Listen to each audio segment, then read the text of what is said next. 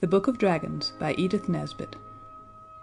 To Rosamund, chief among those for whom these tales are told, the Book of Dragons is dedicated, in the confident hope that she, one of these days, will dedicate a book of her very own making to the one who now bids 8 dreadful dragons crouch in all humbleness at those little brown feet. Chapter 1. The Book of Beasts. He happened to be building a palace when the news came, and he left all the bricks kicking about the floor for Nurse to clear up, but then the news was rather remarkable news. You see, there was a knock at the front door and voices talking downstairs, and Lionel thought it was the man come to see about the gas, which had not been allowed to be lighted since the day when Lionel made a swing by tying his skipping rope to the gas bracket. And then, quite suddenly, Nurse came in and said, "Master Lionel, dear, they've come to fetch you to go and be king." Then she made haste to change his smock and to wash his face and hands and brush his hair, and all the time she was doing it Lionel kept wriggling and fidgeting and saying, "Oh, don't, Nurse," and "I'm sure my ears are quite clean," or "Never mind my hair, it's all right," and "That'll do." "You're going on as if you was going to be an eel instead of a king," said Nurse. The minute Nurse let go for a moment, Lionel bolted off without waiting for his clean handkerchief, and in the drawing room there were 2 very grave-looking gentlemen in red robes with fur, and gold coronets with velvet sticking up out of the middle like the cream in the very expensive jam tarts. They bowed low to Lionel, and the gravest one said, "Sire, your great-great-great-great-great-grandfather, the king of this country, is dead, and now you have got to come and be king." "Yes, please, sir," said Lionel. "When does it begin?" "You will be crowned this afternoon," said the grave gentleman, who was not quite so grave-looking as the other. "Would you like me to bring Nurse, or what time would you like me to be fetched? And hadn't I better put on my velvet suit with the lace collar?" said Lionel, who had often been out to tea. "Your Nurse will be removed to the palace later. No, never mind about changing your suit. The royal robes will cover all that up." The grave gentleman led the way to a coach with 8 white horses, which was drawn up in front of the house where Lionel lived. It was number 7 on the left-hand side of the street as you go up. Lionel ran upstairs at the last minute, and he kissed Nurse and said, "Thank you for washing me. I wish I'd let you do the other ear. No, there's no time now. Give me the hanky. Goodbye, Nurse." "Goodbye, ducky," said Nurse. "Be a good little king now, and say please and thank you, and remember to pass the cake to the little girls, and don't have more than 2 helps of anything." So off went Lionel to be made a king. He had never expected to be a king any more than you have, so it was all quite new to him, so new that he had never even thought of it.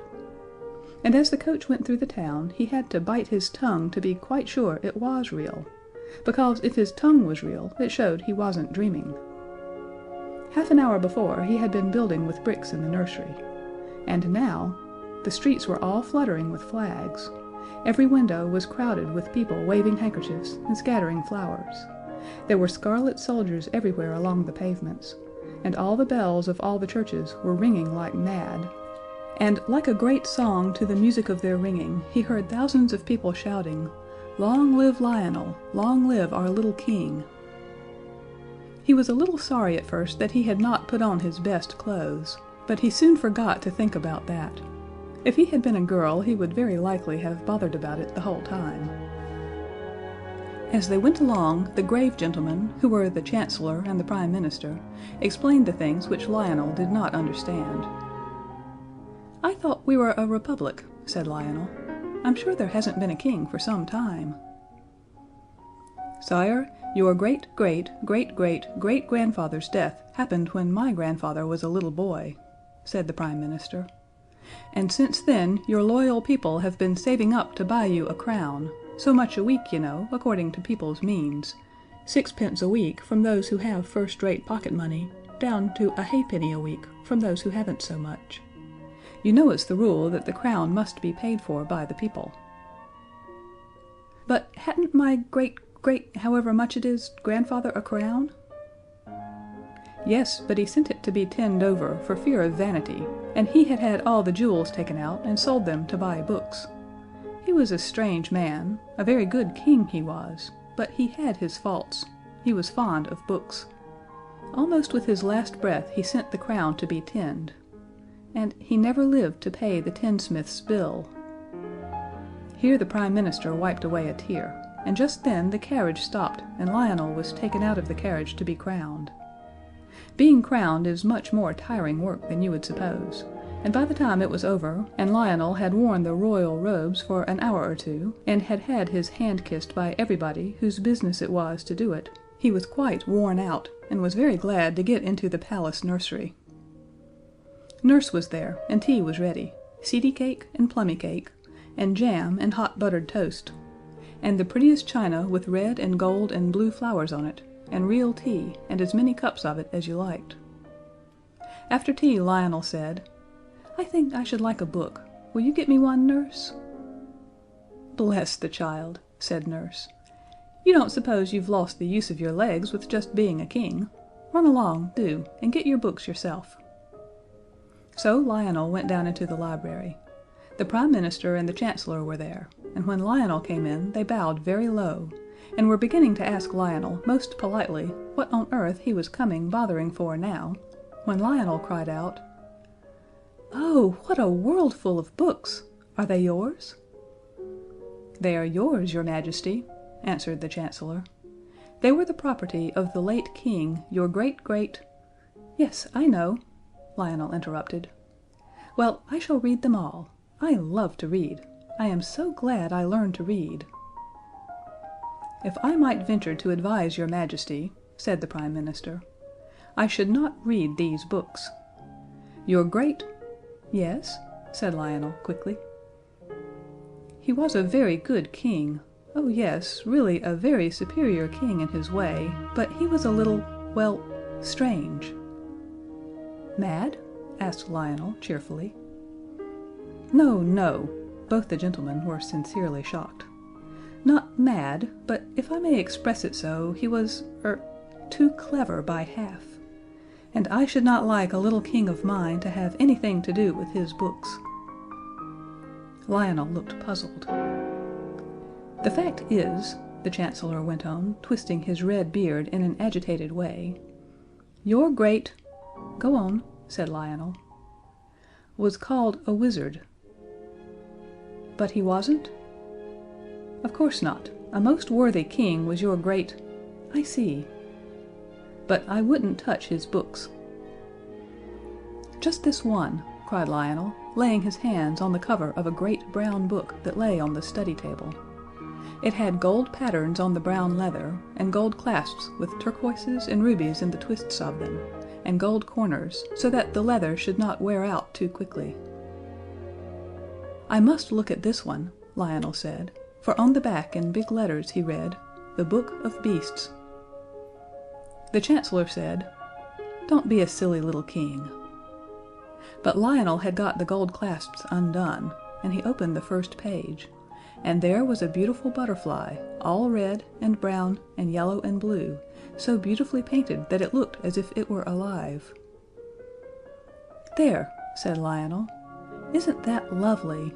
Why—" But as he spoke, the beautiful butterfly fluttered its many-colored wings on the yellow old page of the book, and flew up and out of the window. "Well," said the Prime Minister, as soon as he could speak for the lump of wonder that had got into his throat and tried to choke him, "that's magic, that is."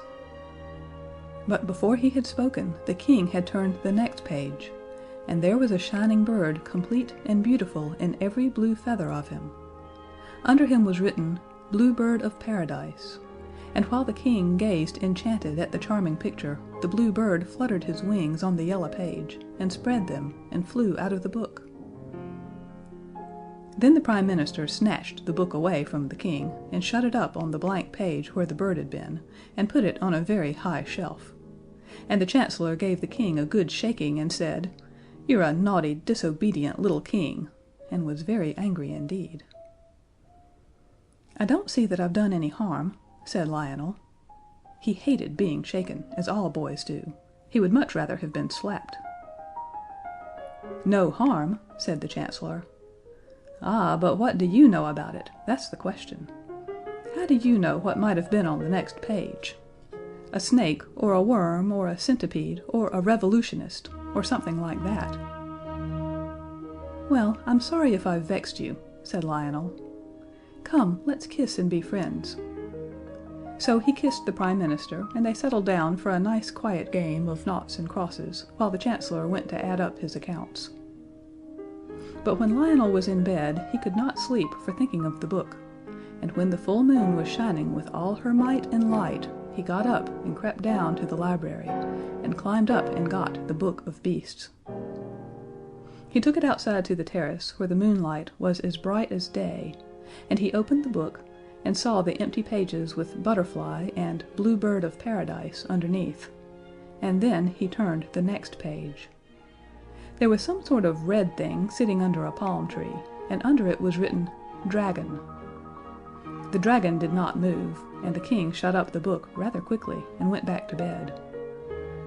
But the next day he wanted another look, so he took the book out into the garden, and when he undid the clasps with the rubies and turquoises, the book opened all by itself at the picture with "Dragon" underneath, and the sun shone full on the page.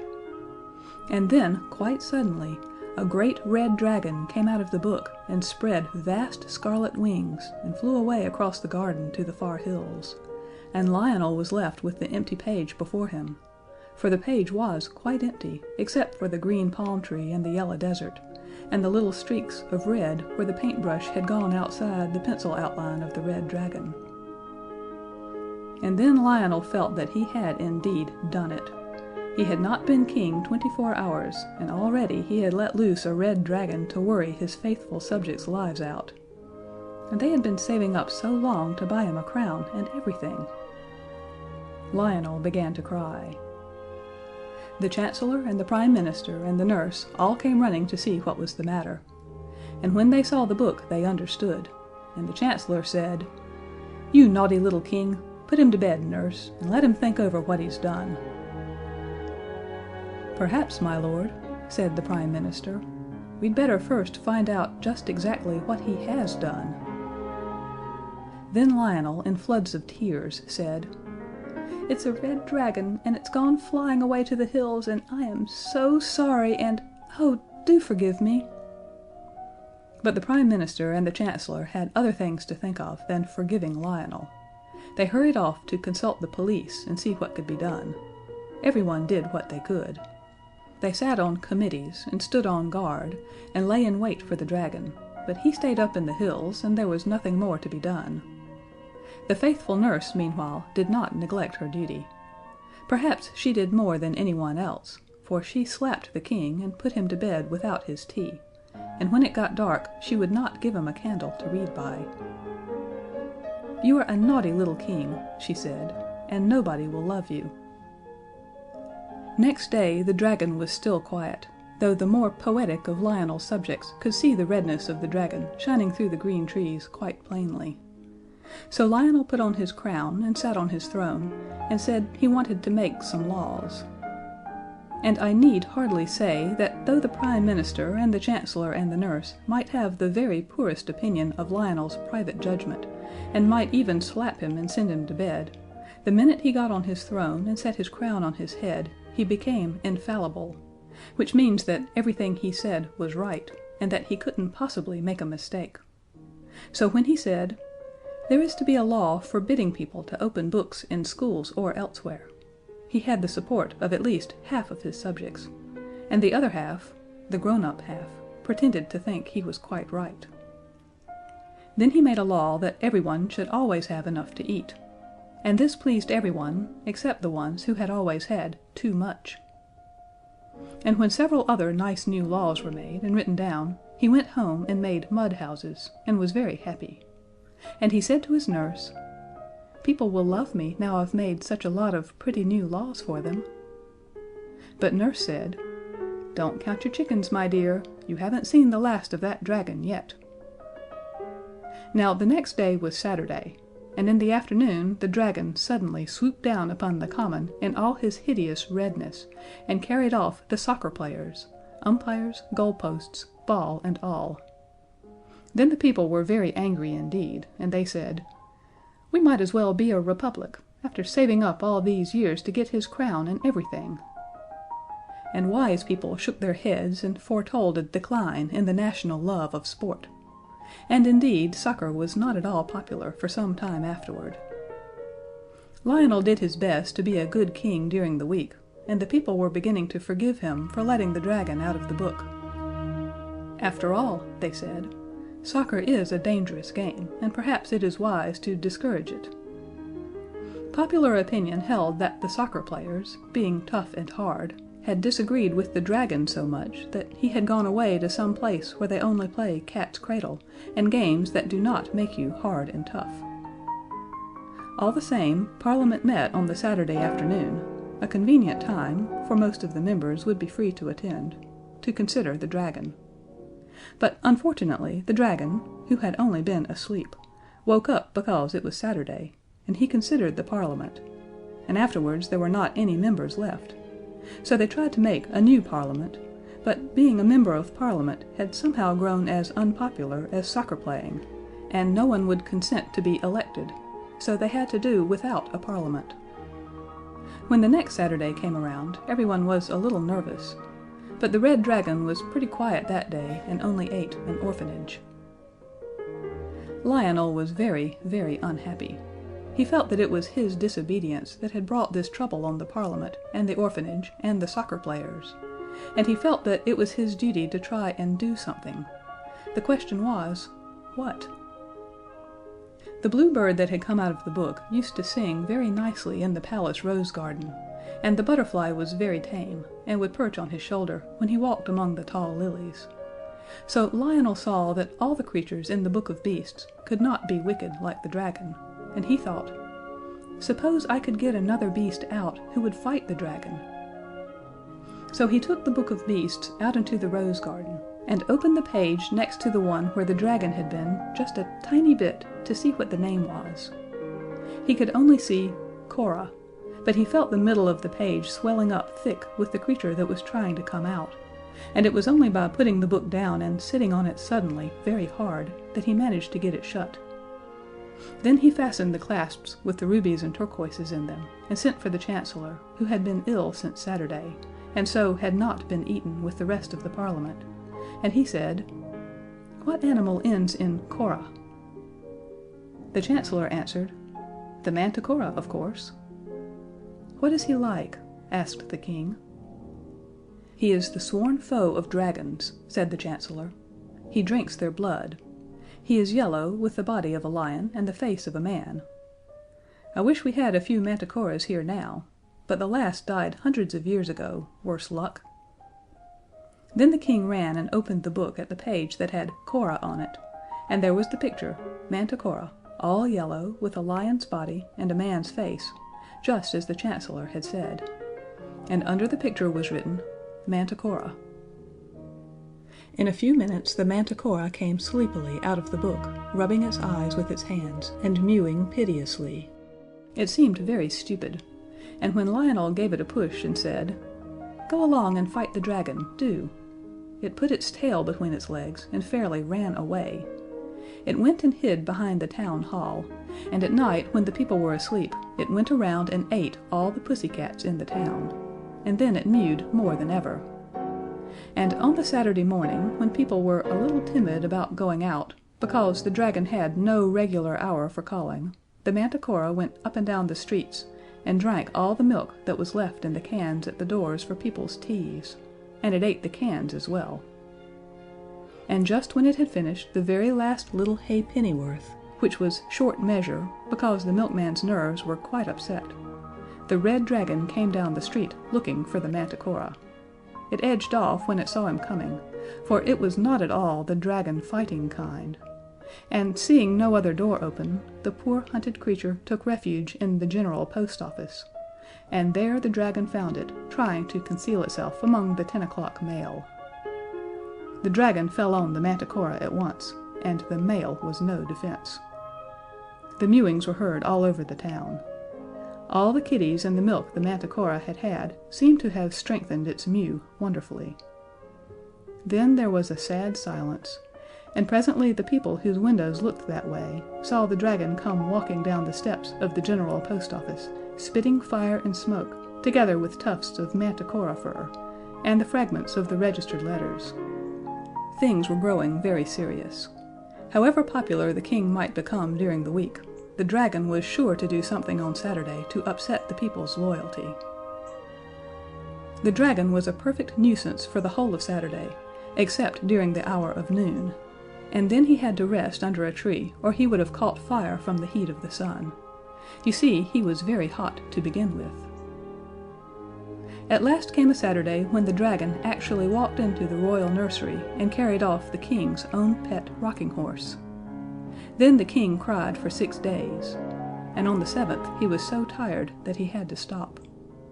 He heard the bluebird singing among the roses, and saw the butterfly fluttering among the lilies, and he said, "Nurse, wipe my face, please. I am not going to cry any more." Nurse washed his face, and told him not to be a silly little king. "Crying," said she, "never did anyone any good yet." "I don't know," said the little king. "I seem to see better and to hear better now that I've cried for a week.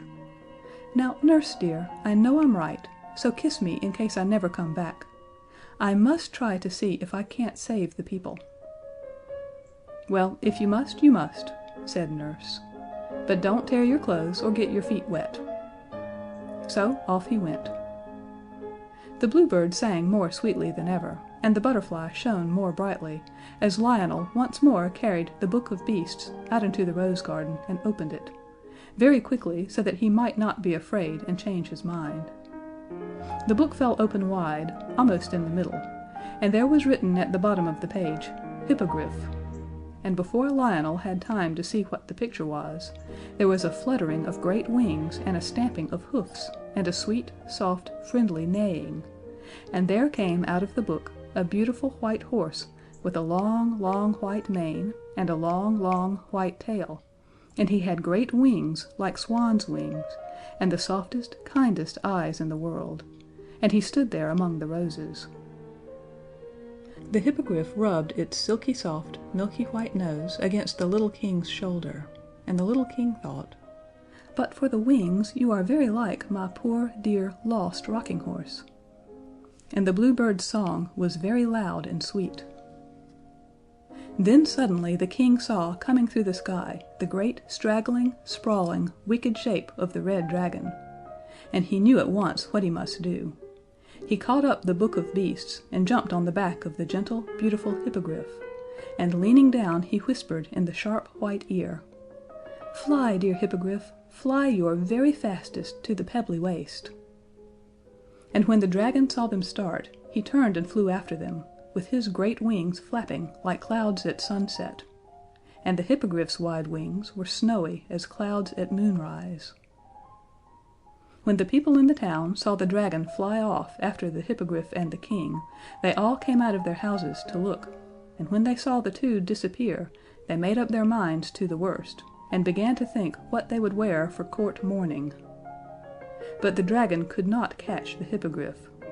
The red wings were bigger than the white ones, but they were not so strong, and so the white-winged horse flew away and away and away, with the dragon pursuing, till he reached the very middle of the pebbly waste. Now, the pebbly waste is just like the parts of the seaside where there is no sand, all round, loose, shifting stones, and there is no grass there, and no tree within 100 miles of it. Lionel jumped off the white horse's back in the very middle of the pebbly waste, and he hurriedly unclasped the Book of Beasts and laid it open on the pebbles. Then he clattered among the pebbles in his haste to get back onto his white horse, and had just jumped on when up came the dragon. He was flying very feebly, and looking around everywhere for a tree, for it was just on the stroke of 12. The sun was shining like a gold guinea in the blue sky, and there was not a tree for 100 miles. The white-winged horse flew around and around the dragon as he writhed on the dry pebbles. He was getting very hot, Indeed, parts of him had even begun to smoke. He knew that he must certainly catch fire in another minute, unless he could get under a tree. He made a snatch with his red claws at the king and hippogriff, but he was too feeble to reach them, and besides he did not dare to overexert himself for fear he should get any hotter. It was then that he saw the Book of Beasts lying on the pebbles, open at the page with "Dragon" written at the bottom. He looked, and he hesitated, and he looked again. And then, with one last squirm of rage, the dragon wriggled himself back into the picture and sat down under the palm tree, and the page was a little singed as he went in. As soon as Lionel saw that the dragon had really been obliged to go and sit under his own palm tree because it was the only tree there, he jumped off his horse and shut the book with a bang. "Oh, hurrah!" he cried. "Now we really have done it!" And he clasped the book very tightly with the turquoise and ruby clasps. "Oh, my precious hippogriff!" he cried.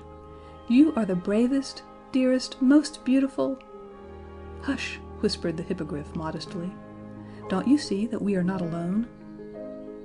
And indeed there was quite a crowd round them on the pebbly waste, the Prime Minister, and the Parliament, and the soccer players, and the orphanage, and the Manticora, and the rocking horse, and indeed everyone who had been eaten by the dragon. You see, it was impossible for the dragon to take them into the book with him. It was a tight fit, even for one dragon. So, of course, he had to leave them outside. They all got home somehow, and all lived happy ever after. When the king asked the Manticora where he would like to live, he begged to be allowed to go back into the book. "I do not care for public life," he said. Of course he knew his way onto his own page, so there was no danger of his opening the book at the wrong page and letting out a dragon or anything. So he got back into his picture and has never come out since. That is why you will never see a Manticora as long as you live, except in a picture book. And of course he left the kitties outside, because there was no room for them in the book, and the milk cans too. Then the rocking horse begged to be allowed to go and live on the hippogriff's page of the book. "I should like," he said, "to live somewhere where dragons can't get at me." So the beautiful white-winged hippogriff showed him the way in, and there he stayed till the king had him taken out for his great-great-great-great-grandchildren to play with. As for the hippogriff, he accepted the position of the king's own rocking horse, a situation left vacant by the retirement of the wooden one. And the bluebird and the butterfly sing and flutter among the lilies and roses of the palace garden to this very day. End of Chapter 1.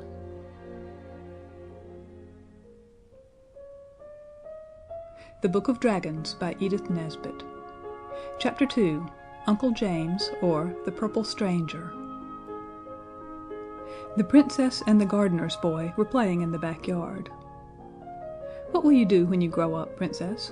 asked the gardener's boy. "I should like to marry you, Tom," said the Princess. "Would you mind?" "No," said the gardener's boy. "I shouldn't mind much. I'll marry you if you like, if I have time." For the gardener's boy meant, as soon as he was grown up, to be a general and a poet and a prime minister and an admiral and a civil engineer. Meanwhile he was top of all his classes at school and tip-top of the geography class. As for the Princess Mary Ann, she was a very good little girl, and everyone loved her. She was always kind and polite, even to her Uncle James, and to other people whom she did not like very much. And though she was not very clever for a princess, she always tried to do her lessons. Even if you know perfectly well that you can't do your lessons, you may as well try, and sometimes you find that by some fortunate accident they really are done. Then the Princess had a truly good heart. She was always kind to her pets. She never slapped her hippopotamus when it broke her dolls in its playful gambols, and she never forgot to feed her rhinoceroses in their little hutch in the backyard. Her elephant was devoted to her, and sometimes Mary Ann made her nurse quite cross by smuggling the dear little thing up to bed with her, and letting it go to sleep with its long trunk laid lovingly across her throat, and its pretty head cuddled under the royal right ear. When the Princess had been good all through the week, for, like all real, live, nice children, she was sometimes naughty, but never bad. Nurse would allow her to ask her little friends to come on Wednesday morning early and spend the day, because Wednesday is the end of the week in that country. Then, in the afternoon, when all the little dukes and duchesses and marquises and countesses had finished their rice pudding and had had their hands and faces washed after it, Nurse would say, "Now, my dears, what would you like to do this afternoon?" just as if she didn't know. And the answer would be always the same. "Oh, do let's go to the zoological gardens, and ride on the big guinea pig, and feed the rabbits, and hear the dormouse asleep." So their pinafores were taken off, and they all went to the zoological gardens, where 20 of them could ride at a time on the guinea pig, and where even the little ones could feed the great rabbits, if some grown-up person were kind enough to lift them up for the purpose. There always was some such person, because in Rotundia everybody was kind, except one. Now that you have read as far as this, you know, of course, that the kingdom of Rotundia was a very remarkable place. And if you are a thoughtful child, as of course you are, you will not need me to tell you what was the most remarkable thing about it. But in case you are not a thoughtful child, and it is just possible, of course, that you are not, I will tell you at once what that most remarkable thing was. All the animals were the wrong sizes. And this was how it happened. In olden times, when all our world was just loose earth and air, and fire and water mixed up anyhow like a pudding, and spinning around like mad trying to get the different things to settle into their proper places, a round piece of earth got loose and went spinning away by itself across the water, which was just beginning to try to get spread out smooth into a real sea. And as the great round piece of earth flew away, going around and around as hard as it could, it met a long piece of hard rock that had got loose from another part of the puddingy mixture, and the rock was so hard, and was going so fast, that it ran its point through the round piece of earth, and stuck out on the other side of it, so that the two together were like a very, very much too big spinning top.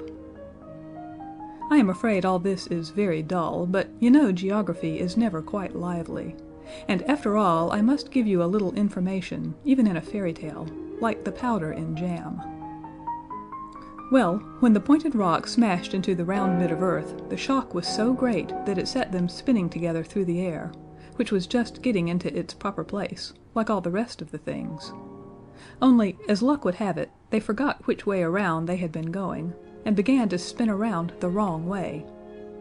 Presently, Center of Gravity, a great giant who was managing the whole business, woke up in the middle of the earth and began to grumble. "Hurry up," he said. "Come down and lie still, can't you?"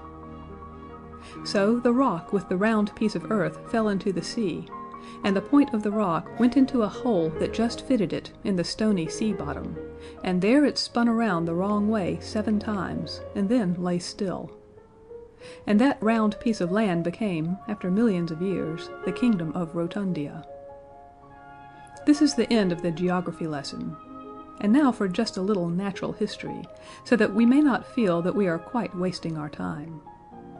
Of course, the consequence of the island having spun around the wrong way was that when the animals began to grow on the island, they all grew the wrong sizes. The guinea pig, as you know, was as big as our elephants, and the elephant, dear little pet, was the size of the silly, tiny, black and tan dogs that ladies sometimes carry in their muffs. The rabbits were about the size of our rhinoceroses, and all about the wild parts of the island they had made their burrows as big as railway tunnels. The dormouse, of course, was the biggest of all the creatures. I can't tell you how big he was. Even if you think of elephants, it will not help you at all. Luckily, there was only one of him, and he was always asleep. Otherwise, I don't think the Rotundians could have borne with him. As it was, they made him a house, and it saved the expense of a brass band, because no band could possibly have been heard when the dormouse was talking in his sleep. The men and women and children in this wonderful island were quite the right size, because their ancestors had come over with the Conqueror long after the island had settled down and the animals grown on it. Now the natural history lesson is over, And if you have been attending, you know more about Rotundia than anyone there did, except 3 people: the Lord Chief Schoolmaster, the Princess's uncle, who was a magician and knew everything without learning it, and Tom, the gardener's son. Tom had learned more at school than anyone else, because he wished to take a prize. The prize offered by the Lord Chief Schoolmaster was a history of Rotundia, beautifully bound, with the royal arms on the back. But after that day when the Princess said she meant to marry Tom, the gardener's boy thought it over, and he decided that the best prize in the world would be the Princess. And this was the prize Tom meant to take. And when you are a gardener's son and have decided to marry a princess, you will find that the more you learn at school, the better. The Princess always played with Tom on the days when the little dukes and marquises did not come to tea. And when he told her he was almost sure of the first prize, she clapped her hands and said, "Dear Tom, dear, good, clever Tom, you deserve all the prizes. And I will give you my pet elephant, and you can keep him till we're married."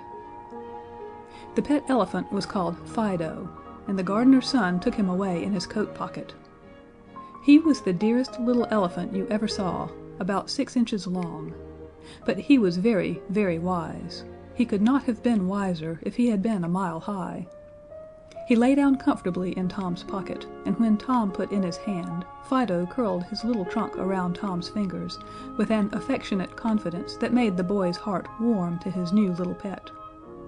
What with the elephant, and the Princess's affection, and the knowledge that the very next day he would receive the History of Rotundia, beautifully bound, with the royal arms on the cover, Tom could hardly sleep a wink. And besides, the dog did bark so terribly. There was only one dog in Rotundia. The kingdom could not afford to keep more than one. He was a Mexican lapdog, of the kind that in most parts of the world only measures 7 inches from the end of his dear nose to the tip of his darling tail, but in Rotundia he was bigger than I can possibly expect you to believe. And when he barked, his bark was so large that it filled up all the night, and left no room for sleep or dreams or polite conversation, or anything else at all. He never barked at things that went on in the island. He was too large-minded for that. But when ships went blundering by in the dark, tumbling over the rocks at the end of the island, he would bark once or twice, just to let the ships know that they couldn't come playing about there just as they liked.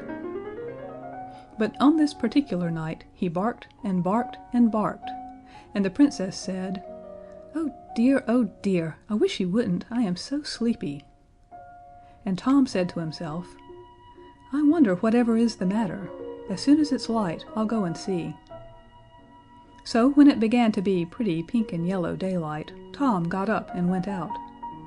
And all the time the Mexican lapdog barked so that the houses shook, and the tiles on the roof of the palace rattled like milk cans in a cart whose horse is frisky. "I'll go to the pillar," thought Tom as he went through the town.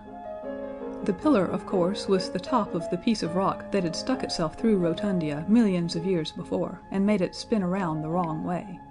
It was quite in the middle of the island, and stuck up ever so far, and when you were at the top you could see a great deal farther than when you were not. As Tom went out from the town and across the downs, he thought what a pretty sight it was to see the rabbits, in the bright, dewy morning, frisking with their young ones by the mouths of their burrows. He did not go very near the rabbits, of course, because when a rabbit of that size is at play, it does not always look where it is going, and it might easily have crushed Tom with its foot, and then it would have been very sorry afterward. And Tom was a kind boy, and would not have liked to make even a rabbit unhappy. Earwigs in our country often get out of the way when they think you are going to walk on them. They too have kind hearts, and they would not like you to be sorry afterward. So Tom went on, looking at the rabbits and watching the morning grow more and more red and golden. And the Mexican lapdog barked all the time till the church bells tinkled and the chimney of the apple factory rocked again. But when Tom got to the pillar, he saw that he would not need to climb to the top to find out what the dog was barking at. For there by the pillar lay a very large purple dragon. His wings were like old purple umbrellas that have been very much rained on, and his head was large and bald, like the top of a purple toadstool, and his tail, which was purple too, was very, very, very long and thin and tight, like the lash of a carriage whip. It was licking one of its purple umbrella-y wings, and every now and then it moaned and leaned its head back against the rocky pillar, as though it felt faint. Tom saw at once what had happened. A flight of purple dragons must have crossed the island in the night, and this poor one must have knocked its wing and broken it against the pillar. Everyone is kind to everyone in Rotundia, and Tom was not afraid of the dragon, although he had never spoken to one before. He had often watched them flying across the sea, but he had never expected to get to know one personally. So now he said, "I am afraid you don't feel quite well." The dragon shook his large purple head. He could not speak, but like all other animals, he could understand well enough when he liked. "Can I get you anything?" asked Tom politely. The dragon opened his purple eyes with an inquiring smile. "A bun or two, now," said Tom coaxingly. "There's a beautiful bun tree quite close." The dragon opened a great purple mouth and licked his purple lips, so Tom ran and shook the bun tree, and soon came back with an armful of fresh currant buns, and as he came he picked a few of the Bath kind, which grow on the low bushes near the pillar.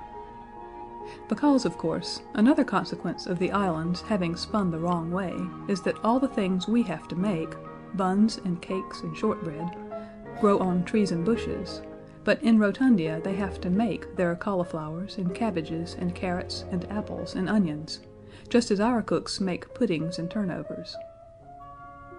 Tom gave all the buns to the dragon, saying, "Here, try to eat a little. You'll soon feel better then." The dragon ate up the buns, nodded rather ungraciously, and began to lick his wing again. So Tom left him and went back to the town with the news, and everyone was so excited at a real live dragon's being on the island, a thing that had never happened before, that they all went out to look at it, instead of going to the prize giving, and the Lord Chief Schoolmaster went with the rest. Now he had Tom's prize, the History of Rotundia, in his pocket, the one bound in calf with the royal arms on the cover, and it happened to drop out, and the dragon ate it, so Tom never got the prize after all. But the dragon, when he had gotten it, did not like it. "Perhaps it's all for the best," said Tom. "I might not have liked that prize either if I had gotten it." It happened to be a Wednesday, so when the Princess's friends were asked what they would like to do, all the little dukes and marquises and earls said, "Let's go and see the dragon." But the little duchesses and marchionesses and countesses said they were afraid. Then Princess Mary Ann spoke up royally and said, "Don't be silly, because it's only in fairy stories and histories of England and things like that people are unkind and want to hurt each other. In Rotundia everyone is kind, and no one has anything to be afraid of, unless they're naughty, and then we know it's for our own good. Let's all go and see the dragon. We might take him some acid drops."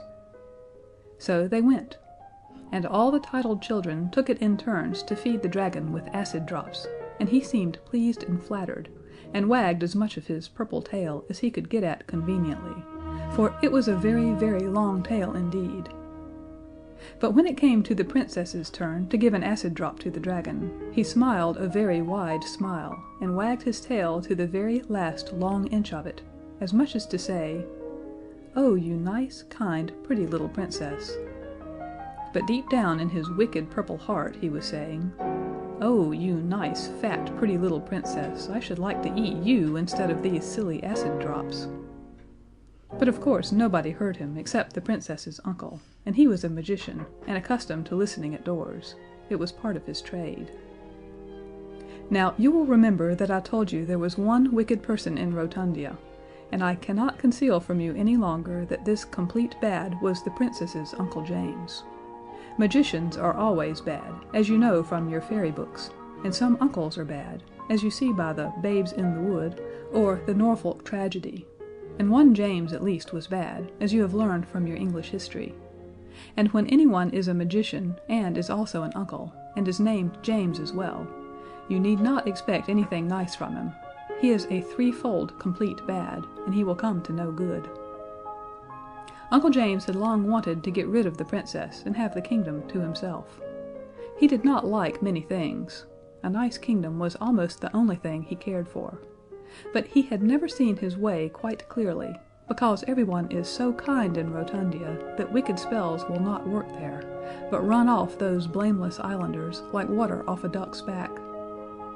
Now, however, Uncle James thought there might be a chance for him, because he knew that now there were two wicked people on the island who could stand by each other, himself and the dragon. He said nothing, but he exchanged a meaningful glance with the dragon, and everyone went home to tea. And no one had seen the meaningful glance except Tom. Tom went home and told his elephant all about it. The intelligent little creature listened carefully, and then climbed from Tom's knee to the table, on which stood an ornamental calendar that the Princess had given Tom for a Christmas present. With its tiny trunk the elephant pointed out a date, the 15th of August, the Princess's birthday, and looked anxiously at its master. "What is it, Fido, good little elephant, then?" said Tom, and the sagacious animal repeated its former gesture. Then Tom understood. "Oh, something is to happen on her birthday. All right, I'll be on the lookout." And he was. At first the people of Rotundia were quite pleased with the dragon, who lived by the pillar and fed himself from the bun trees, but by and by he began to wander. He would creep into the burrows made by the great rabbits, and excursionists, sporting on the downs, would see his long, tight, whip-like tail wriggling down a burrow and out of sight, and before they had time to say, "There he goes," his ugly purple head would come poking out from another rabbit hole, perhaps just behind them, or laugh softly to itself, just in their ears. And the dragon's laugh was not a merry one. This sort of hide-and-seek amused people at first, but by and by it began to get on their nerves. And if you don't know what that means, ask Mother to tell you next time you are playing blind man's buff when she has a headache. Then the dragon got into the habit of cracking his tail, as people crack whips, and this also got on people's nerves. Then, too, little things began to be missed, and you know how unpleasant that is, even in a private school, and in a public kingdom it is, of course, much worse. The things that were missed were nothing much at first, a few little elephants, a hippopotamus or two, and some giraffes, and things like that. It was nothing much, as I say, but it made people feel uncomfortable. Then one day a favorite rabbit of the Princess's, called Frederick, mysteriously disappeared, and then came a terrible morning when the Mexican lapdog was missing. He had barked ever since the dragon came to the island, and people had grown quite used to the noise. So when his barking suddenly ceased, it woke everybody up, and they all went out to see what was the matter. And the lapdog was gone. A boy was sent to wake the army, so that it might look for him. But the army was gone too. And now the people began to be frightened. Then Uncle James came out onto the terrace of the palace, and he made the people a speech. He said, "Friends, fellow citizens, I cannot disguise from myself or from you that this purple dragon is a poor, penniless exile, a helpless alien in our midst, and besides he is no end of a dragon." The people thought of the dragon's tail and said, "Hear, hear." Uncle James went on, "Something has happened to a gentle and defenseless member of our community. We don't know what has happened." Everyone thought of the rabbit named Frederick and groaned. "The defenses of our country have been swallowed up," said Uncle James. Everyone thought of the poor army. "There is only one thing to be done." Uncle James was warming to his subject. Could we ever forgive ourselves if, by neglecting a simple precaution, we lost more rabbits, or even, perhaps, our navy, our police, and our fire brigade? For I'll warn you that the purple dragon will respect nothing, however sacred. Everyone thought of themselves, and they said, "What is the simple precaution?" Then Uncle James said, "Tomorrow is the dragon's birthday. He is accustomed to have a present on his birthday. If he gets a nice present, he will be in a hurry to take it away and show it to his friends, and he will fly off and never come back. The crowd cheered wildly, and the Princess from her balcony clapped her hands. "The present the dragon expects," said Uncle James, cheerfully, "is rather an expensive one. But when we give, it should not be in a grudging spirit, especially to visitors. What the dragon wants is a Princess. We have only one Princess, it is true, but far be it from us to display a miserly temper at such a moment. And the gift is worthless that costs the giver nothing. Your readiness to give up your Princess will only show how generous you are." The crowd began to cry, for they loved their Princess, though they quite saw that their first duty was to be generous and give the poor dragon what it wanted. The Princess began to cry, for she did not want to be anybody's birthday present, especially a purple dragon's. And Tom began to cry because he was so angry. He went straight home and told his little elephant, and the elephant cheered him up so much that presently the two grew quite absorbed in a top that the elephant was spinning with his little trunk. Early in the morning Tom went to the palace. He looked out across the downs. There were hardly any rabbits playing there now. And then he gathered white roses and threw them at the Princess's window till she woke up and looked out. "Come up and kiss me," she said. So Tom climbed up the white rose bush and kissed the Princess through the window and said, "Many happy returns of the day." Then Mary Ann began to cry and said, "Oh, Tom, how can you, when you know quite well—" "Oh, don't," said Tom. "Why, Mary Ann, my precious, my Princess, what do you think I should be doing while the dragon was getting his birthday present? Don't cry, my own little Mary Ann. Fido and I have arranged everything. You've only got to do as you are told." "Is that all?" said the Princess. "Oh, that's easy. I've often done that." Then Tom told her what she was to do, and she kissed him again and again. "Oh, you dear, good, clever Tom," she said. "How glad I am that I gave you Fido. You two have saved me. You dears!" The next morning Uncle James put on his best coat and hat and the vest with the gold snakes on it. He was a magician, and he had a bright taste in vests. And he called with a cab to take the Princess out. "Come, little birthday present," he said tenderly. "The dragon will be so pleased. And I'm glad to see you're not crying. You know, my child, we cannot begin too young to learn to think of the happiness of others rather than our own. I should not like my dear little niece to be selfish, or to wish to deny a trivial pleasure to a poor, sick dragon far from his home and friends." The Princess said she would try not to be selfish. Presently the cab drew up near the pillar, and there was the dragon, his ugly purple head shining in the sun, and his ugly purple mouth half open. Uncle James said, "Good morning, sir. We have brought you a small present for your birthday. We do not like to let such an anniversary go by without some suitable testimonial, especially to one who is a stranger in our midst. Our means are small, but our hearts are large. We have but one Princess, but we give her freely, do we not, my child?" The Princess said she supposed so, and the dragon came a little nearer. Suddenly a voice cried, "Run!" And there was Tom, and he had brought the zoological guinea pig and a pair of Belgian hares with him. "Just to see fair," said Tom. Uncle James was furious. "What do you mean, sir," he cried, "by intruding on a state function with your common rabbits and things? Go away, naughty little boy, and play with them somewhere else." But while he was speaking, the rabbits had come up one on each side of him, their great sides towering ever so high, and now they pressed him between them so that he was buried in their thick fur and almost choked. The Princess, meantime, had run to the other side of the pillar and was peeping around it to see what was going on. A crowd had followed the cab out of the town. Now they reached the scene of the state function, and they all cried out, "Fair play! Play fair! We can't go back on our word like this. Give a thing and take a thing? Why, it's never done! Let the poor exiled stranger dragon have his birthday present." And they tried to get at Tom, but the guinea pig stood in the way.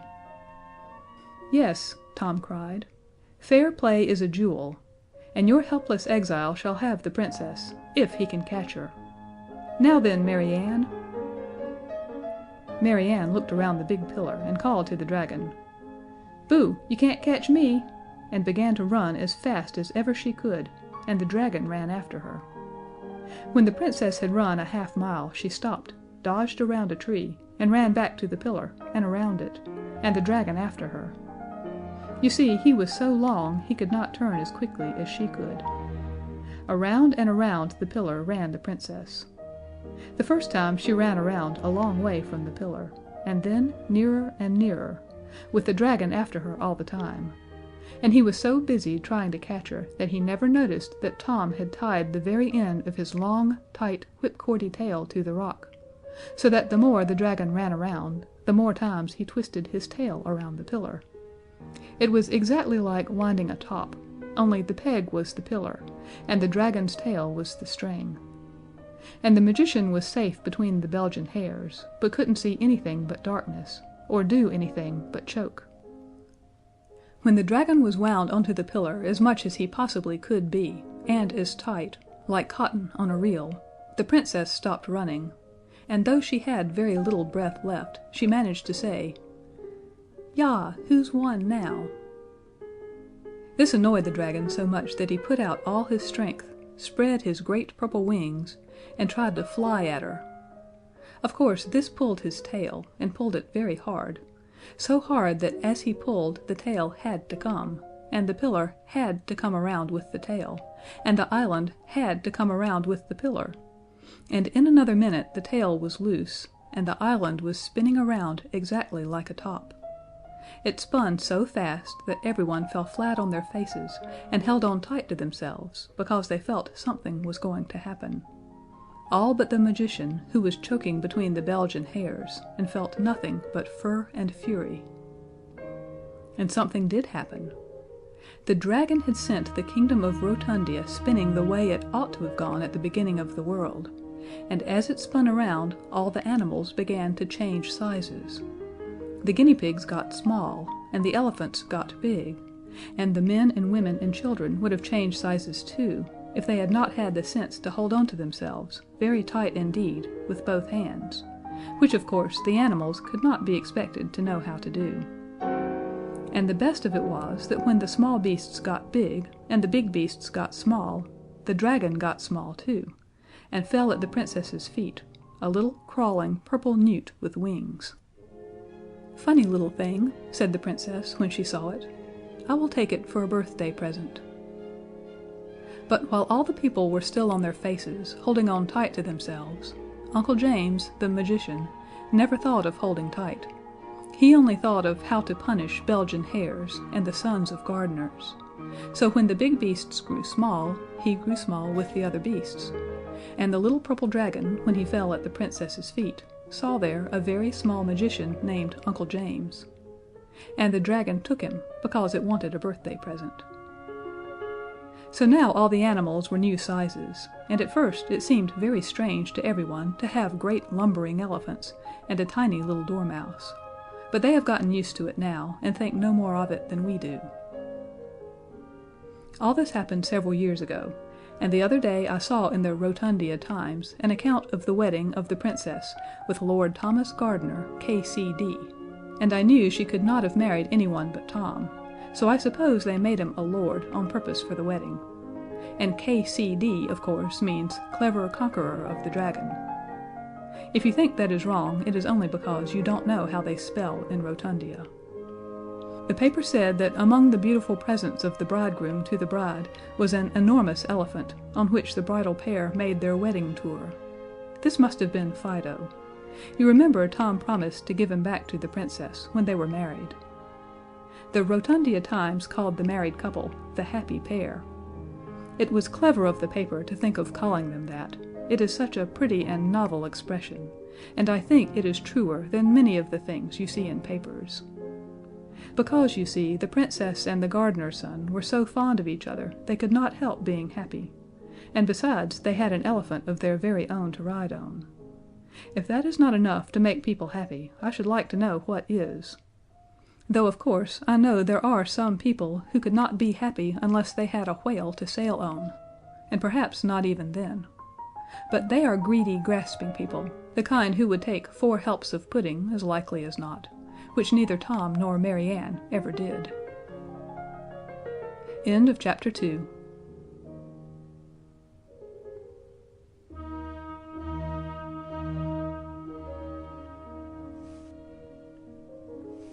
The Book of Dragons by Edith Nesbit.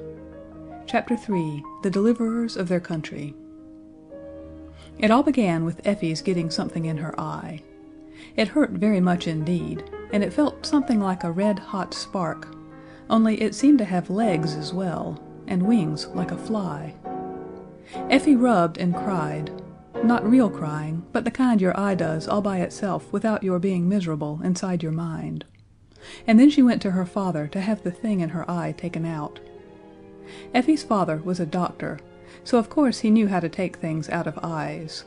He did it very cleverly with a soft paintbrush dipped in castor oil. When he had gotten the thing out, he said, "This is very curious." Effie had often got things in her eye before, and her father had always seemed to think it was natural. Rather tiresome and naughty perhaps, but still natural. He had never before thought it curious. Effie stood holding her handkerchief to her eye and said, "I don't believe it's out." People always say this when they have had something in their eyes. "Oh yes, it's out," said the doctor. "Here it is on the brush. This is very interesting." Effie had never heard her father say that about anything that she had any share in. She said, "What?" The doctor carried the brush very carefully across the room and held the point of it under his microscope. Then he twisted the brass screws of the microscope and looked through the top with one eye. "Dear me," he said. "Dear, dear me. 4 well-developed limbs, a long caudal appendage, 5 toes, unequal in lengths, almost like one of the Lacertidae, yet there are traces of wings." The creature under his eye wriggled a little in the castor oil, and he went on, "Yes, a bat-like wing. A new specimen, undoubtedly. Effie, run round to the professor and ask him to be kind enough to step in for a few minutes." "You might give me 6pence, Daddy," said Effie, "because I did bring you the new specimen. I took great care of it inside my eye, and my eye does hurt." The doctor was so pleased with the new specimen that he gave Effie a shilling, and presently the professor stepped round. He stayed to lunch, and he and the doctor quarreled very happily all the afternoon about the name and the family of the thing that had come out of Effie's eye. But at tea time another thing happened. Effie's brother Harry fished something out of his tea, which he thought at first was an earwig. He was just getting ready to drop it on the floor and end its life in the usual way, when it shook itself in the spoon, spread 2 wet wings, and flopped onto the tablecloth. There it sat, stroking itself with its feet and stretching its wings, and Harry said, "Why, it's a tiny newt." The professor leaned forward before the doctor could say a word. "I'll give you half a crown for it, Harry, my lad," he said, speaking very fast, and then he picked it up carefully on his handkerchief. "It is a new specimen," he said, "and finer than yours, doctor." It was a tiny lizard, about half an inch long, with scales and wings. So now the doctor and the professor each had a specimen, and they were both very pleased. But before long these specimens began to seem less valuable, for the next morning, when the knife boy was cleaning the doctor's boots, he suddenly dropped the brushes and the boot and the blacking, and screamed out that he was burnt. And from inside the boot came crawling a lizard as big as a kitten, with large, shiny wings. "Why," said Effie, "I know what it is. It is a dragon, like the one St. George killed." And Effie was right. That afternoon Towser was bitten in the garden by a dragon about the size of a rabbit, which he had tried to chase. And the next morning all the papers were full of the wonderful winged lizards that were appearing all over the country. The papers would not call them dragons, because, of course, no one believes in dragons nowadays. And at any rate the papers were not going to be so silly as to believe in fairy stories. At first there were only a few, but in a week or two the country was simply running alive with dragons of all sizes, and in the air you could sometimes see them as thick as a swarm of bees. They all looked alike except as to size. They were green, with scales, and they had 4 legs, and a long tail, and great wings like bats' wings, only the wings were a pale, half-transparent yellow, like the gearboxes on bicycles.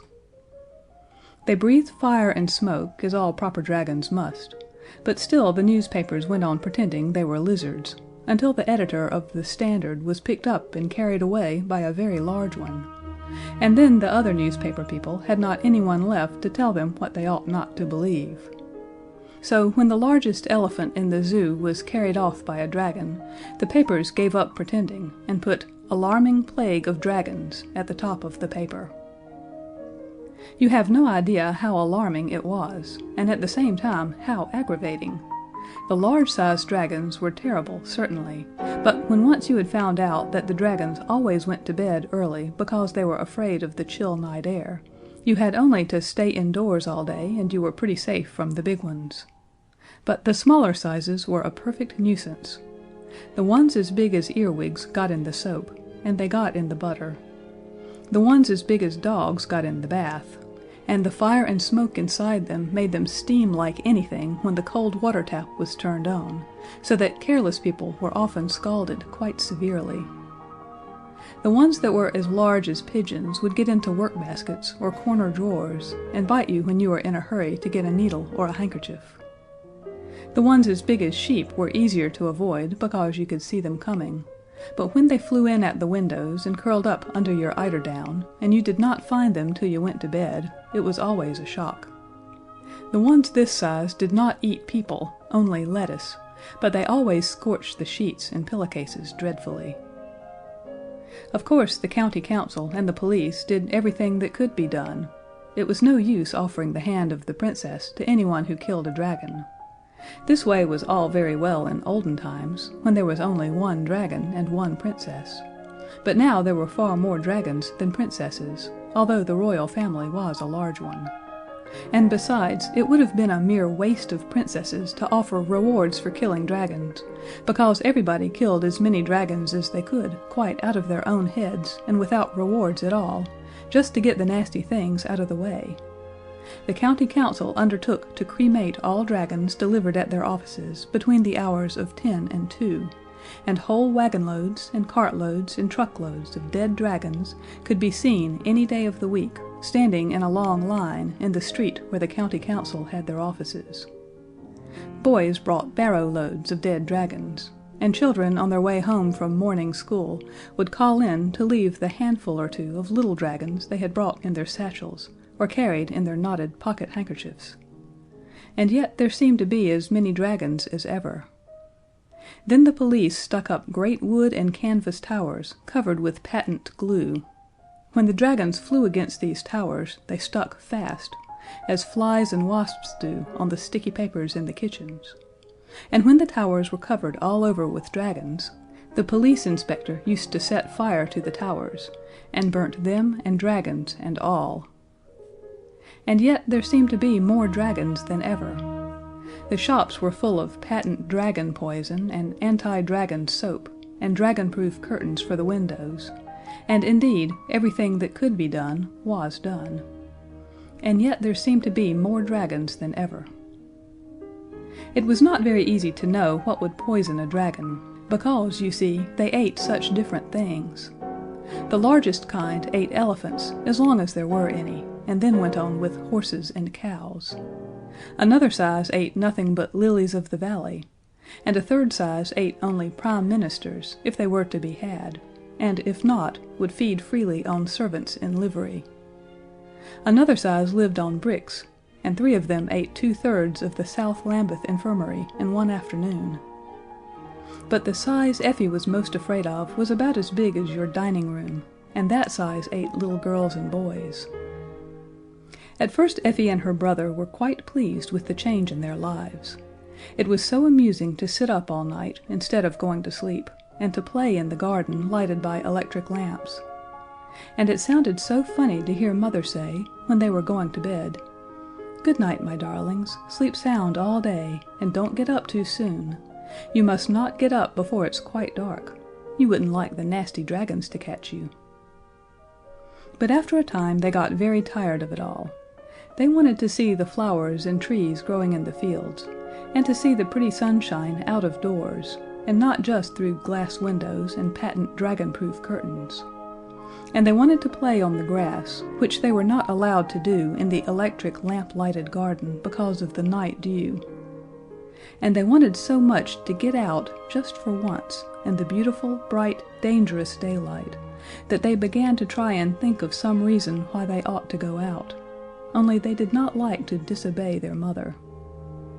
But one morning their mother was busy preparing some new dragon poison to lay down in the cellars, and their father was bandaging the hand of the boot boy, which had been scratched by one of the dragons who liked to eat prime ministers when they were to be had. So nobody remembered to say to the children, "Don't get up till it is quite dark." "Go now," said Harry. "It would not be disobedient to go, and I know exactly what we ought to do, but I don't know how we ought to do it." "What ought we to do?" said Effie. "We ought to wake St. George, of course," said Harry. He was the only person in his town who knew how to manage dragons. The people in the fairy tales don't count. But St. George is a real person, and he is only asleep, and he is waiting to be waked up. Only nobody believes in St. George now. I heard Father say so. "We do," said Effie. "Of course we do. And don't you see, Eff, that's the very reason why we could wake him. You can't wake people if you don't believe in them, can you?" Effie said no, but where could they find St. George? "We must go and look," said Harry boldly. "You shall wear a dragon-proof frock made of stuff like the curtains, and I will smear myself all over with the best dragon poison and—" Effie clasped her hands and skipped with joy and cried, "Oh, Harry, I know where we can find St. George. In St. George's Church, of course." Said Harry, wishing he had thought of it for himself. "You have a little sense sometimes, for a girl." So the next afternoon, quite early, long before the beams of sunset announced the coming night, when everybody would be up and working, the two children got out of bed. Effie wrapped herself in a shawl of dragon-proof muslin. There was no time to make the frock. And Harry made a horrid mess of himself with a patent dragon poison. It was warranted harmless to infants and invalids, so he felt quite safe. Then they joined hands and set out to walk to St. George's Church. As you know, there are many St. George's churches, but fortunately they took the turning that leads to the right one, and went along in the bright sunlight, feeling very brave and adventurous. There was no one about in the streets except dragons, and the place was simply swarming with them. Fortunately, none of the dragons were just the right size for eating little boys and girls, or perhaps this story might have had to end here. There were dragons on the pavement, and dragons on the roadway, dragons basking on the front doorsteps of public buildings, and dragons preening their wings on the roofs in the hot afternoon sun. The town was quite green with them. Even when the children had gotten out of the town and were walking in the lanes, they noticed that the fields on each side were greener than usual with the scaly legs and tails. And some of the smaller sizes had made themselves asbestos nests in the flowering hawthorn hedges. Effie held her brother's hand very tight, and once when a fat dragon flopped against her ear, she screamed out, and a whole flight of green dragons rose from the field at the sound, and sprawled away across the sky. The children could hear the rattle of their wings as they flew. "Oh, I want to go home," said Effie. "Don't be silly," said Harry. "Surely you haven't forgotten about the 7 champions and all the princes. People who are going to be their country's deliverers never scream and say they want to go home." "And are we?" asked Effie. "Deliverers, I mean?" "You'll see," said her brother, and on they went. When they came to St. George's Church, they found the door open, and they walked right in. But St. George was not there. So they walked around the churchyard outside, and presently they found the great stone tomb of St. George, with the figure of him carved in marble outside, in his armor and helmet, and with his hands folded on his breast. "However can we wake him?" they said. Then Harry spoke to St. George, but he would not answer, and he called, but St. George did not seem to hear. And then he actually tried to waken the great dragon slayer by shaking his marble shoulders. But St. George took no notice. Then Effie began to cry, and she put her arms around St. George's neck as well as she could for the marble, which was very much in the way at the back. And she kissed the marble face, and she said, "Oh, dear, good, kind St. George, please wake up and help us." And at that St. George opened his eyes sleepily, and stretched himself, and said, "What's the matter, little girl?" So the children told him all about it. He turned over in his marble, and leaned on one elbow to listen. But when he heard that there were so many dragons, he shook his head. "It's no good," he said. "They would be one too many for poor old George. You should have waked me before. I was always for a fair fight. One man, one dragon was my motto." Just then a flight of dragons passed overhead, and St. George half drew his sword. But he shook his head again and pushed the sword back as the flight of dragons grew small in the distance. "I can't do anything," he said. "Things have changed since my time. St. Andrew told me about it. They woke him up over the engineers' strike, and he came to talk to me. He says everything is done by machinery now. There must be some way of settling these dragons. By the way, what sort of weather have you been having lately?" This seemed so careless and unkind that Harry would not answer, but Effie said patiently, "It has been very fine. Father says it is the hottest weather there has ever been in this country." "Ah, I guessed as much," said the champion thoughtfully. "Well, the only thing would be, dragons can't stand wet and cold, that's the only thing. If you could find the taps." St. George was beginning to settle down again on his stone slab. "Good night. Very sorry I can't help you," he said, yawning behind his marble hand. "Oh, but you can!" cried Effie. "Tell us, what taps?" "Oh, like in the bathroom," said St. George, still more sleepily. "And there's a looking glass, too, shows you all the world and what's going on. St. Denis told me about it, said it was a very pretty thing." "I'm sorry I can't. Good night."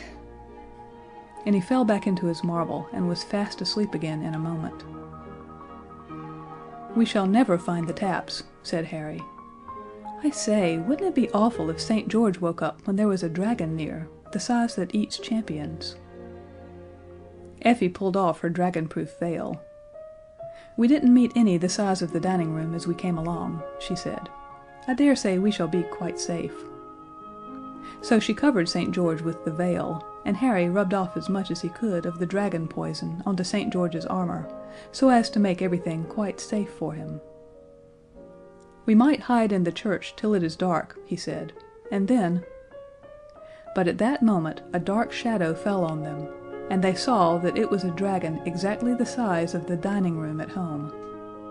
So then they knew that all was lost. The dragon swooped down and caught the two children in his claws. He caught Effie by her green silk sash, and Harry by the little point at the back of his Eton jacket, and then, spreading his great yellow wings, he rose into the air, rattling like a third-class carriage when the brake is hard on. "Oh, Harry," said Effie, "I wonder when he will eat us." The dragon was flying across woods and fields with great flaps of his wings that carried him a quarter of a mile at each flap. Harry and Effie could see the country below, hedges and rivers and churches and farmhouses flowing away from under them, much faster than you see them running away from the sides of the fastest express train. And still the dragon flew on. The children saw other dragons in the air as they went, but the dragon who was as big as the dining room never stopped to speak to any of them, but just flew on quite steadily. "He knows where he wants to go," said Harry. "Oh, if he would only drop us before he gets there." But the dragon held on tight, and he flew and flew and flew, until at last, when the children were quite giddy, he settled down, with a rattling of all his scales, on the top of a mountain.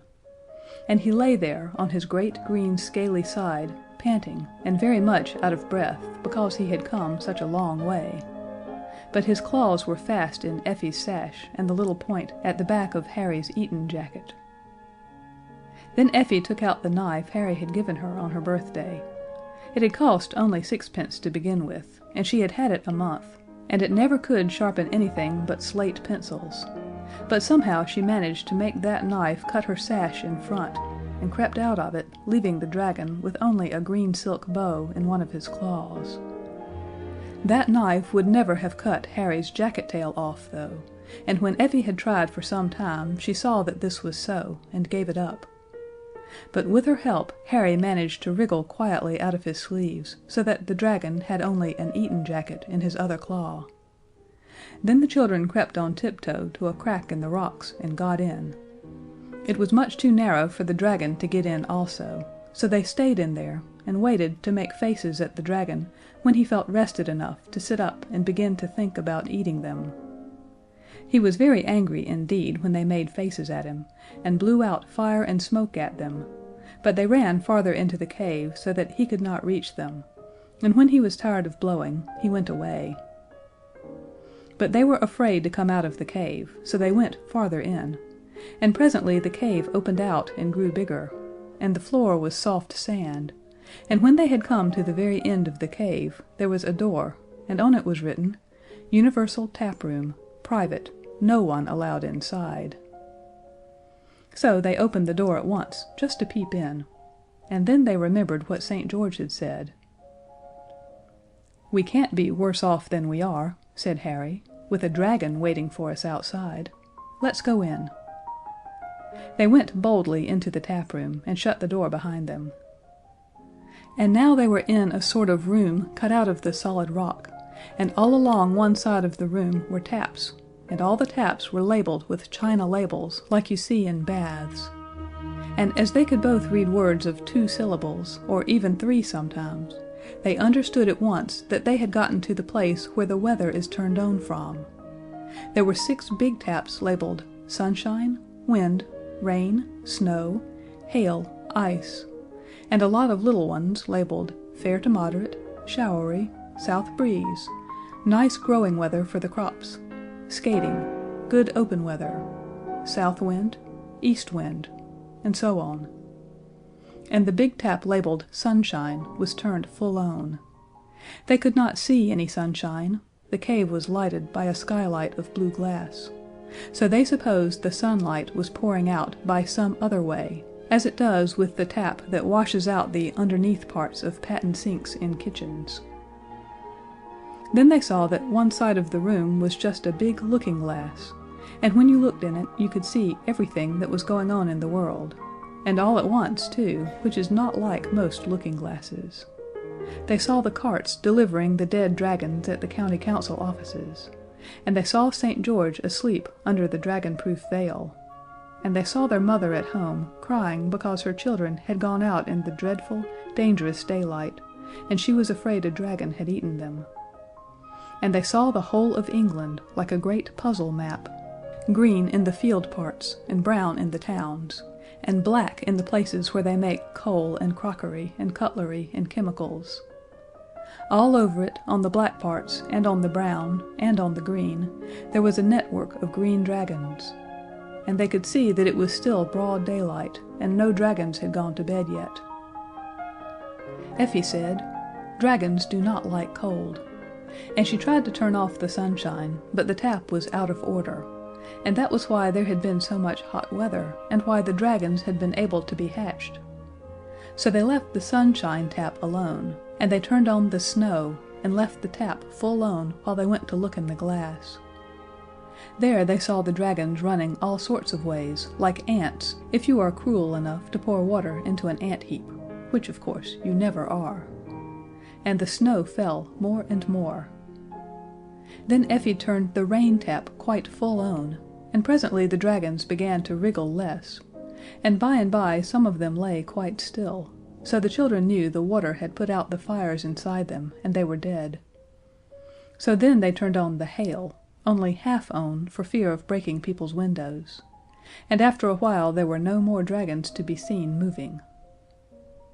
Then the children knew that they were indeed the deliverers of their country. "They will put up a monument to us," said Harry, "as high as Nelson's. All the dragons are dead." "I hope the one that was waiting outside for us is dead," said Effie.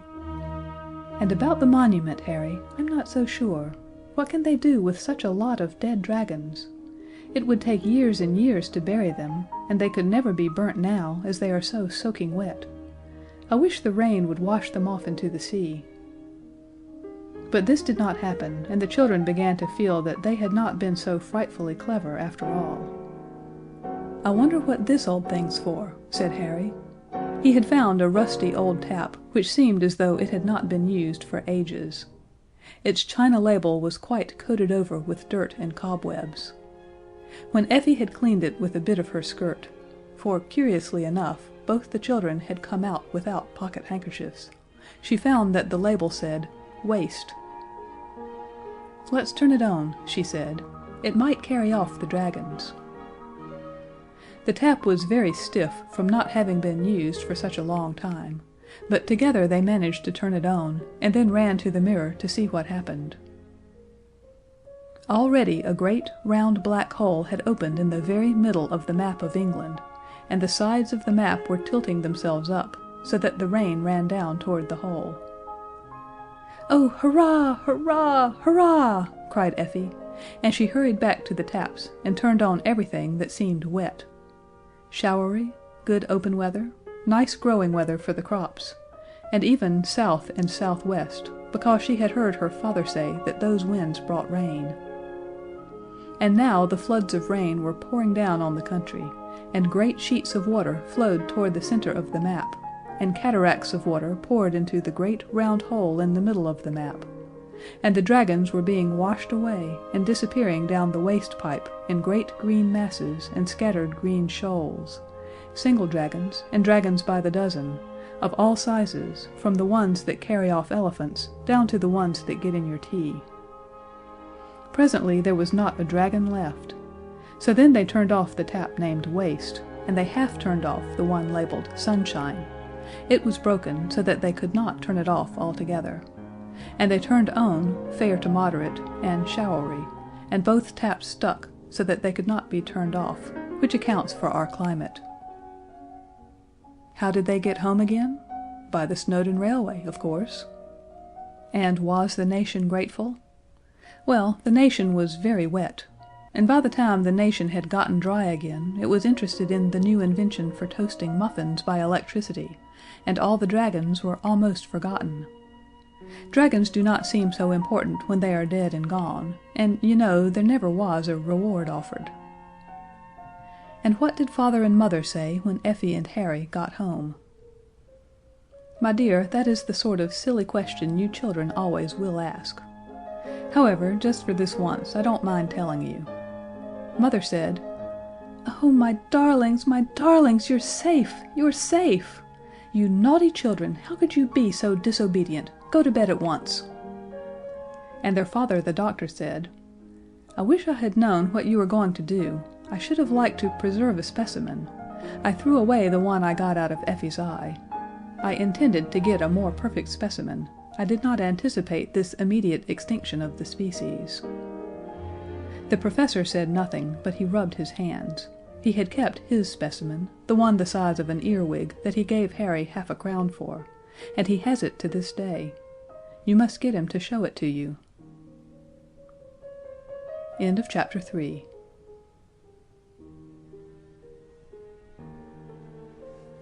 The Book of Dragons by Edith Nesbit. Chapter 4. The Ice Dragon, or Do As You Are Told. This is the tale of the wonders that befell on the evening of the 11th of December, when they did what they were told not to do.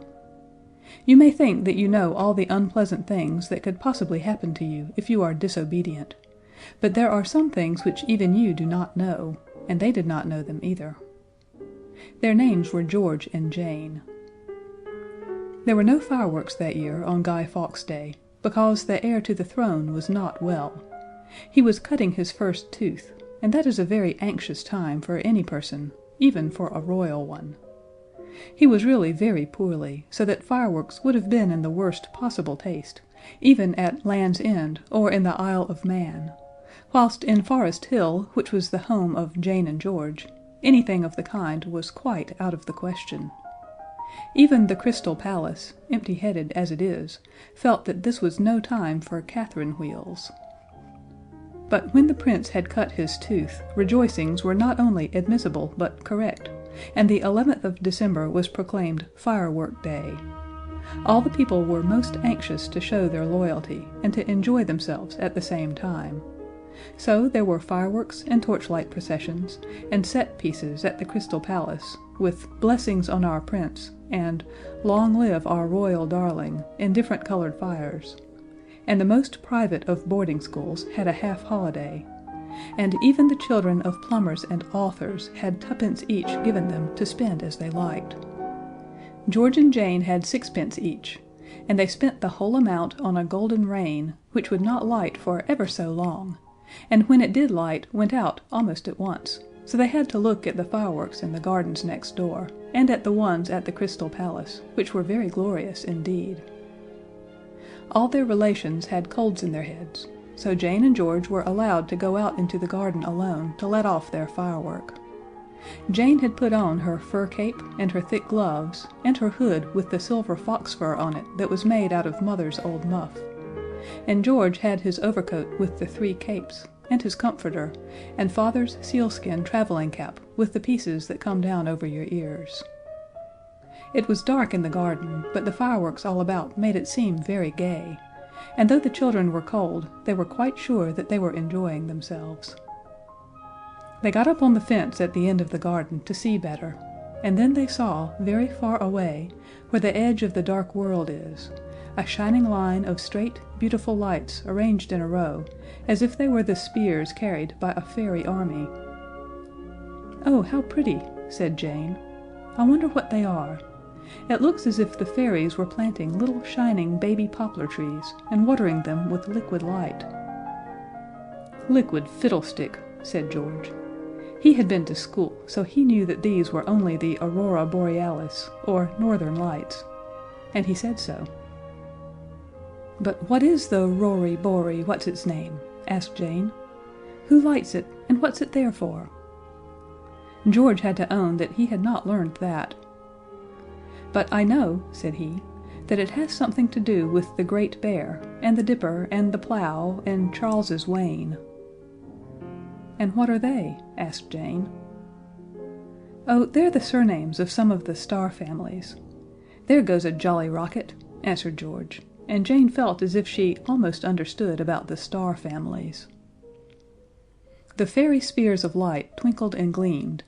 They were much prettier than the big blaring, blazing bonfire that was smoking and flaming and spluttering in the next door but one garden, prettier even than the colored fires at the Crystal Palace. "I wish we could see them nearer," Jane said. "I wonder if the star families are nice families, the kind that Mother would like us to go to tea with if we were little stars." "They aren't that sort of families at all, silly," said her brother, kindly trying to explain. "I only said families because a kid like you wouldn't have understood if I'd said and besides, I've forgotten the end of the word. Anyway, the stars are all up in the sky, so you can't go to tea with them." "No," said Jane. "I said if we were little stars." "But we aren't," said George. "No," said Jane, with a sigh. "I know that. I'm not so stupid as you think, George. But the Tory Bories are somewhere at the edge. Couldn't we go and see them?" "Considering you're 8, you haven't much sense." George kicked his boots against the fencing to warm his toes. "It's half the world away." "It looks very near," said Jane, hunching up her shoulders to keep her neck warm.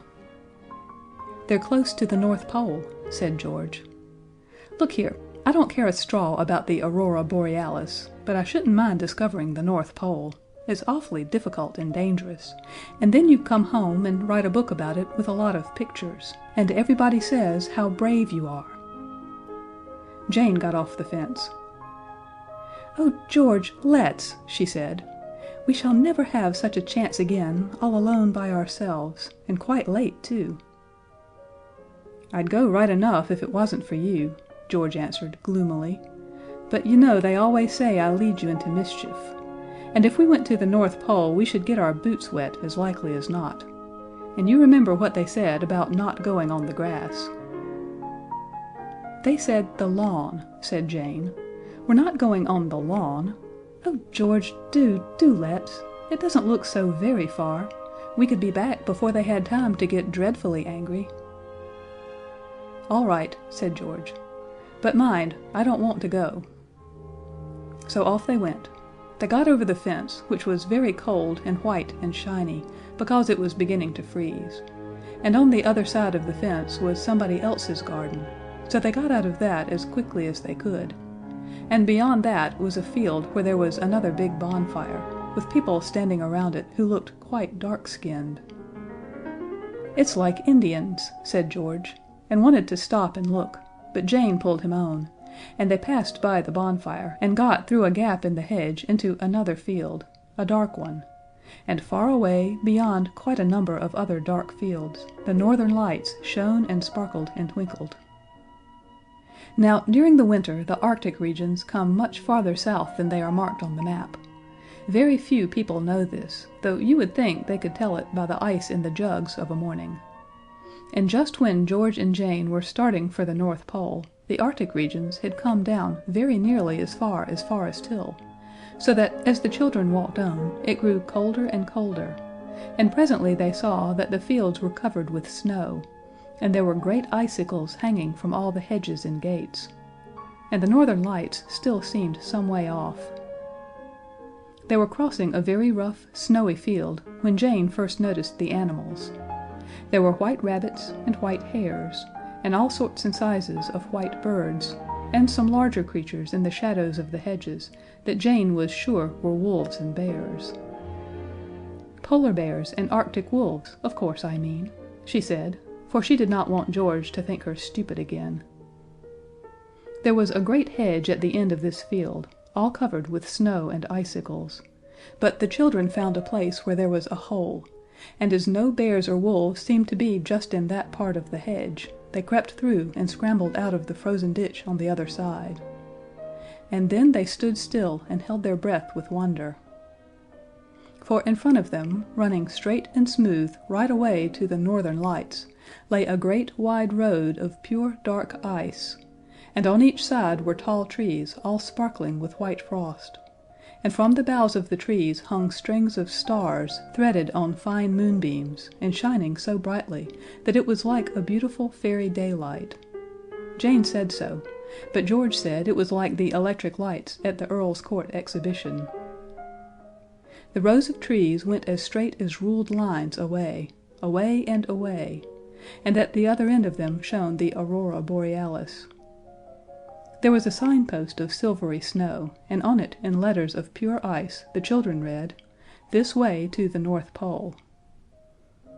Then George said, "Way or no way, I know a slide when I see one, so here goes." And he took a run on the frozen snow, and Jane took a run when she saw him do it, and the next moment they were sliding away, each with feet half a yard apart, along the great slide that leads to the North Pole. This great slide is made for the convenience of the polar bears, who, during the winter months, get their food from the Army and Navy stores, and it is the most perfect slide in the world. If you have never come across it, it is because you have never let off fireworks on the 11th of December, and have never been thoroughly naughty and disobedient. But do not be these things in the hope of finding the great slide, because you might find something quite different, and then you will be sorry.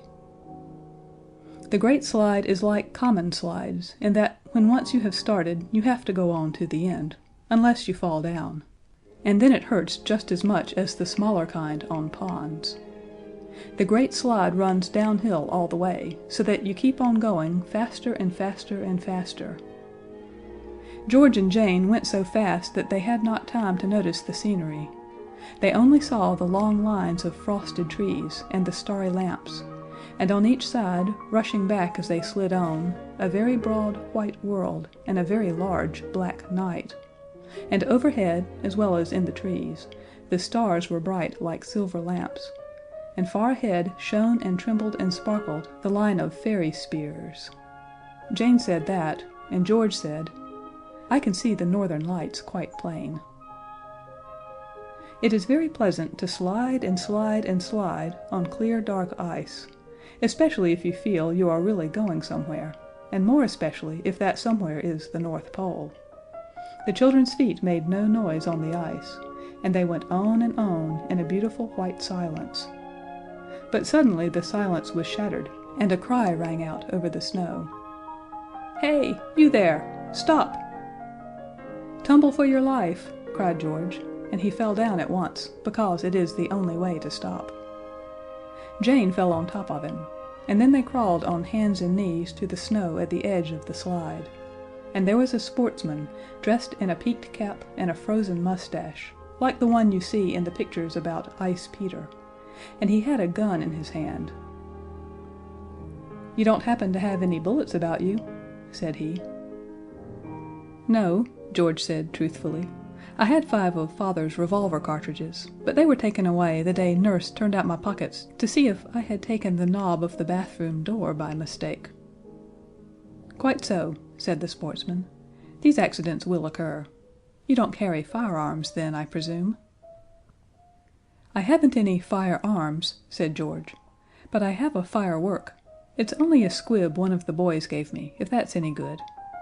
And he began to feel among the string and peppermints, and buttons, and tops, and nibs, and chalk, and foreign postage stamps in his knickerbocker pockets. "One could but try," the sportsman replied, and he held out his hand. But Jane pulled at her brother's jacket tail and whispered, "Ask him what he wants it for." So then the sportsman had to confess that he wanted the firework to kill the white grouse with, and when they came to look, there was the white grouse himself, sitting in the snow, looking quite pale and careworn, and waiting anxiously for the matter to be decided one way or the other. George put all the things back in his pockets and said, "No, I shan't. The reason for shooting him stopped yesterday. I heard Father say so. So it wouldn't be fair anyhow. I'm very sorry, but I can't, so there." The sportsman said nothing, only he shook his fist at Jane, and then he got on the slide and tried to go toward the Crystal Palace, which was not easy because that way is uphill, so they left him trying and went on. Before they started, the white grouse thanked them in a few pleasant, well-chosen words, and then they took a sideways slanting run and started off again on the great slide, and so away toward the North Pole and the twinkling, beautiful lights. The great slide went on, and the lights did not seem to come much nearer, and the white silence wrapped around them as they slid along the wide, icy path. Then, once again, the silence was broken to bits by someone calling, "Hey, you there! Stop!" "Tumble for your life!" cried George, and tumbled as before, stopping in the only possible way, and Jane stopped on top of him, and they crawled to the edge and came suddenly on a butterfly collector, who was looking for specimens with a pair of blue glasses, and a blue net, and a blue book with colored plates. "Excuse me," said the collector, "but have you such a thing as a needle about you? A very long needle?" "I have a needle book," replied Jane politely, "but there aren't any needles in it now. George took them all to do the things with pieces of cork in The Boy's Own Scientific Experimenter and The Young Mechanic.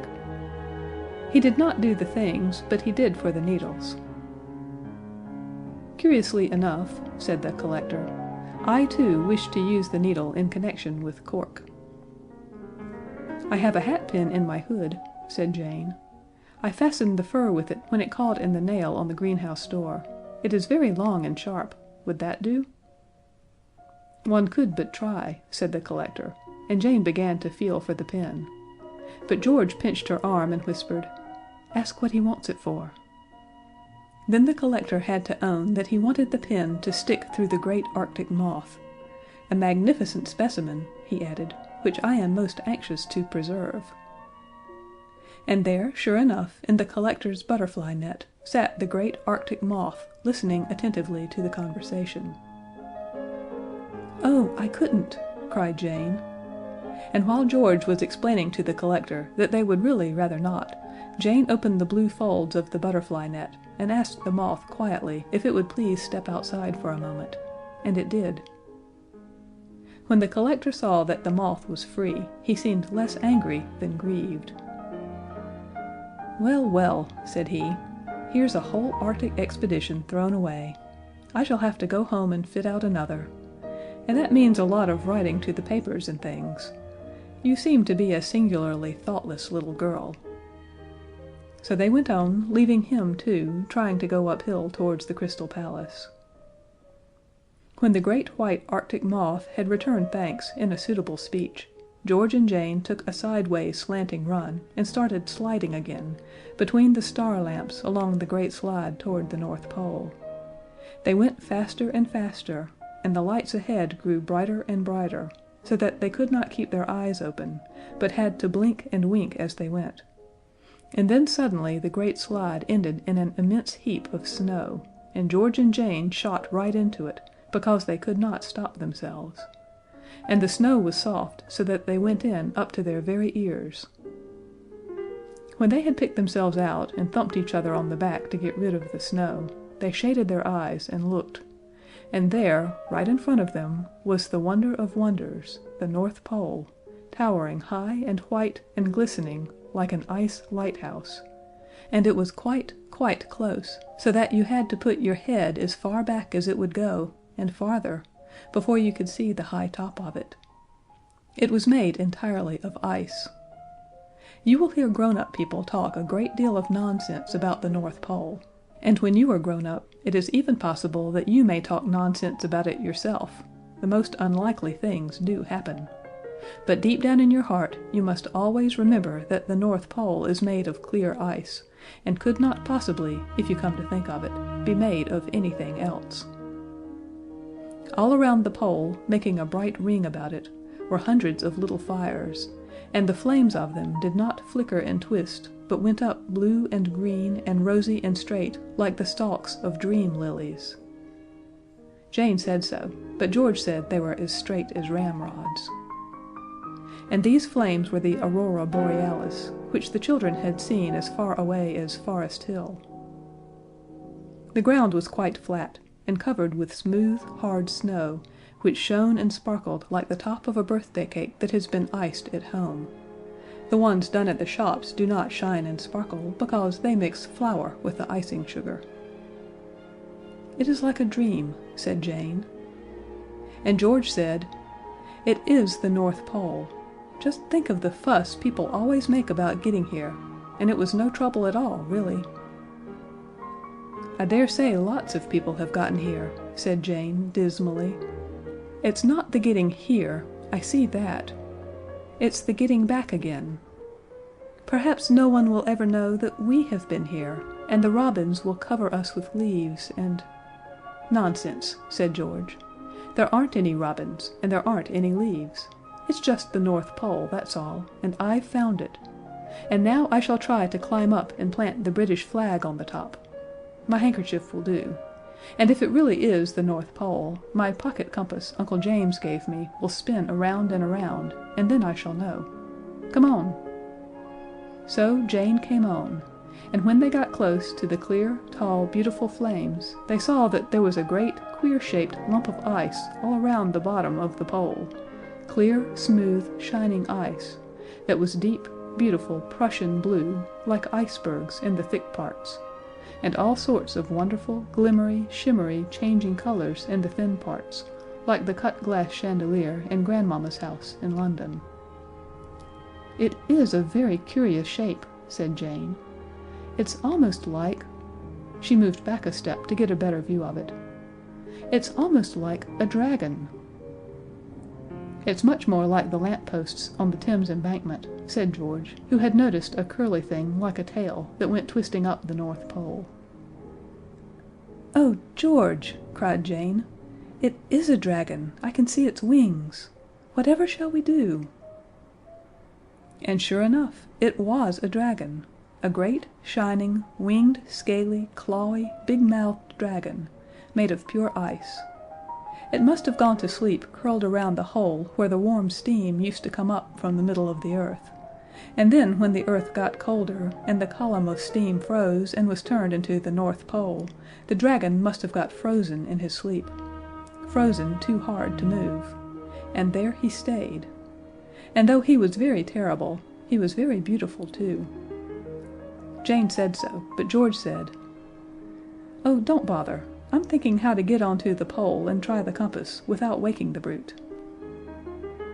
The dragon certainly was beautiful, with his deep, clear Prussian blueness, and his rainbow-colored glitter. And rising from within the cold coil of the frozen dragon, the North Pole shot up like a pillar made of one great diamond, and every now and then it cracked a little from sheer cold. The sound of the cracking was the only thing that broke the great white silence in the midst of which the dragon lay like an enormous jewel, and the straight flames went up all around him like the stalks of tall lilies.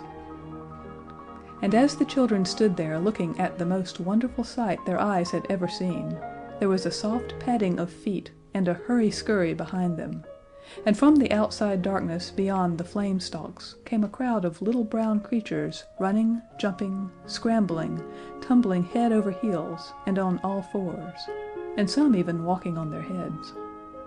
They joined hands as they came near the fires and danced around in a ring. "It's bears," said Jane. "I know it is.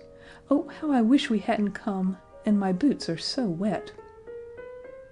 The dancing ring broke up suddenly, and the next moment hundreds of furry arms clutched at George and Jane, and they found themselves in the middle of a great, soft, heaving crowd of little fat people in brown fur dresses, and the white silence was quite gone. "Bears indeed!" cried a shrill voice. "You'll wish we were bears before you've done with us." This sounded so dreadful that Jane began to cry.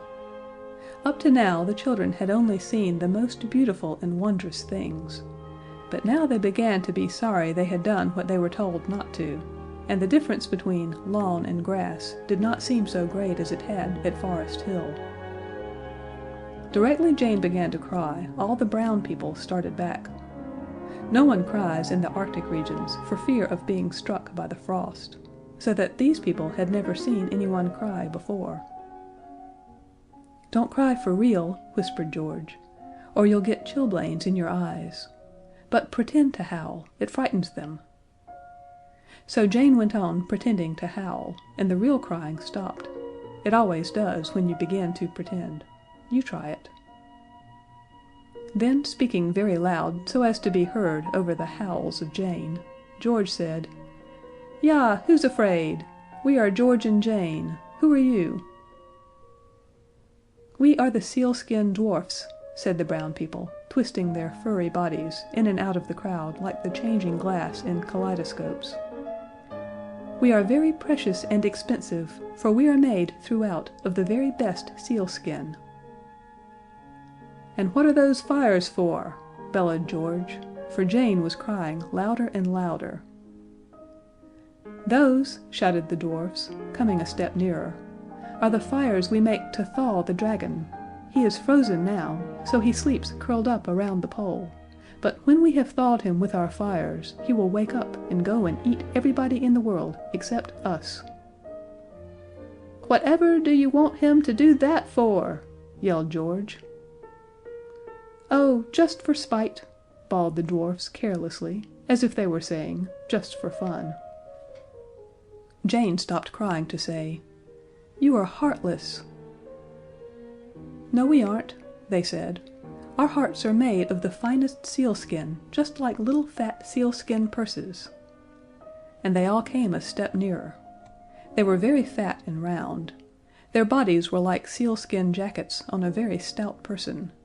Their heads were like sealskin muffs, their legs were like sealskin boas, and their hands and feet were like sealskin tobacco pouches. And their faces were like seals' faces, inasmuch as they, too, were covered with sealskin. "Thank you so much for telling us," said George.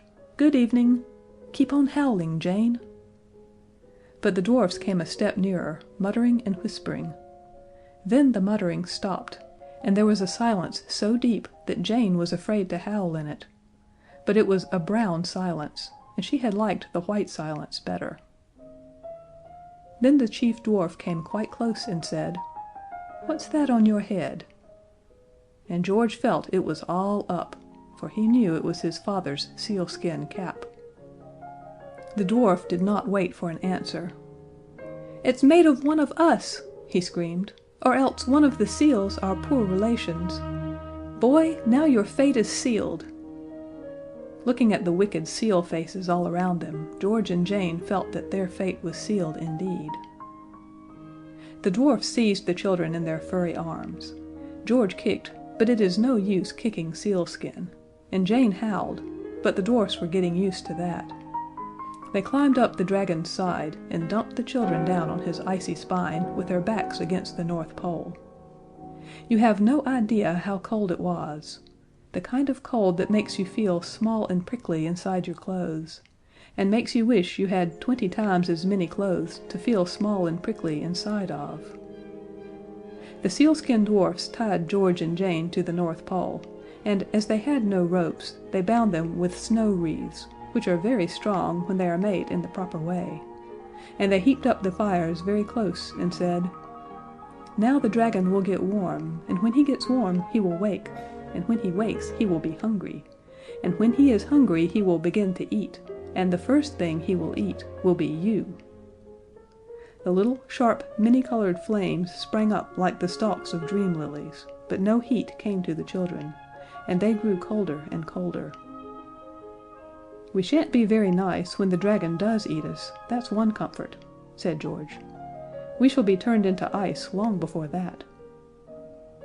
Suddenly there was a flapping of wings, and the white grouse perched on the dragon's head and said, "Can I be of any assistance?" Now, by this time the children were so cold, so very, very cold, that they had forgotten everything but that, and they could say nothing else. So the white grouse said, "One moment. I am only too grateful for this opportunity of showing my sense of your manly conduct about the firework."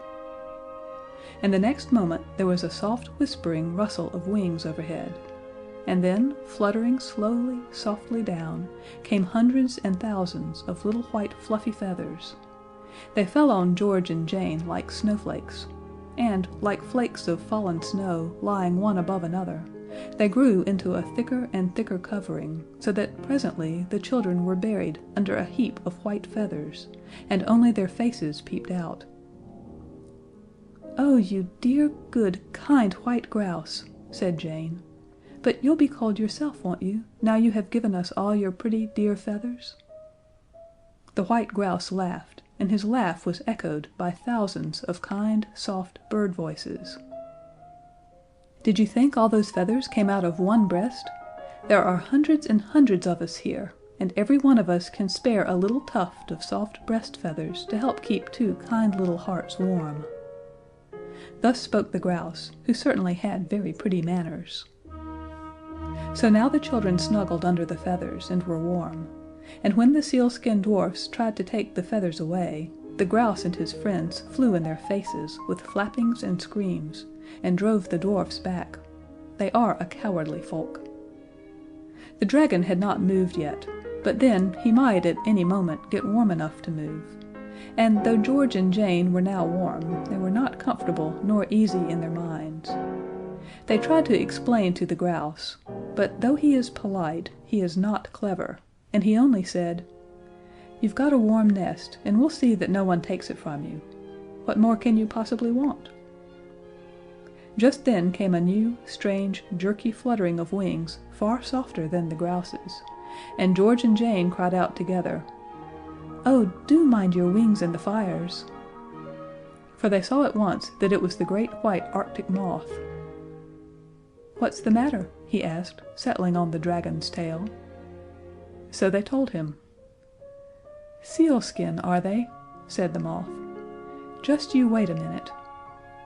He flew off very crookedly, dodging the flames, and presently he came back, and there were so many moths with him that it was as if a live sheet of white wingedness were suddenly drawn between the children and the stars. And then the doom of the bad sealskin dwarfs fell suddenly on them. For the great sheet of winged whiteness broke up and fell as snow falls, and it fell upon the sealskin dwarfs, and every snowflake of it was a live, fluttering, hungry moth that buried its greedy nose deep in the sealskin fur. Grown-up people will tell you that it is not moths, but moths' children who eat fur, but this is only when they are trying to deceive you.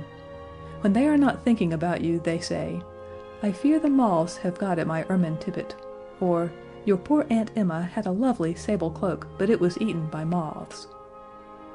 And now there were more moths than ever have been together in this world before, all settling on the sealskin dwarfs. The dwarfs did not see their danger till it was too late. Then they called for camphor and bitter apple and oil of lavender and yellow soap and borax, and some of the dwarfs even started to get these things. But long before any of them could get to the chemist's, all was over. The moths ate and ate and ate, till the sealskin dwarfs, being sealskin throughout, even to the empty hearts of them, were eaten down to the very life, and they fell one by one on the snow, and so came to their end. And all around the North Pole the snow was brown with their flat, bare pelts.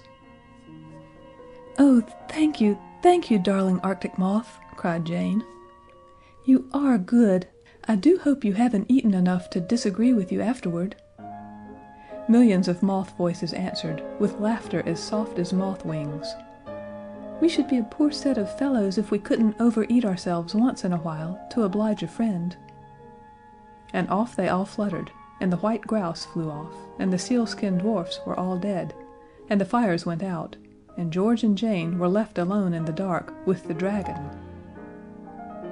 "Oh dear," said Jane, "this is the worst of all." "We've no friends left to help us," said George. He never thought that the dragon himself might help them, but then that was an idea that would never have occurred to any boy. It grew colder and colder and colder, and even under the grouse feathers the children shivered. Then, when it was so cold that it could not manage to be any colder without breaking the thermometer, it stopped. And then the dragon uncurled himself from around the North Pole, and stretched his long, icy length over the snow, and said, "This is something like! How faint those fires did make me feel!" The fact was, the sealskin dwarfs had gone the wrong way to work. The dragon had been frozen so long that now he was nothing but solid ice all through, and the fires only made him feel as if he were going to die. But when the fires were out he felt quite well, and very hungry. He looked around for something to eat, but he never noticed George and Jane, because they were frozen to his back.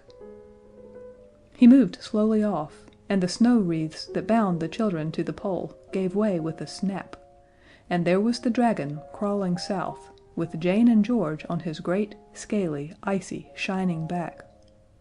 Of course the dragon had to go south if he went anywhere, because when you get to the North Pole there is no other way to go. The dragon rattled and tinkled as he went, exactly like the cut glass chandelier when you touch it, as you are strictly forbidden to do. Of course there are a million ways of going south from the North Pole, so you will own that it was lucky for George and Jane when the dragon took the right way and suddenly got his heavy feet on the great slide. Off he went, full speed, between the starry lamps, toward Forest Hill and the Crystal Palace. "He's going to take us home," said Jane. "Oh, he is a good dragon. I am glad." George was rather glad too, though neither of the children felt at all sure of their welcome, especially as their feet were wet, and they were bringing a strange dragon home with them. They went very fast, because dragons can go uphill as easily as down. You would not understand why if I told you, because you are only in long division at present. Yet if you want me to tell you so that you can show off to other children, I will. It is because dragons can get their tails into the fourth dimension and hold on there, and when you can do that, everything else is easy. The dragon went very fast, only stopping to eat the collector and the sportsman, who were still struggling to go up the slide. vainly because they had no tails and had never even heard of the fourth dimension. When the dragon got to the end of the slide, he crawled very slowly across the dark field beyond the field where there was a bonfire, next to the next-door garden at Forest Hill. He went slower and slower, and in the bonfire field he stopped altogether, and because the Arctic regions had not got down so far as that, and because the bonfire was very hot, the dragon began to melt and melt and melt, and before the children knew what he was doing, they found themselves sitting in a large pool of water, and their boots were as wet, and there was not a bit of dragon left. So they went indoors. Of course, some grown-up or other noticed at once that the boots of George and Jane were wet and muddy, and that they had both been sitting down in a very damp place, so they were sent to bed immediately. It was long past their time, anyhow. Now, if you are of an inquiring mind, not at all a nice thing in a little child who reads fairy tales, you will want to know how it is that since the sealskin dwarfs have all been killed, and the fires all been let out, the aurora borealis shines on cold nights as brightly as ever. My dear, I do not know. I am not too proud to own that there are some things I know nothing about, and this is one of them. But I do know that whoever has lighted those fires again, it is certainly not the sealskin dwarfs. They were all eaten by moths, and moth-eaten things are of no use, even to light fires. End of Chapter 4.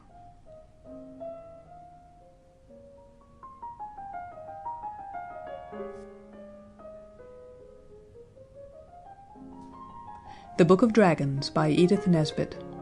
Chapter 5. The Island of the Nine Whirlpools.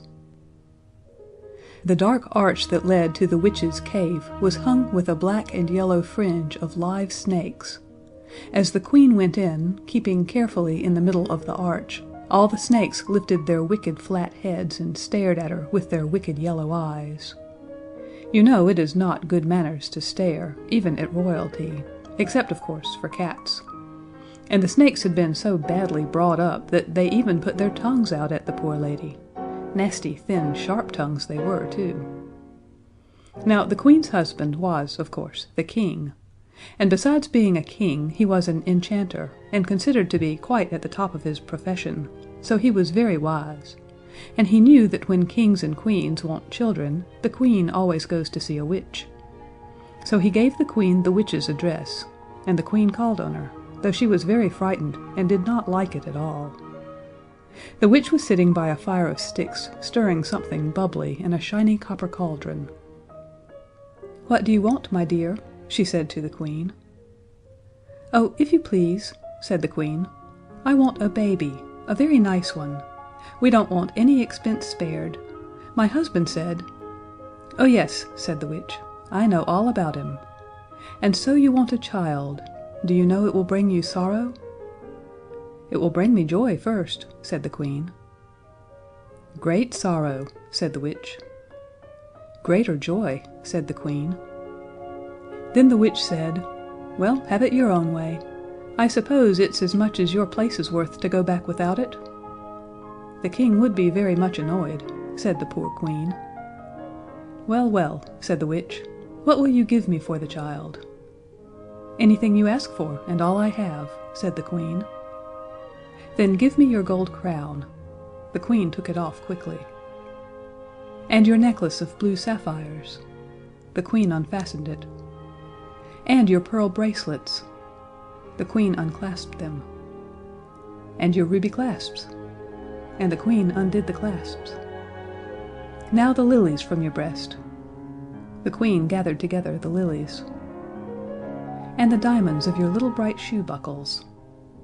The queen pulled off her shoes. Then the witch stirred the stuff that was in the cauldron, and one by one she threw in the gold crown, and the sapphire necklace, and the pearl bracelets, and the ruby clasps, and the diamonds of the little bright shoe buckles, and last of all she threw in the lilies.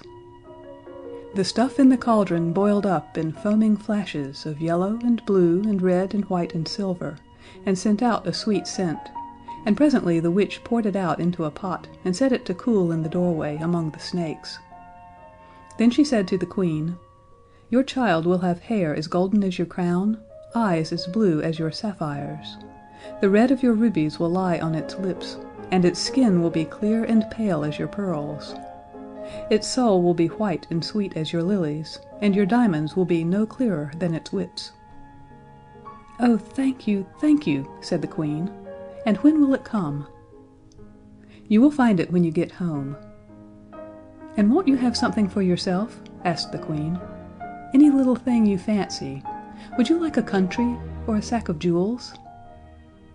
"Nothing, thank you," said the witch. "I could make more diamonds in a day than I should wear in a year." "Well, but do let me do some little thing for you," the Queen went on. "Aren't you tired of being a witch? Wouldn't you like to be a duchess or a princess or something like that?" "There is one thing I should rather like," said the witch, "but it's hard to get in my trade." "Oh, tell me what," said the Queen. "I should like someone to love me," said the witch.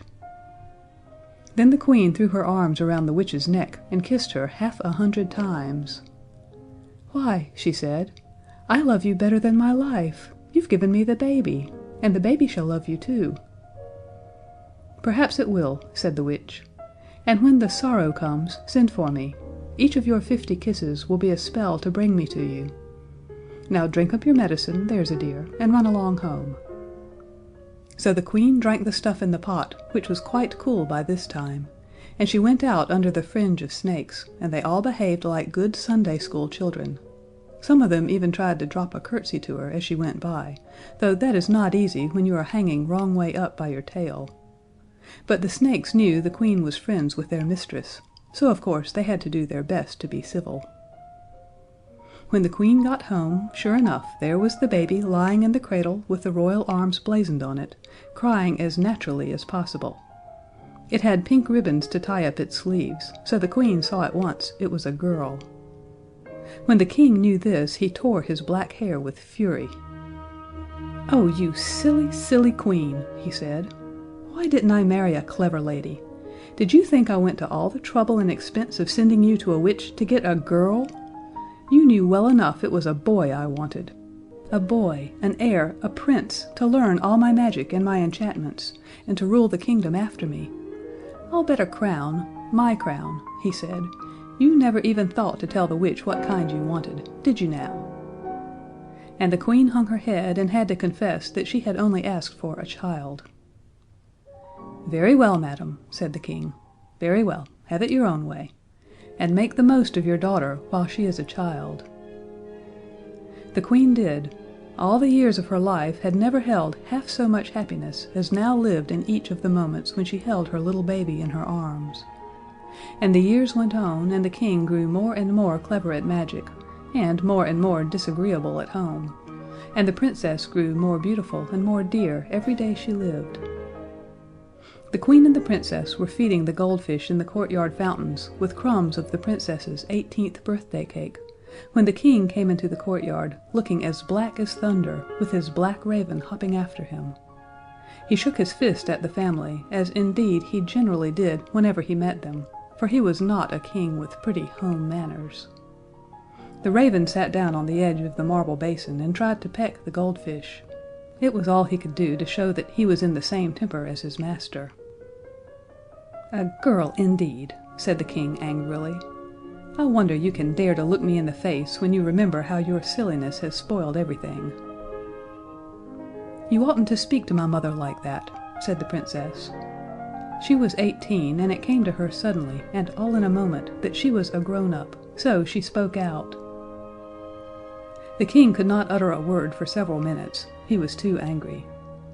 But the Queen said, "My dear child, don't interfere," quite crossly, for she was frightened. And to her husband she said, "My dear, why do you go on worrying about it?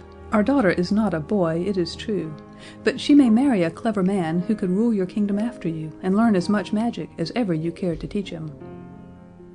Then the King found his tongue. "If she does marry," he said slowly, "her husband will have to be a very clever man. Oh yes, very clever indeed. And he will have to know a very great deal more magic than I shall ever care to teach him." The Queen knew at once by the King's tone that he was going to be disagreeable. "Ah," she said, "don't punish the child because she loves her mother." "I'm not going to punish her for that," said he. "I'm only going to teach her to respect her father." And without another word he went off to his laboratory and worked all night, boiling different colored things in crucibles, and copying charms in curious twisted letters from old brown books with mold stains on their yellowy pages. The next day his plan was all arranged. He took the poor Princess to the Lone Tower, which stands on an island in the sea 1,000 miles from everywhere. He gave her a dowry and settled a handsome income on her. He engaged a competent dragon to look after her, and also a respectable griffin whose birth and upbringing he knew all about. And he said, "Here you shall stay, my dear, respectful daughter, till the clever man comes to marry you. He'll have to be clever enough to sail a ship through the 9 whirlpools that spin around the island, and to kill the dragon and the griffin. Till he comes you'll never get any older or any wiser.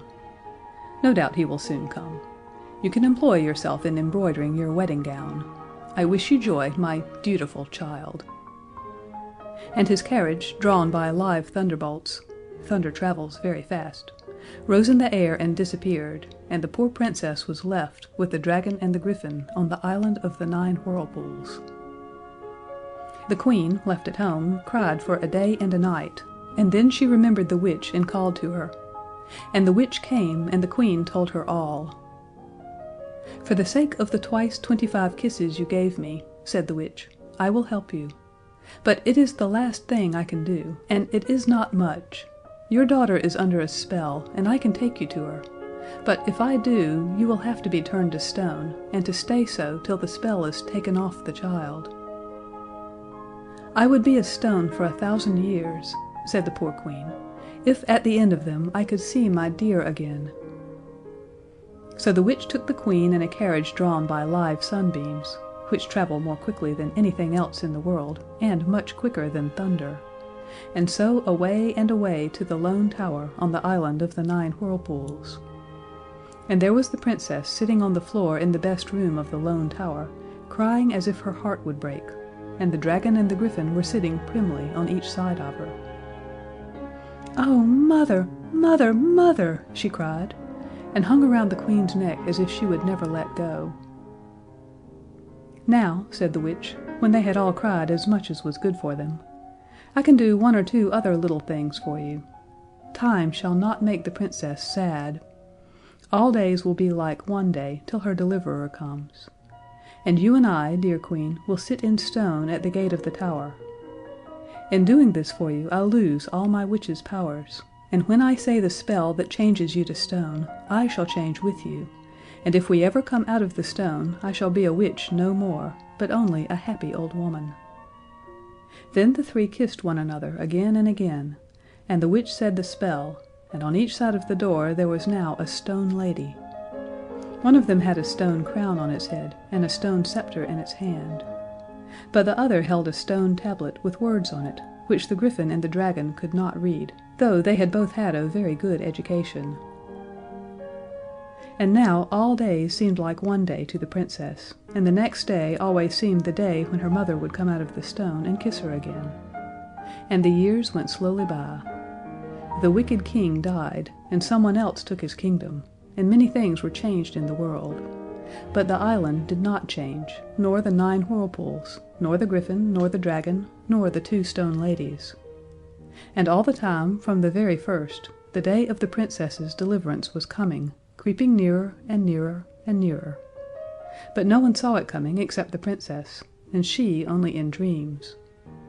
And the years went by in 10s and in 100s, and still the 9 whirlpools spun around, roaring in triumph the story of many a good ship that had gone down in their swirl, bearing with it some prince who had tried to win the Princess and her dowry.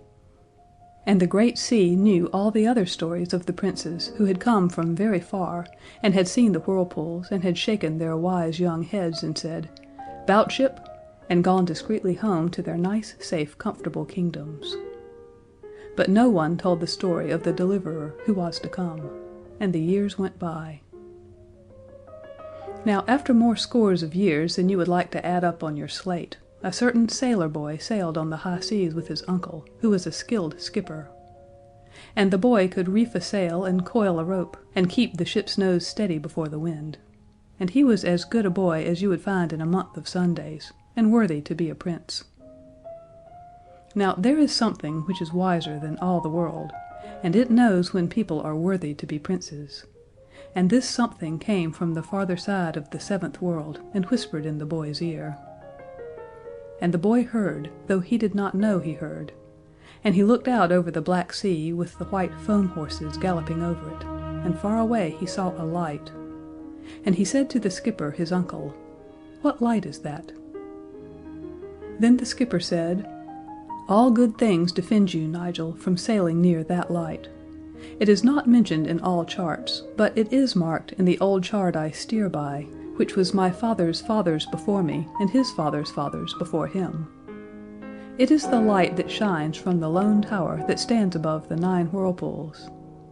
And when my father's father was young, he heard from the very old man, his great-great-grandfather, that in that tower an enchanted princess, fairer than the day, waits to be delivered. But there is no deliverance, so never steer that way, and think no more of the princess, for that is only an idle tale. But the whirlpools are quite real."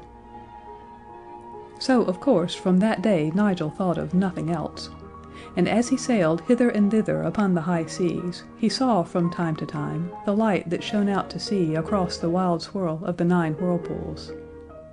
And one night, when the ship was at anchor and the skipper asleep in his bunk, Nigel launched the ship's boat and steered alone over the dark sea towards the light. He dared not go very near till daylight should show him what, indeed, were the whirlpools he had to dread. But when the dawn came, he saw the lone tower standing dark against the pink and primrose of the east, and about its base the sullen swirl of black water, and he heard the wonderful roar of it. So he hung off and on, all that day and for 6 days besides. And when he had watched 7 days, he knew something. For you are certain to know something if you give for 7 days your whole thought to it, even though it be only the first declension, or the 9 times table, or the dates of the Norman kings. What he knew was this, that for 5 minutes out of the 1,440 minutes that make up a day, the whirlpool slipped into silence, while the tide went down and left the yellow sand bare. And every day this happened, but every day it was 5 minutes earlier than it had been the day before. He made sure of this by the ship's chronometer, which he had thoughtfully brought with him. So on the 8th day, at 5 minutes before noon, Nigel got ready. And when the whirlpool suddenly stopped whirling and the tide sank, like water in a basin that has a hole in it, he stuck to his oars and put his back into his stroke, and presently beached the boat on the yellow sand. Then he dragged it into a cave and sat down to wait. By 5 minutes and 1 second past noon, the whirlpools were black and busy again, and Nigel peeped out of his cave. And on the rocky ledge overhanging the sea, he saw a princess as beautiful as the day, with golden hair and a green gown, and he went out to meet her. "I've come to save you," he said. "How darling and beautiful you are!" "You are very good, and very clever, and very dear," said the princess, smiling and giving him both her hands. He shut a little kiss in each hand before he let them go. "So now, when the tide is low again, I will take you away in my boat," he said. "But what about the dragon and the griffin?" asked the princess. "Dear me," said Nigel, "I didn't know about them. I suppose I can kill them?"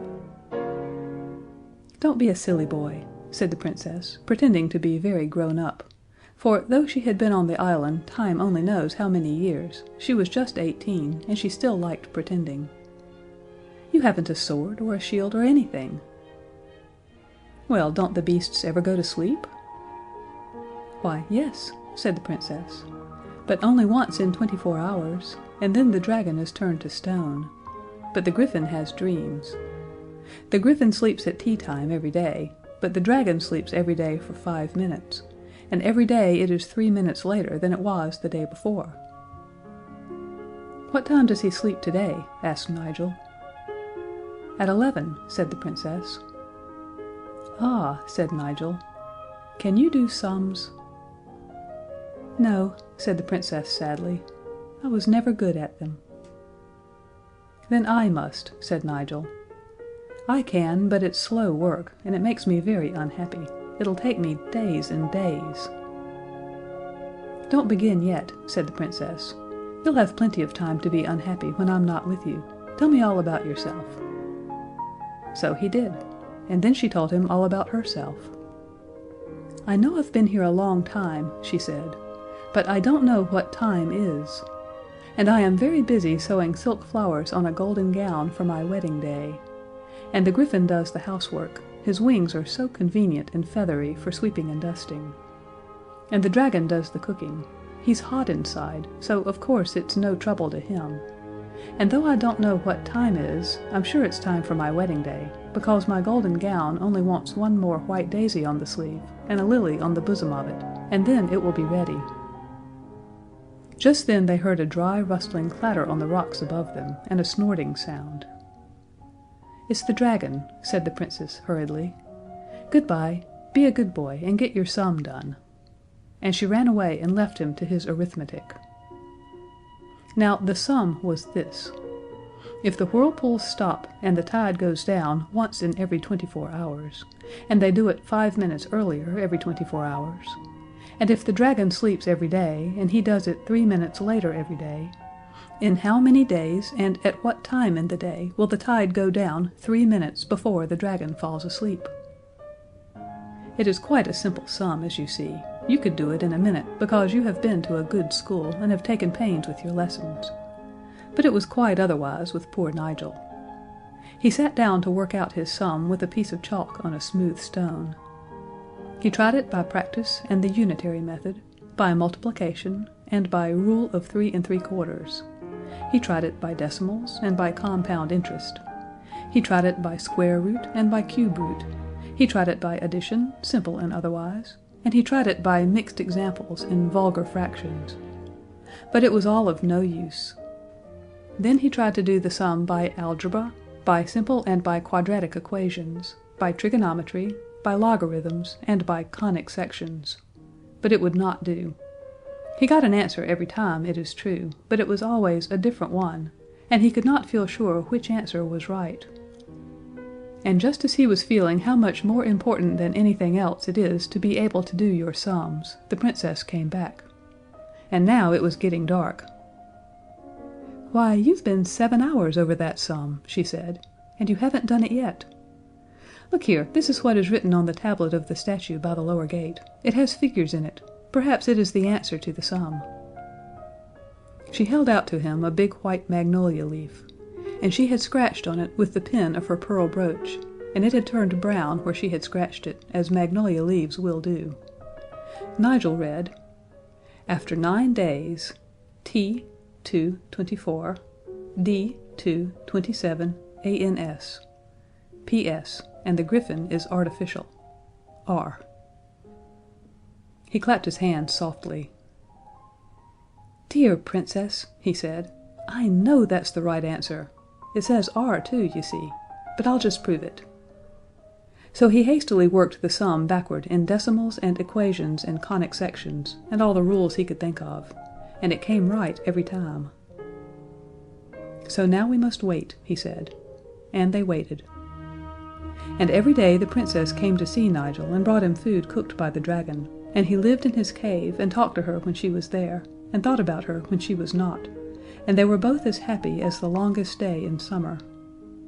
Then at last came the day. Nigel and the Princess laid their plans. "You're sure he won't hurt you, my only treasure?" said Nigel. "Quite," said the Princess. "I only wish I were half as sure that he wouldn't hurt you." "My Princess," he said tenderly, "two great powers are on our side, the power of love and the power of arithmetic. Those two are stronger than anything else in the world." So when the tide began to go down, Nigel and the Princess ran out onto the sands, and there, in full sight of the terrace where the dragon kept watch, Nigel took his Princess in his arms and kissed her. The griffin was busy sweeping the stairs of the lone tower, but the dragon saw, and he gave a cry of rage, and it was like 20 engines all letting off steam at the top of their voices inside Cannon Street Station. And the two lovers stood looking up at the dragon. He was dreadful to look at. His head was white with age, and his beard had grown so long that he caught his claws in it as he walked. His wings were white with the salt that had settled on them from the spray of the sea. His tail was long and thick and jointed and white, and had little legs to it, any number of them, far too many, so that it looked like a very large fat silkworm. And his claws were as long as lessons, and as sharp as bayonets. "Goodbye, love," cried Nigel, and ran out across the yellow sand toward the sea. He had one end of a cord tied to his arm. The dragon was clambering down the face of the cliff, and next moment he was crawling and writhing and sprawling and wriggling across the beach after Nigel, making great holes in the sand with his heavy feet. And the very end of his tail, where there were no legs, made, as it dragged, a mark in the sand such as you make when you launch a boat. And he breathed fire till the wet sand hissed again, and the water of the little rock pools got quite frightened, and all went off in steam. Still Nigel held on, and the dragon after him. The Princess could see nothing for the steam, and she stood crying bitterly, but still holding on tight with her right hand to the other end of the cord that Nigel had told her to hold, while with her left she held the ship's chronometer, and looked at it through her tears, as he had bidden her look, so as to know when to pull the rope. On went Nigel over the sand, and on went the dragon after him. And the tide was low, and the sleepy little waves lapped the sand's edge. Now at the lip of the water Nigel paused and looked back, and the dragon made a bound, beginning a scream of rage that was like all the engines of all the railways in England. But it never uttered the second half of that scream, for now it knew suddenly that it was sleepy, and turned to hurry back to dry land, because sleeping near whirlpools is so unsafe. But before it reached the shore, sleep caught it and turned it to stone. Nigel, seeing this, ran shoreward for his life, and the tide began to flow in, and the time of the whirlpool sleep was nearly over, and he stumbled and he waded and he swam, and the Princess pulled for dear life at the cord in her hand, and pulled him up onto the dry shelf of rock just as the great sea dashed in and made itself once more into the girdle of 9 whirlpools all around the island. But the dragon was asleep under the whirlpools, and when he woke up from being asleep, he found he was drowned, so there was an end of him. "Now there's only the griffin," said Nigel, and the Princess said, "Yes, only," and she kissed Nigel and went back to sew the last leaf of the last lily on the bosom of her wedding gown.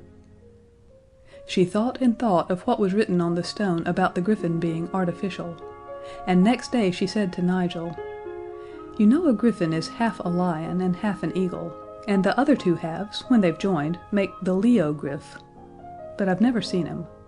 Yet I have an idea." So they talked it over and arranged everything. When the griffin fell asleep that afternoon at tea time, Nigel went softly behind him and trod on his tail, and at the same time the Princess cried, "Look out! There's a lion behind you!" And the griffin, waking suddenly from his dreams, twisted his large neck around to look for the lion, saw a lion's flank, and fastened its eagle beak in it, for the griffin had been artificially made by the King Enchanter, and the 2 halves had never really got used to each other. So now the eagle half of the griffin, who was still rather sleepy, believed that it was fighting a lion, and the lion part, being half asleep, thought it was fighting an eagle, and the whole griffin, in its deep drowsiness, hadn't the sense to pull itself together and remember what it was made of.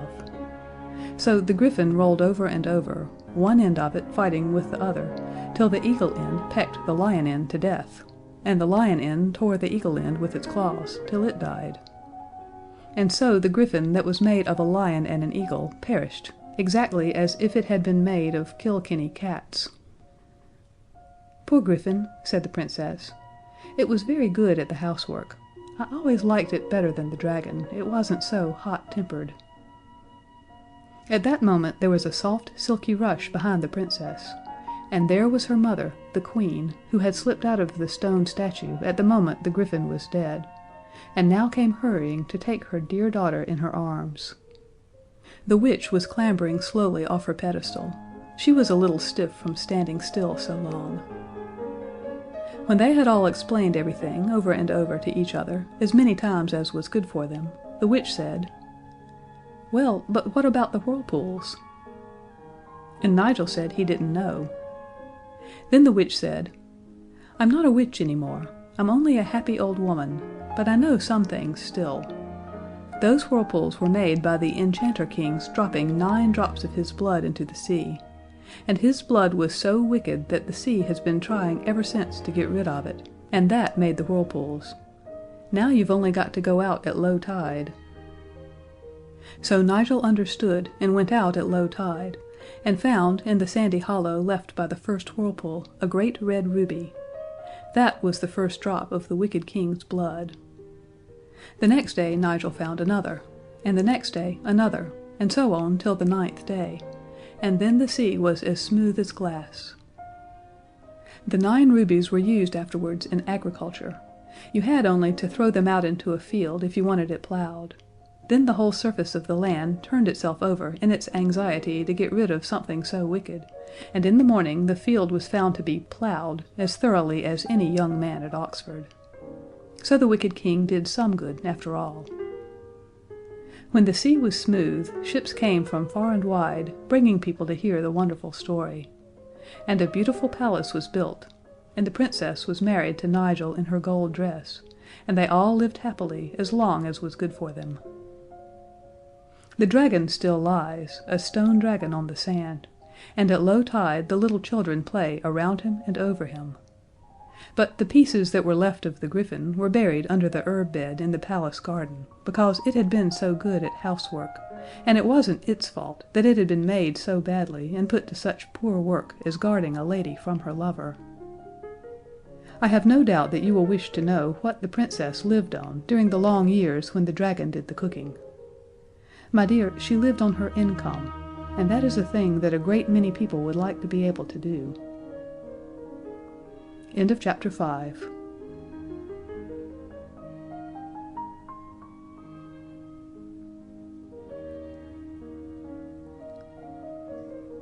Chapter 6. The Dragon Tamers. There was once an old, old castle.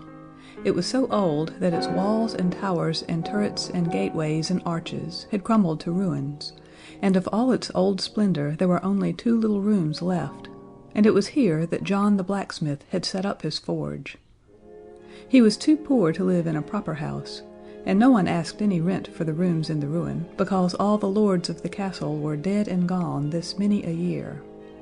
So there John blew his bellows and hammered his iron, and did all the work which came his way. This was not much, because most of the trade went to the mayor of the town, who was also a blacksmith in quite a large way of business, and had his huge forge facing the square of the town, and had 12 apprentices, all hammering like a nest of woodpeckers, and 12 journeymen to order the apprentices about, and a patent forge, and a self-acting hammer, and electric bellows, and all things handsome about him. So of course the townspeople, whenever they wanted a horse shod or a shaft mended, went to the mayor. John the blacksmith struggled on as best he could, with a few odd jobs from travelers and strangers who did not know what a superior forge the mayor's was.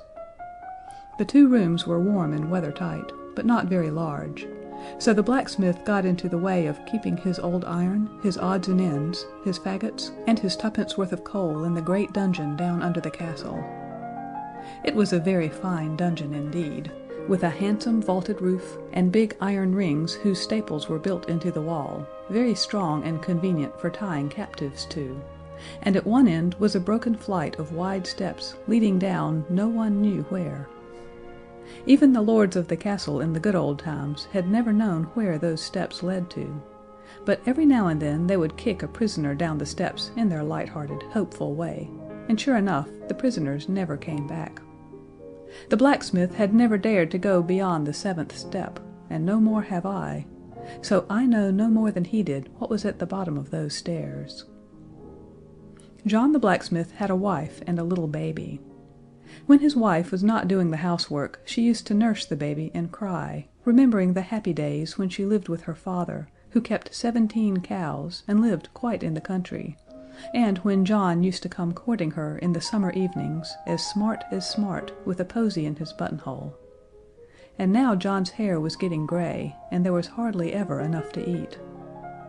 As for the baby, it cried a good deal at odd times, but at night, when its mother had settled down to sleep, it would always begin to cry, quite as a matter of course, so that she hardly got any rest at all.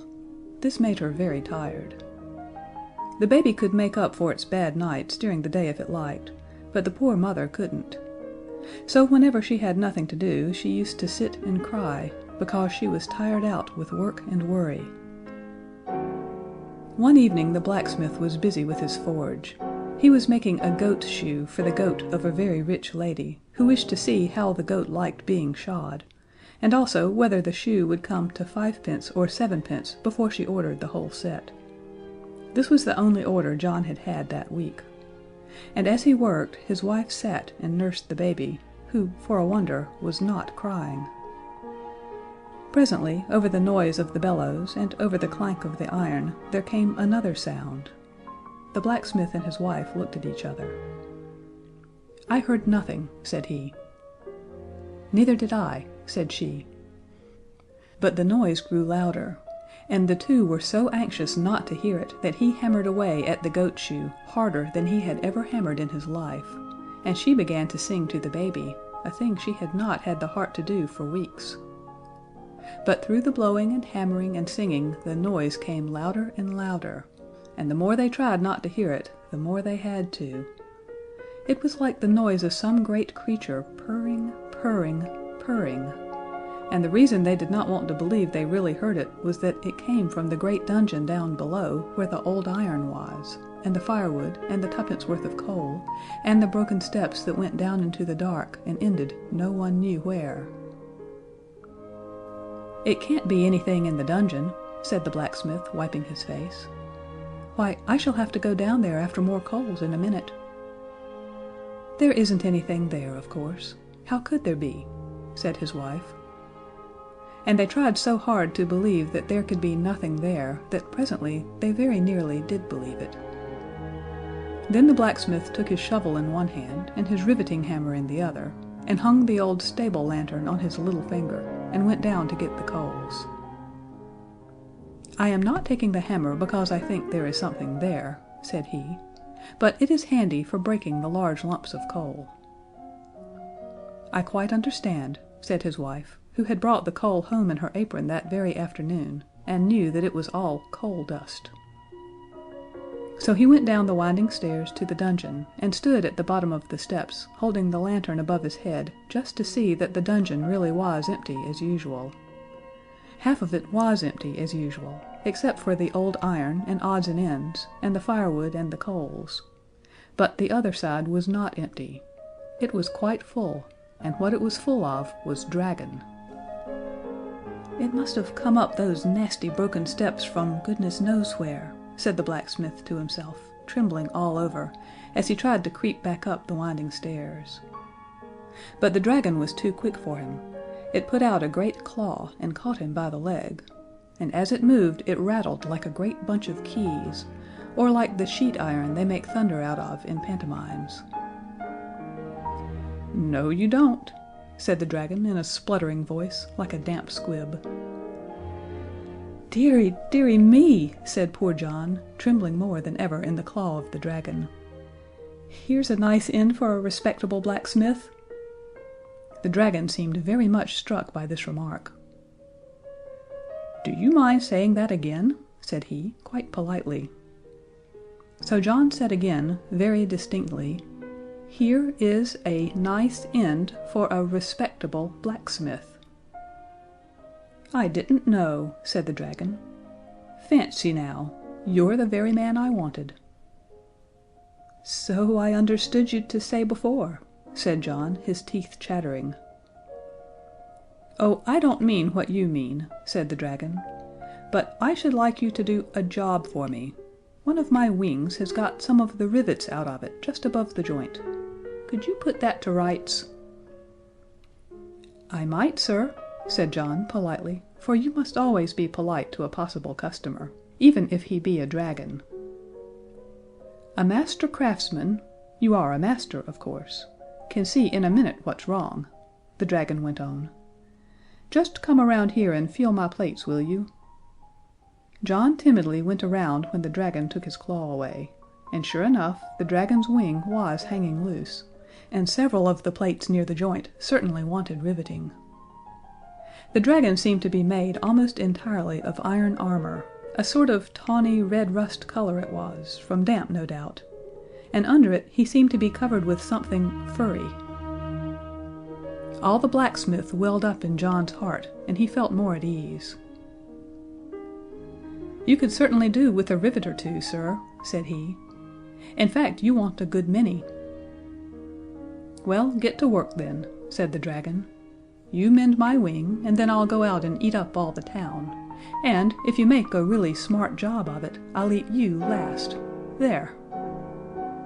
"I don't want to be eaten last, sir," said John. "Well, then, I'll eat you first," said the dragon. "I don't want that, sir, either," said John. "Go on with you, you silly man," said the dragon. "You don't know your own silly mind. Come, set to work." "I don't like the job, sir," said John, "and that's the truth. I know how easily accidents happen. It's all fair and smooth, and please rivet me, and I'll eat you last, and then you get to work, and you give a gentleman a bit of a nip or a dig under his rivets, and then it's fire and smoke, and no apologies will meet the case." "Upon my word of honor as a dragon," said the other. "I know you wouldn't do it on purpose, sir," said John, "but any gentleman will give a jump and a sniff if he's nipped, and one of your sniffs would be enough for me.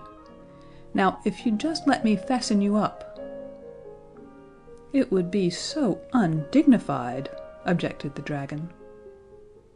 "We always fasten a horse up," said John, "and he's the noble animal." "It's all very well," said the dragon, "but how do I know you'd untie me again when you'd riveted me? Give me something in pledge. What do you value most?" "My hammer," said John. "A blacksmith is nothing without a hammer." "But you'd want that for riveting me. You must think of something else, and at once, or I'll eat you first." At this moment the baby in the room above began to scream. Its mother had been so quiet that it thought she had settled down for the night, and that it was time to begin. "Whatever's that?" said the dragon, starting so that every plate on his body rattled. "It's only the baby," said John. "What's that?" asked the dragon. "Something you value?" "Well, yes, sir, rather," said the blacksmith. "Then bring it here," said the dragon, "and I'll take care of it till you've done riveting me, and you shall tie me up." "All right, sir," said John, "but I ought to warn you. Babies are poison to dragons, so I don't deceive you. It's all right to touch, but don't you go putting it into your mouth. I shouldn't like to see any harm come to a nice-looking gentleman like you." The dragon purred at this compliment and said, "All right, I'll be careful. Now go and fetch the thing, whatever it is." So John ran up the steps as quickly as he could, for he knew that if the dragon got impatient before it was fastened, it could heave up the roof of the dungeon with one heave of its back and kill them all in the ruins.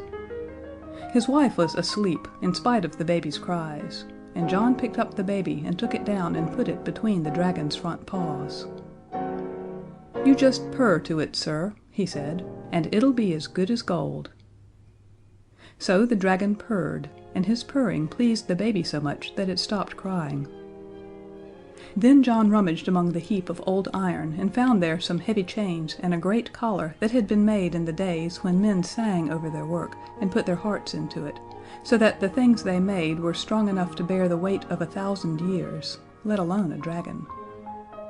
John fastened the dragon up with the collar and the chains, and when he had padlocked them all on safely, he set to work to find out how many rivets would be needed.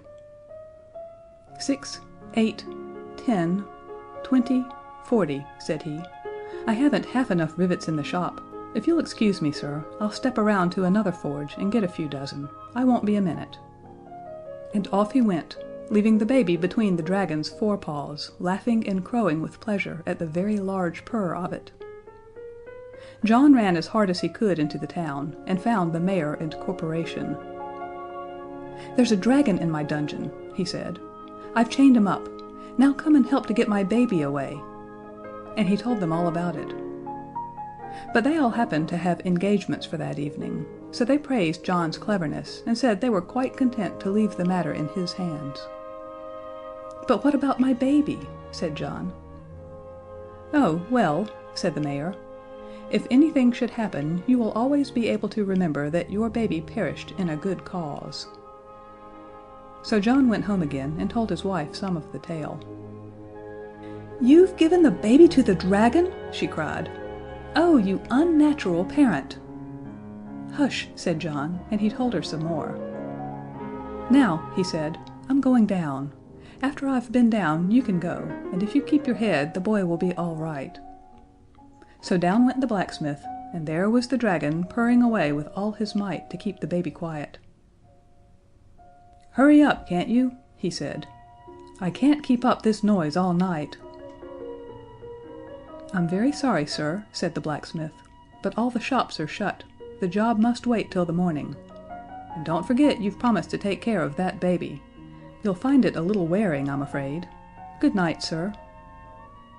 The dragon had purred till he was quite out of breath, so now he stopped, and as soon as everything was quiet, the baby thought everyone must have settled for the night and that it was time to begin to scream. So it began. "Oh dear," said the dragon, "this is awful." He patted the baby with his claw, but it screamed more than ever. "And I am so tired, too," said the dragon. "I did so hope I should have a good night." The baby went on screaming. "There'll be no peace for me after this," said the dragon. "It's enough to ruin one's nerves. Hush, then, diddums, then." And he tried to quiet the baby as if it had been a young dragon. But when he began to sing "Hush-a-bye, Dragon," the baby screamed more and more and more. "I can't keep it quiet," said the dragon, and then suddenly he saw a woman sitting on the steps. "Here, I say," said he, "do you know anything about babies?" "I do, a little," said the mother. "Then I wish you'd take this one and let me get some sleep," said the dragon, yawning. "You can bring it back in the morning before the blacksmith comes." So the mother picked up the baby and took it upstairs and told her husband, and they went to bed happy, for they had caught the dragon and saved the baby. And next day John went down and explained carefully to the dragon exactly how matters stood, and he got an iron gate with a grating to it and set it up at the foot of the steps, and the dragon mewed furiously for days and days, but when he found it was no good, he was quiet. So now John went to the mayor and said, "I've got the dragon, and I've saved the town." "Noble preserver," cried the mayor, "we will get up a subscription for you, and crown you in public with a laurel wreath."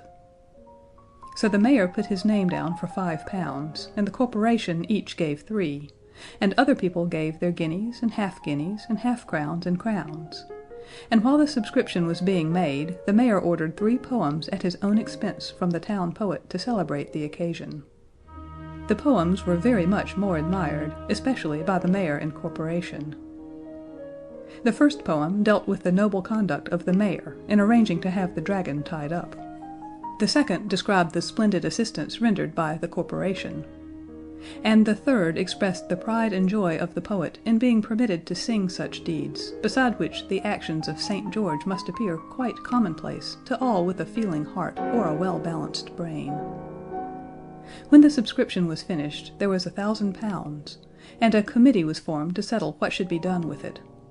A third of it went to pay for a banquet to the mayor and corporation.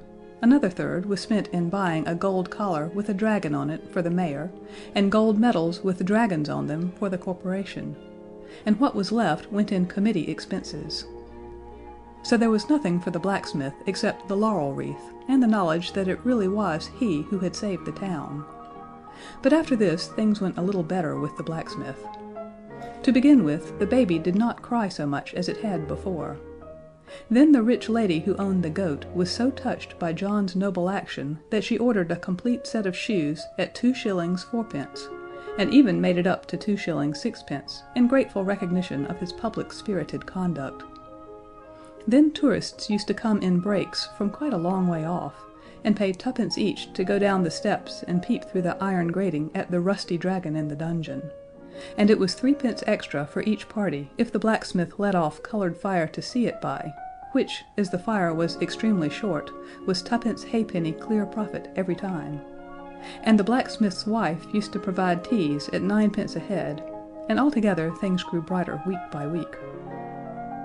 The baby, named John after his father, and called Johnny for short, began presently to grow up. He was great friends with Tina, the daughter of the whitesmith, who lived nearly opposite. She was a dear little girl with yellow pigtails and blue eyes, and she was tired of hearing the story of how Johnny, when he was a baby, had been minded by a real dragon. The 2 children used to go together to peep through the iron grating at the dragon, and sometimes they would hear him mew piteously.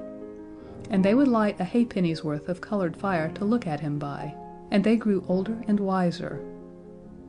At last one day the mayor and corporation, hunting the hare in their gold gowns, came screaming back to the town gates with the news that a lame, humpy giant, as big as a tin church, was coming over the marshes toward the town. "We're lost," said the mayor. "I'd give 1,000 pounds to anyone who could keep that giant out of the town. I know what he eats by his teeth." No one seemed to know what to do, but Johnny and Tina were listening, and they looked at each other, and ran off as fast as their boots would carry them. They ran through the forge, and down the dungeon steps, and knocked at the iron door. "Who's there?" said the dragon.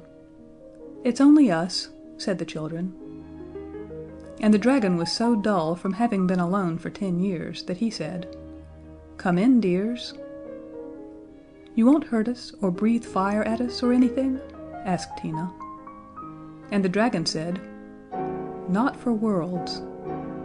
So they went in and talked to him, and told him what the weather was like outside, and what there was in the papers, and at last Johnny said, "There's a lame giant in the town. He wants you." "Does he?" said the dragon, showing his teeth. "If only I were out of this." "If we let you loose, you might manage to run away before he could catch you." "Yes, I might," answered the dragon, "but then again, I mightn't." "Why, you'd never fight him," said Tina. "No," said the dragon, "I'm all for peace, I am. You let me out and you'll see." So the children loosed the dragon from the chains and the collar, and he broke down one end of the dungeon and went out, only pausing at the forge door to get the blacksmith to rivet his wing. He met the lame giant at the gate of the town, and the giant banged on the dragon with his club as if he were banging an iron foundry, and the dragon behaved like a smelting works, all fire and smoke. It was a fearful sight, and people watched it from a distance, falling off their legs with the shock of every bang, but always getting up to look again. At last the dragon won, and the giant sneaked away across the marshes, and the dragon, who was very tired, went home to sleep, announcing his intention of eating the town in the morning. He went back into his old dungeon because he was a stranger in the town, and he did not know of any other respectable lodging. Then Tina and Johnny went to the mayor and corporation and said, "The giant is settled. Please give us the 1,000 pounds reward." But the mayor said, "No, no, my boy, it is not you who have settled the giant, it is the dragon. I suppose you have chained him up again? When he comes to claim the reward, he shall have it." "He isn't chained up yet," said Johnny. "Shall I send him to claim the reward?" But the mayor said he need not trouble, and now he offered 1,000 pounds to anyone who would get the dragon chained up again. "I don't trust you," said Johnny. "Look how you treated my father when he chained up the dragon." But the people who were listening at the door interrupted, and said that if Johnny could fasten up the dragon again, they would turn out the mayor and let Johnny be mayor in his place, for they had been dissatisfied with the mayor for some time, and thought they would like a change. So Johnny said, "Done," and off he went hand in hand with Tina, and they called on all their little friends and said, "Will you help us to save the town?" And all the children said, "Yes, of course we will. What fun!" "Well then," said Tina, "you must all bring your basins of bread and milk to the forge tomorrow at breakfast time." "And if ever I am mayor," said Johnny, "I will give a banquet, and you shall be invited, and we'll have nothing but sweet things from beginning to end." All the children promised, and next morning Tina and Johnny rolled their big washing tub down the winding stair.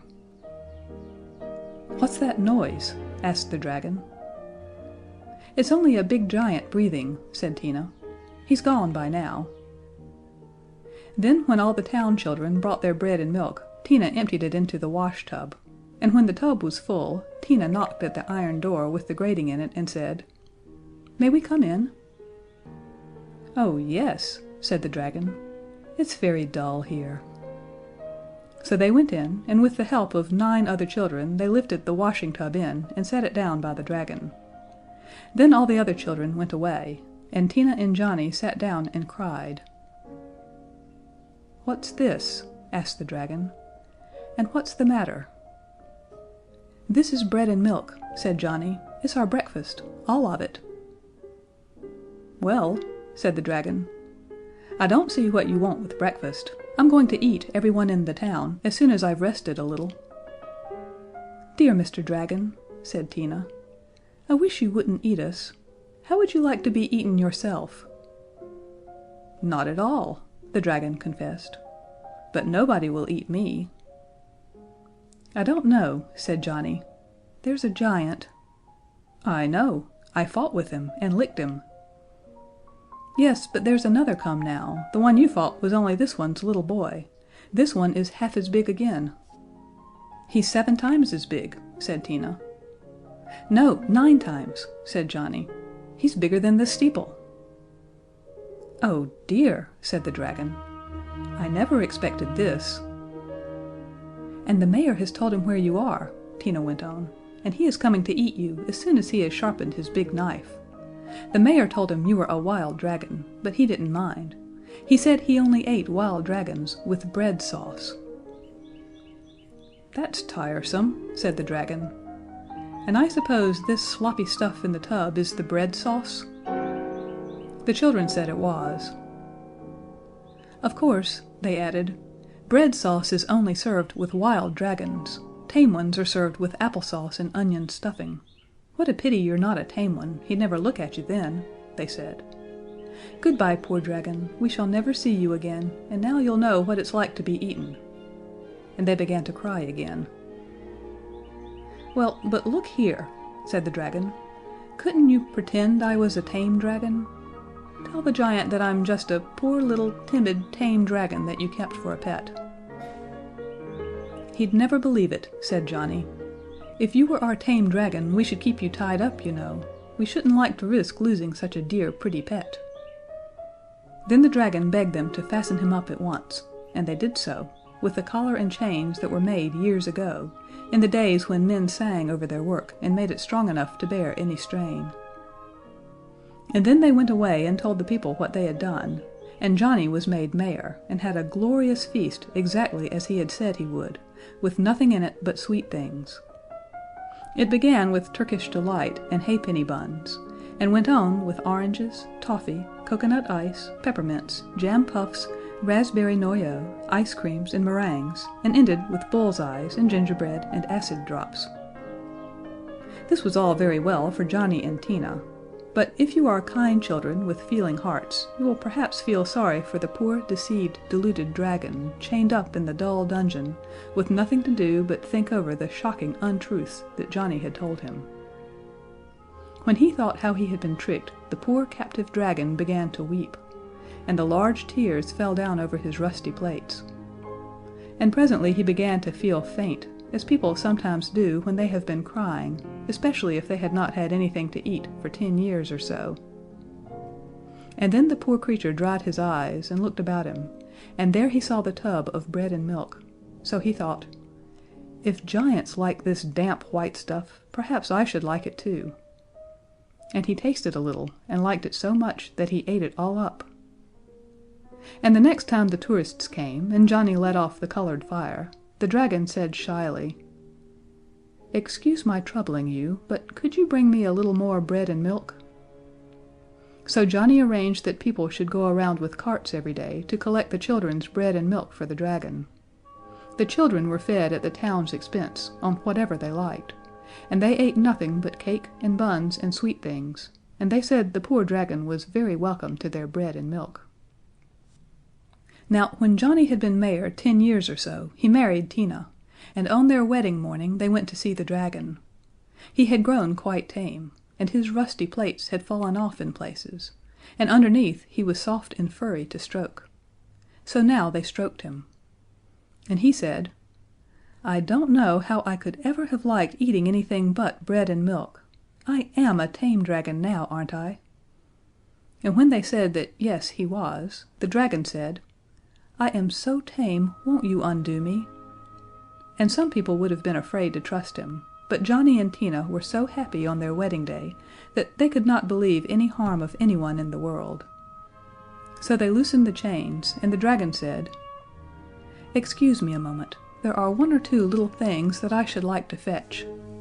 And he moved off to those mysterious steps and went down them out of sight into the darkness. And as he moved, more and more of his rusty plates fell off. In a few minutes they heard him clanking up the steps. He brought something in his mouth. It was a bag of gold. "It's no good to me," he said. "Perhaps you might find it useful." So they thanked him very kindly.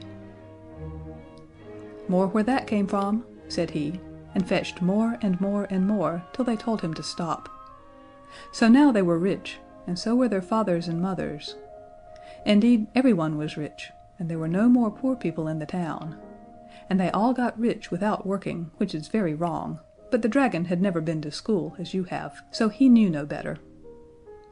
And as the dragon came out of the dungeon, following Johnny and Tina into the bright gold and blue of their wedding day, he blinked his eyes as a cat does in the sunshine, and he shook himself, and the last of his plates dropped off, and his wings with them, and he was just like a very, very extra-sized cat. And from that day he grew furrier and furrier, and he was the beginning of all cats. Nothing of the dragon remained except the claws, which all cats have still, as you can easily ascertain. And I hope you see now how important it is to feed your cat with bread and milk. If you were to let it have nothing to eat but mice and birds, it might grow larger and fiercer, and scalier and tailier, and get wings and turn into the beginning of dragons. And then there would be all the bother over again. End of chapter 6.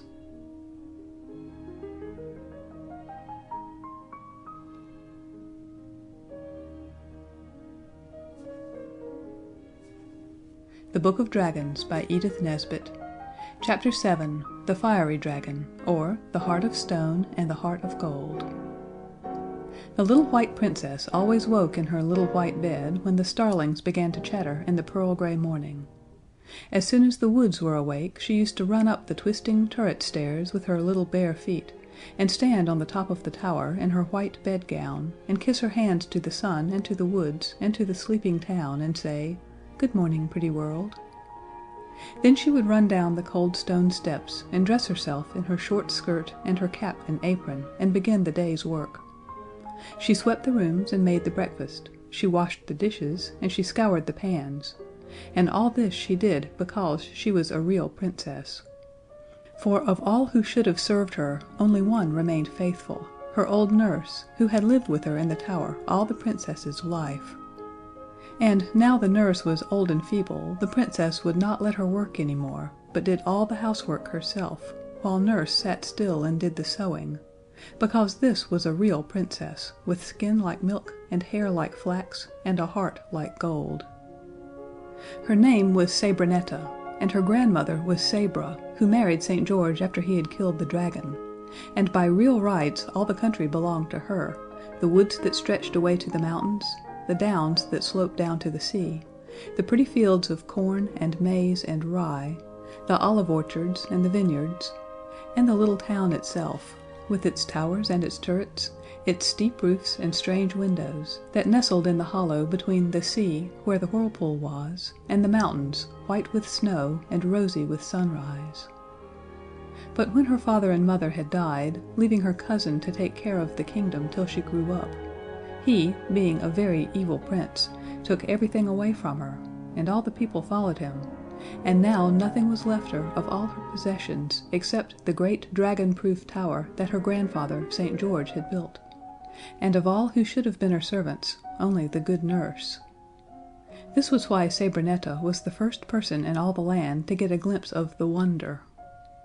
Early, early, early, while all the townspeople were fast asleep, she ran up the turret steps and looked out over the field, and at the other side of the field there was a green, ferny ditch and a rose-thorny hedge, and then came the wood. And as Sabrinetta stood on her tower, she saw a shaking and a twisting of the rose-thorny hedge, and then something very bright and shining wriggled out through it into the ferny ditch and back again. It only came out for a minute, but she saw it quite plainly, and she said to herself, "Dear me, what a curious, shiny, bright-looking creature! If it were bigger, and if I didn't know that there have been no fabulous monsters for quite a long time now, I should almost think it was a dragon." The thing, whatever it was, did look rather like a dragon, but then it was too small. And it looked rather like a lizard, only then it was too big. It was about as long as a hearth-rug. "I wish it had not been in such a hurry to get back into the wood," said Sabrinetta. "Of course, it's quite safe for me in my dragon-proof tower, but if it is a dragon, it's quite big enough to eat people, and today's the 1st of May, and the children go out to get flowers in the wood." When Sabrinetta had done the housework, she did not leave so much as a speck of dust anywhere, even in the corneriest corner of the winding stair. She put on her milk-white silky gown with the moon daisies worked on it, and went up to the top of her tower again. Across the fields troops of children were going out to gather the May, and the sound of their laughter and singing came up to the top of the tower. "I do hope it wasn't a dragon," said Sabrinetta. The children went by 2s and by 3s and by 10s and by 20s, and the red and blue and yellow and white of their frocks were scattered on the green of the field. "It's like a green silk mantle worked with flowers," said the Princess, smiling. Then by 2s and by 3s, by 10s and by 20s, the children vanished into the wood till the mantle of the field was left plain green once more. "All the embroidery is unpicked," said the Princess, sighing. The sun shone, and the sky was blue, and the fields were quite green, and all the flowers were very bright indeed, because it was May Day. Then quite suddenly a cloud passed over the sun, and the silence was broken by shrieks from far off. And, like a many-colored torrent, all the children burst from the wood and rushed, a red and blue and yellow and white wave, across the field, screaming as they ran. Their voices came up to the Princess on her tower, and she heard the words threaded on their screams like beads on sharp needles. "The dragon! The dragon! The dragon! Open the gates! The dragon is coming! The fiery dragon!" And they swept across the field and into the gate of the town, and the Princess heard the gate bang, and the children were out of sight. But on the other side of the field the rose thorns crackled and smashed in the hedge, and something very large and glaring and horrible trampled the ferns in the ditch for one moment before it hid itself again in the covert of the wood. The Princess went down and told her nurse, and the nurse at once locked the great door of the tower and put the key in her pocket. "Let them take care of themselves," she said, when the Princess begged to be allowed to go out and help to take care of the children. "My business is to take care of you, my precious, and I'm going to do it. Old as I am, I can turn a key still." So Sabrinetta went up again to the top of her tower, and cried whenever she thought of the children and the fiery dragon. For she knew, of course, that the gates of the town were not dragon-proof, and that the dragon could just walk in whenever he liked. The children ran straight to the palace, where the Prince was cracking his hunting whip down at the kennels, and told him what had happened. "Good sport," said the Prince, and he ordered out his pack of hippopotamuses at once. It was his custom to hunt big game with hippopotamuses, and the people would not have minded that so much, but he would swagger about in the streets of the town with his pack yelping and gambolling at his heels, and when he did that, the greengrocer, who had his stall in the marketplace, always regretted it, and the crockery merchant, who spread his wares on the pavement, was ruined for life every time the Prince chose to show off his pack. The Prince rode out of the town with his hippopotamuses trotting and frisking behind him, and people got inside their houses as quickly as they could when they heard the voices of his pack and the blowing of his horn. The pack squeezed through the town gates and off across country to hunt the dragon. Few of you who had not seen a pack of hippopotamuses in full cry will be able to imagine at all what the hunt was like.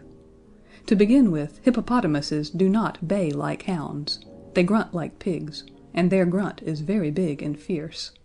Then, of course, no one expects hippopotamuses to jump. They just crash through the hedges and lumber through the standing corn, doing serious injury to the crops and annoying the farmers very much.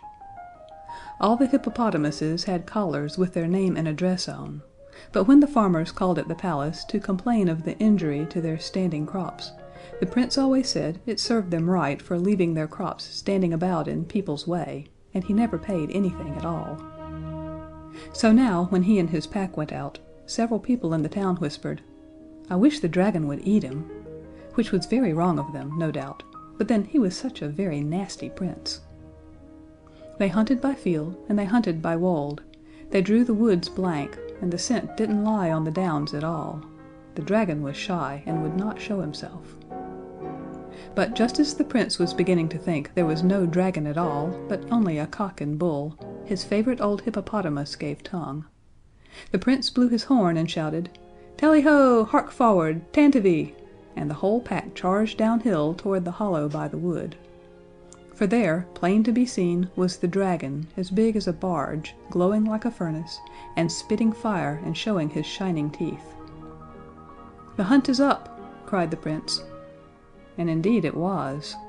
For the dragon, instead of behaving as a quarry should and running away, ran straight at the pack, and the Prince on his elephant had the mortification of seeing his prize pack swallowed up one by one in the twinkling of an eye by the dragon they had come out to hunt. The dragon swallowed all the hippopotamuses just as a dog swallows bits of meat. It was a shocking sight. Of the whole of the pack that had come out sporting so merrily to the music of the horn, now not even a puppy hippopotamus was left, and the dragon was looking anxiously around to see if he had forgotten anything.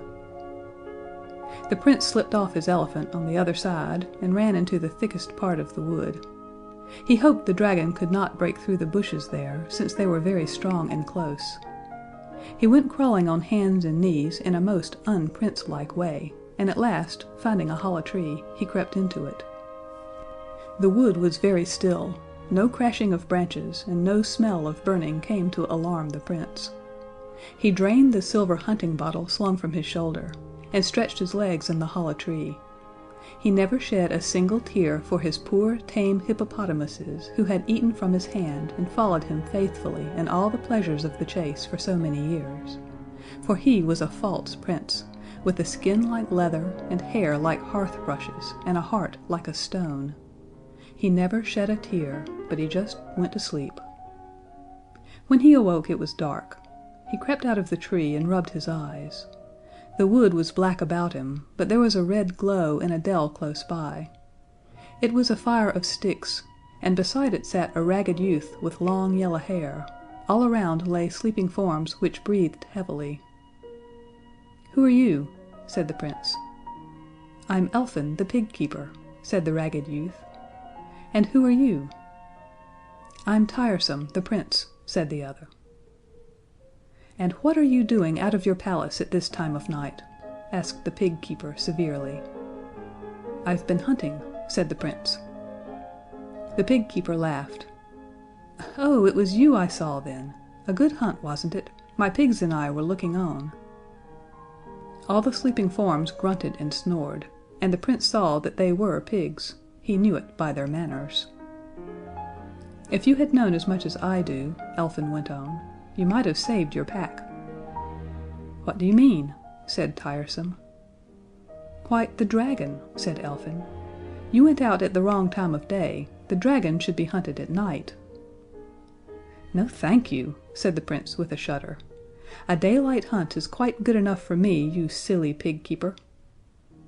"Oh, well," said Elfin, "do as you like about it. The dragon will come and hunt you tomorrow as like as not. I don't care if he does, you silly Prince." "You're very rude," said Tiresome. "Oh no, only truthful," said Elfin. "Well, tell me the truth then. What is it that, if I had known as much as you do about, I shouldn't have lost my hippopotamuses?" "You don't speak very good English," said Elfin. "But come, what will you give me if I tell you?" "If you tell me what?" said the tiresome Prince. "What you want to know." "I don't want to know anything," said Prince Tiresome. "Then you're more of a silly even than I thought," said Elfin. "Don't you want to know how to settle the dragon before he settles you?" "It might be as well," the Prince admitted. "Well, I haven't much patience at any time," said Elfin, "and now I can assure you that there's very little left. What will you give me if I tell you?" "Half my kingdom," said the Prince, "and my cousin's hand in marriage." "Done," said the pig keeper. "Here goes. The dragon grows small at night. He sleeps under the root of this tree. I use him to light my fire with." And sure enough, there under the tree was the dragon on a nest of scorched moss, and he was about as long as your finger. "How can I kill him?" asked the Prince. "I don't know that you can kill him," said Elfin, "but you can take him away if you've brought anything to put him in. That bottle of yours would do." So between them they managed, with bits of stick and by singeing their fingers a little, to poke and shove the dragon till they made it creep into the silver hunting bottle, and then the Prince screwed on the top tight. "Now we've got him," said Elfin. "Let's take him home and put Solomon's seal on the mouth of the bottle, and then he'll be safe enough. Come along, we'll divide up the kingdom tomorrow, and then I shall have some money to buy fine clothes to go courting in." But when the wicked Prince made promises, he did not make them to keep. "Go on with you, what do you mean?" he said. "I found the dragon and I've imprisoned him. I never said a word about courtings or kingdoms. If you say I did, I shall cut your head off at once." And he drew his sword. "All right," said Elfin, shrugging his shoulders. "I'm better off than you are anyhow." "What do you mean?" spluttered the Prince. "Why, you've only got a kingdom, and a dragon. But I've got clean hands, and 75 fine black pigs." So Elfin sat down again by his fire, and the Prince went home and told his Parliament how clever and brave he had been, and though he woke them up on purpose to tell them, they were not angry, but said, "You are indeed brave and clever," for they knew what happened to people with whom the Prince was not pleased. Then the Prime Minister solemnly put Solomon's seal on the mouth of the bottle, and the bottle was put in the treasury, which was the strongest building in the town, and was made of solid copper, with walls as thick as Waterloo Bridge. The bottle was set down among the sacks of gold, and the junior secretary to the junior clerk of the last Lord of the Treasury was appointed to sit up all night with it and see if anything happened. The junior secretary had never seen a dragon, and what was more, he did not believe the Prince had ever seen a dragon either. The Prince had never been a really truthful boy, and it would have been just like him to bring home a bottle with nothing in it and then to pretend that there was a dragon inside. So the junior secretary did not at all mind being left.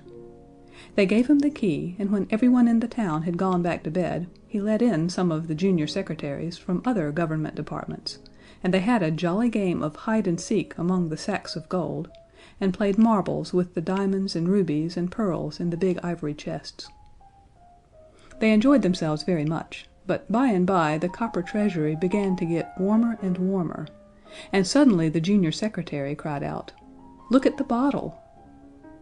The bottle sealed with Solomon's seal had swollen to 3 times its proper size, and seemed to be nearly red hot, and the air got warmer and warmer, and the bottle bigger and bigger, till all the junior secretaries agreed that the place was too hot to hold them, and out they went, tumbling over each other in their haste. And just as the last got out and locked the door, the bottle burst, and out came the dragon, very fiery, and swelling more and more every minute, and he began to eat the sacks of gold and crunch up the pearls and diamonds and rubies as if they were sugar.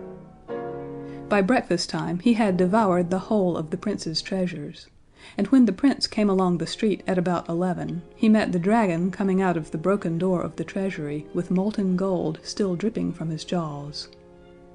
Then the Prince turned and ran for his life, and as he ran toward the dragon-proof tower the little white Princess saw him coming, and she ran down and unlocked the door and let him in, and slammed the dragon-proof door in the fiery face of the dragon, who sat down and whined outside, because he wanted the Prince very much indeed. The Princess took Prince Tiresome into the best room, and laid the cloth, and gave him cream and eggs and white grapes and honey and bread, with many other things, yellow and white and good to eat, and she served him just as kindly as she would have done if he had been anyone else instead of the bad Prince who had taken away her kingdom and kept it for himself, because she was a true Princess and had a heart of gold. When he had eaten and drunk, he begged the Princess to show him how to lock and unlock the door. The nurse was asleep, so there was no one to tell the Princess not to, and she did. "You turn the key like this," she said, "and the door keeps shut. But turn it 9 times around the wrong way, and the door flies open." And so it did. And the moment it opened, the Prince pushed the white Princess out of her tower, just as he had pushed her out of the kingdom, and shut the door, for he wanted to have the tower all for himself. And there she was in the street, and on the other side of the way the dragon was sitting whining, but he did not try to eat her, because, though the old nurse did not know it, dragons cannot eat white princesses with hearts of gold. The Princess could not walk through the streets of the town in her milky, silky gown with the daisies on it, and with no hat and no gloves, so she turned the other way, and ran out across the meadows toward the wood. She had never been out of her tower before, and the soft grass under her feet felt like grass of paradise. She ran right into the thickest part of the wood, because she did not know what her heart was made of, and she was afraid of the dragon, and there in a dell she came on Elfin and his 75 fine pigs. He was playing his flute, and around him the pigs were dancing cheerfully on their hind legs. "Oh dear," said the Princess, "do take care of me, I am so frightened." "I will," said Elfin, putting his arms around her. "Now you are quite safe. What were you frightened of?" "The dragon," she said. "So it's gotten out of the silver bottle," said Elfin. "I hope it's eaten the Prince." "No," said Sabrinetta. "But why?" He told her of the mean trick that the Prince had played on him. "And he promised me half his kingdom in the hand of his cousin the Princess," said Elfin. "Oh dear, what a shame!" said Sabrinetta, trying to get out of his arms. "How dare he?" "What's the matter?" he asked, holding her tighter. "It was a shame, or at least I thought so. But now he may keep his kingdom, half and whole, if I may keep what I have." "What's that?" asked the Princess.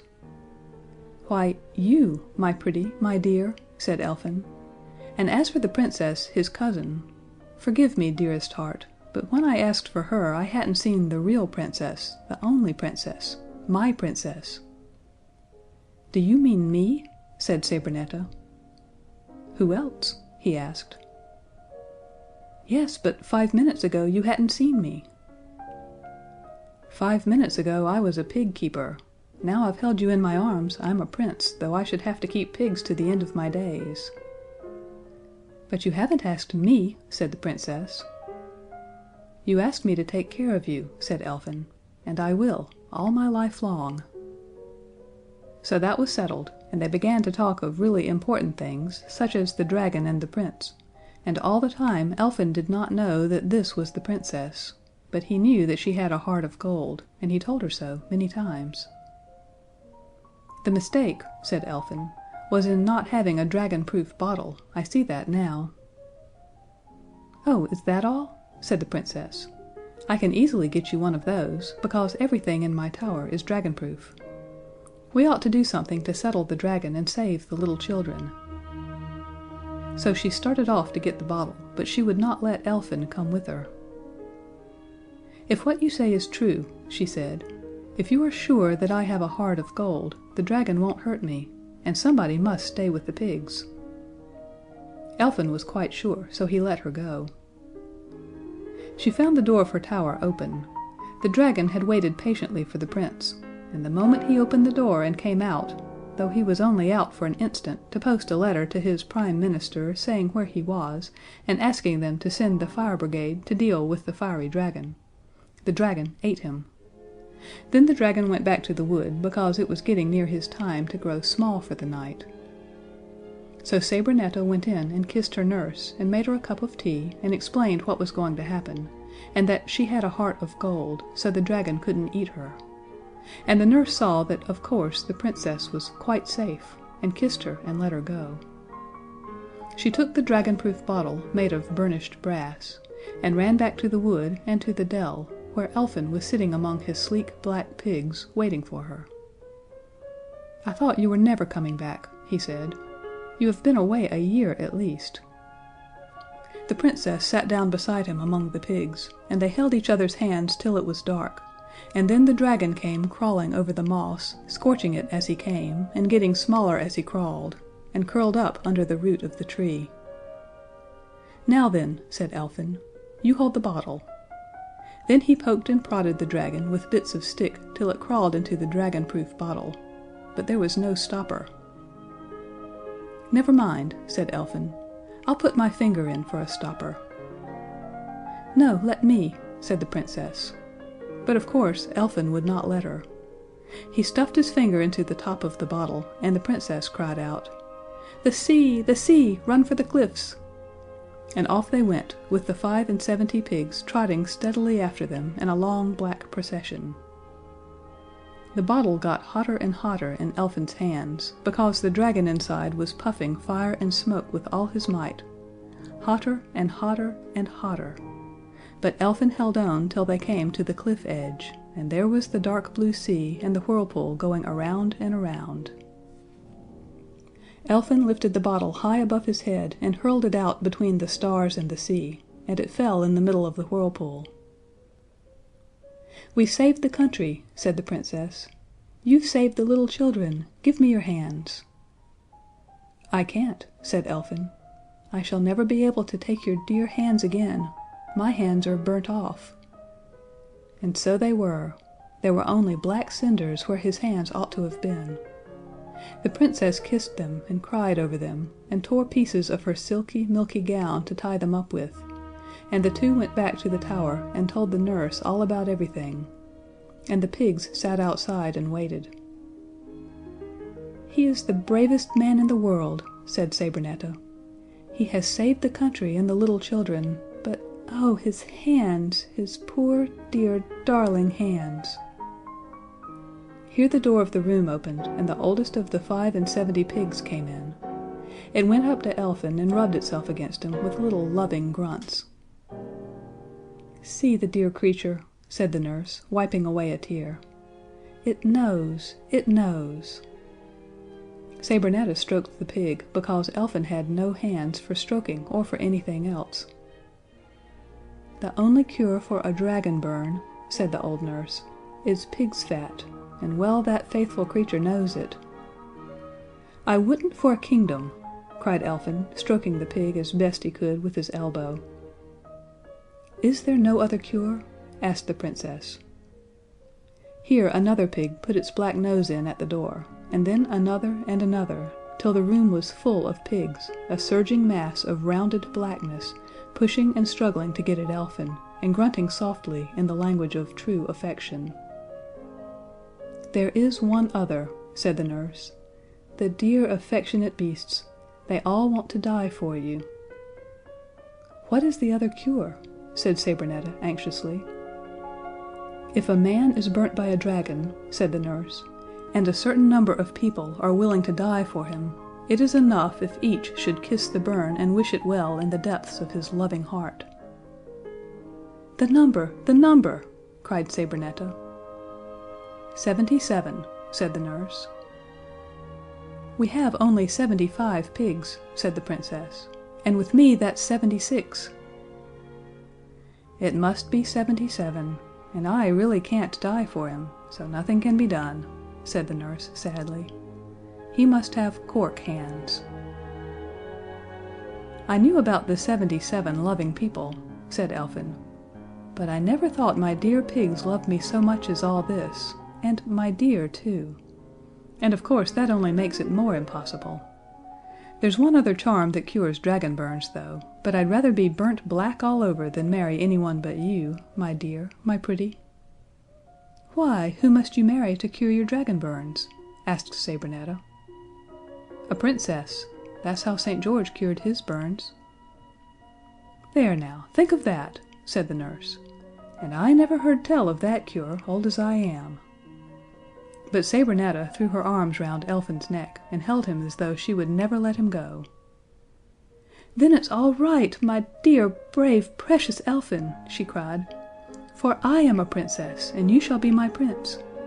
Come along, nurse, don't wait to put on your bonnet. We'll go and be married this very moment. So they went, and the pigs came after, moving in stately blackness, 2 by 2. And the minute he was married to the princess, Elfin's hands got quite well. And the people who were weary of Prince Tiresome and his hippopotamuses hailed Sabrinetta and her husband as rightful sovereigns of the land. Next morning the Prince and Princess went out to see if the dragon had been washed ashore. They could see nothing of him, but when they looked out toward the whirlpool they saw a cloud of steam, and the fishermen reported that the water for miles around was hot enough to shave with. And as the water is hot there to this day, we may feel pretty sure that the fierceness of that dragon was such that all the waters of all the sea were not enough to cool him. The whirlpool is too strong for him to be able to get out of it, so there he spins around and around, forever and ever, doing some useful work at last, and warming the water for poor fisher folk to shave with. The Prince and Princess rule the land well and wisely. The nurse lives with them, and does nothing but fine sewing, and only that when she wants to very much. The Prince keeps no hippopotamuses, and is consequently very popular. The 75 devoted pigs live in white marble sties with brass knockers and "Pig" on the doorplate, and are washed twice a day with Turkish sponges, and soap scented with violets, and no one objects to their following the Prince when he walks abroad, for they behave beautifully, and always keep to the footpath, and obey the notices about not walking on the grass. The Princess feeds them every day with her own hands, and her first edict on coming to the throne was that the word "pork" should never be uttered on pain of death, and should, besides, be scratched out of all the dictionaries. End of Chapter 7.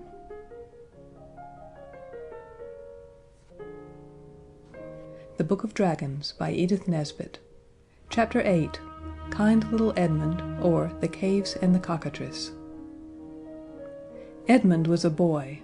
The people who did not like him said that he was the most tiresome boy that ever lived, but his grandmother and his other friends said that he had an inquiring mind. And his granny often added that he was the best of boys, but she was very kind and very old. Edmund loved to find out about things.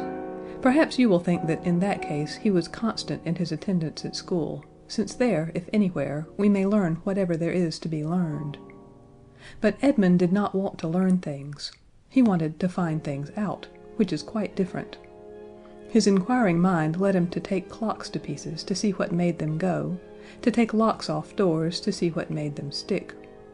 It was Edmund who cut open the India rubber ball to see what made it bounce, and he never did see, any more than you did when you tried the same experiment. Edmund lived with his grandmother.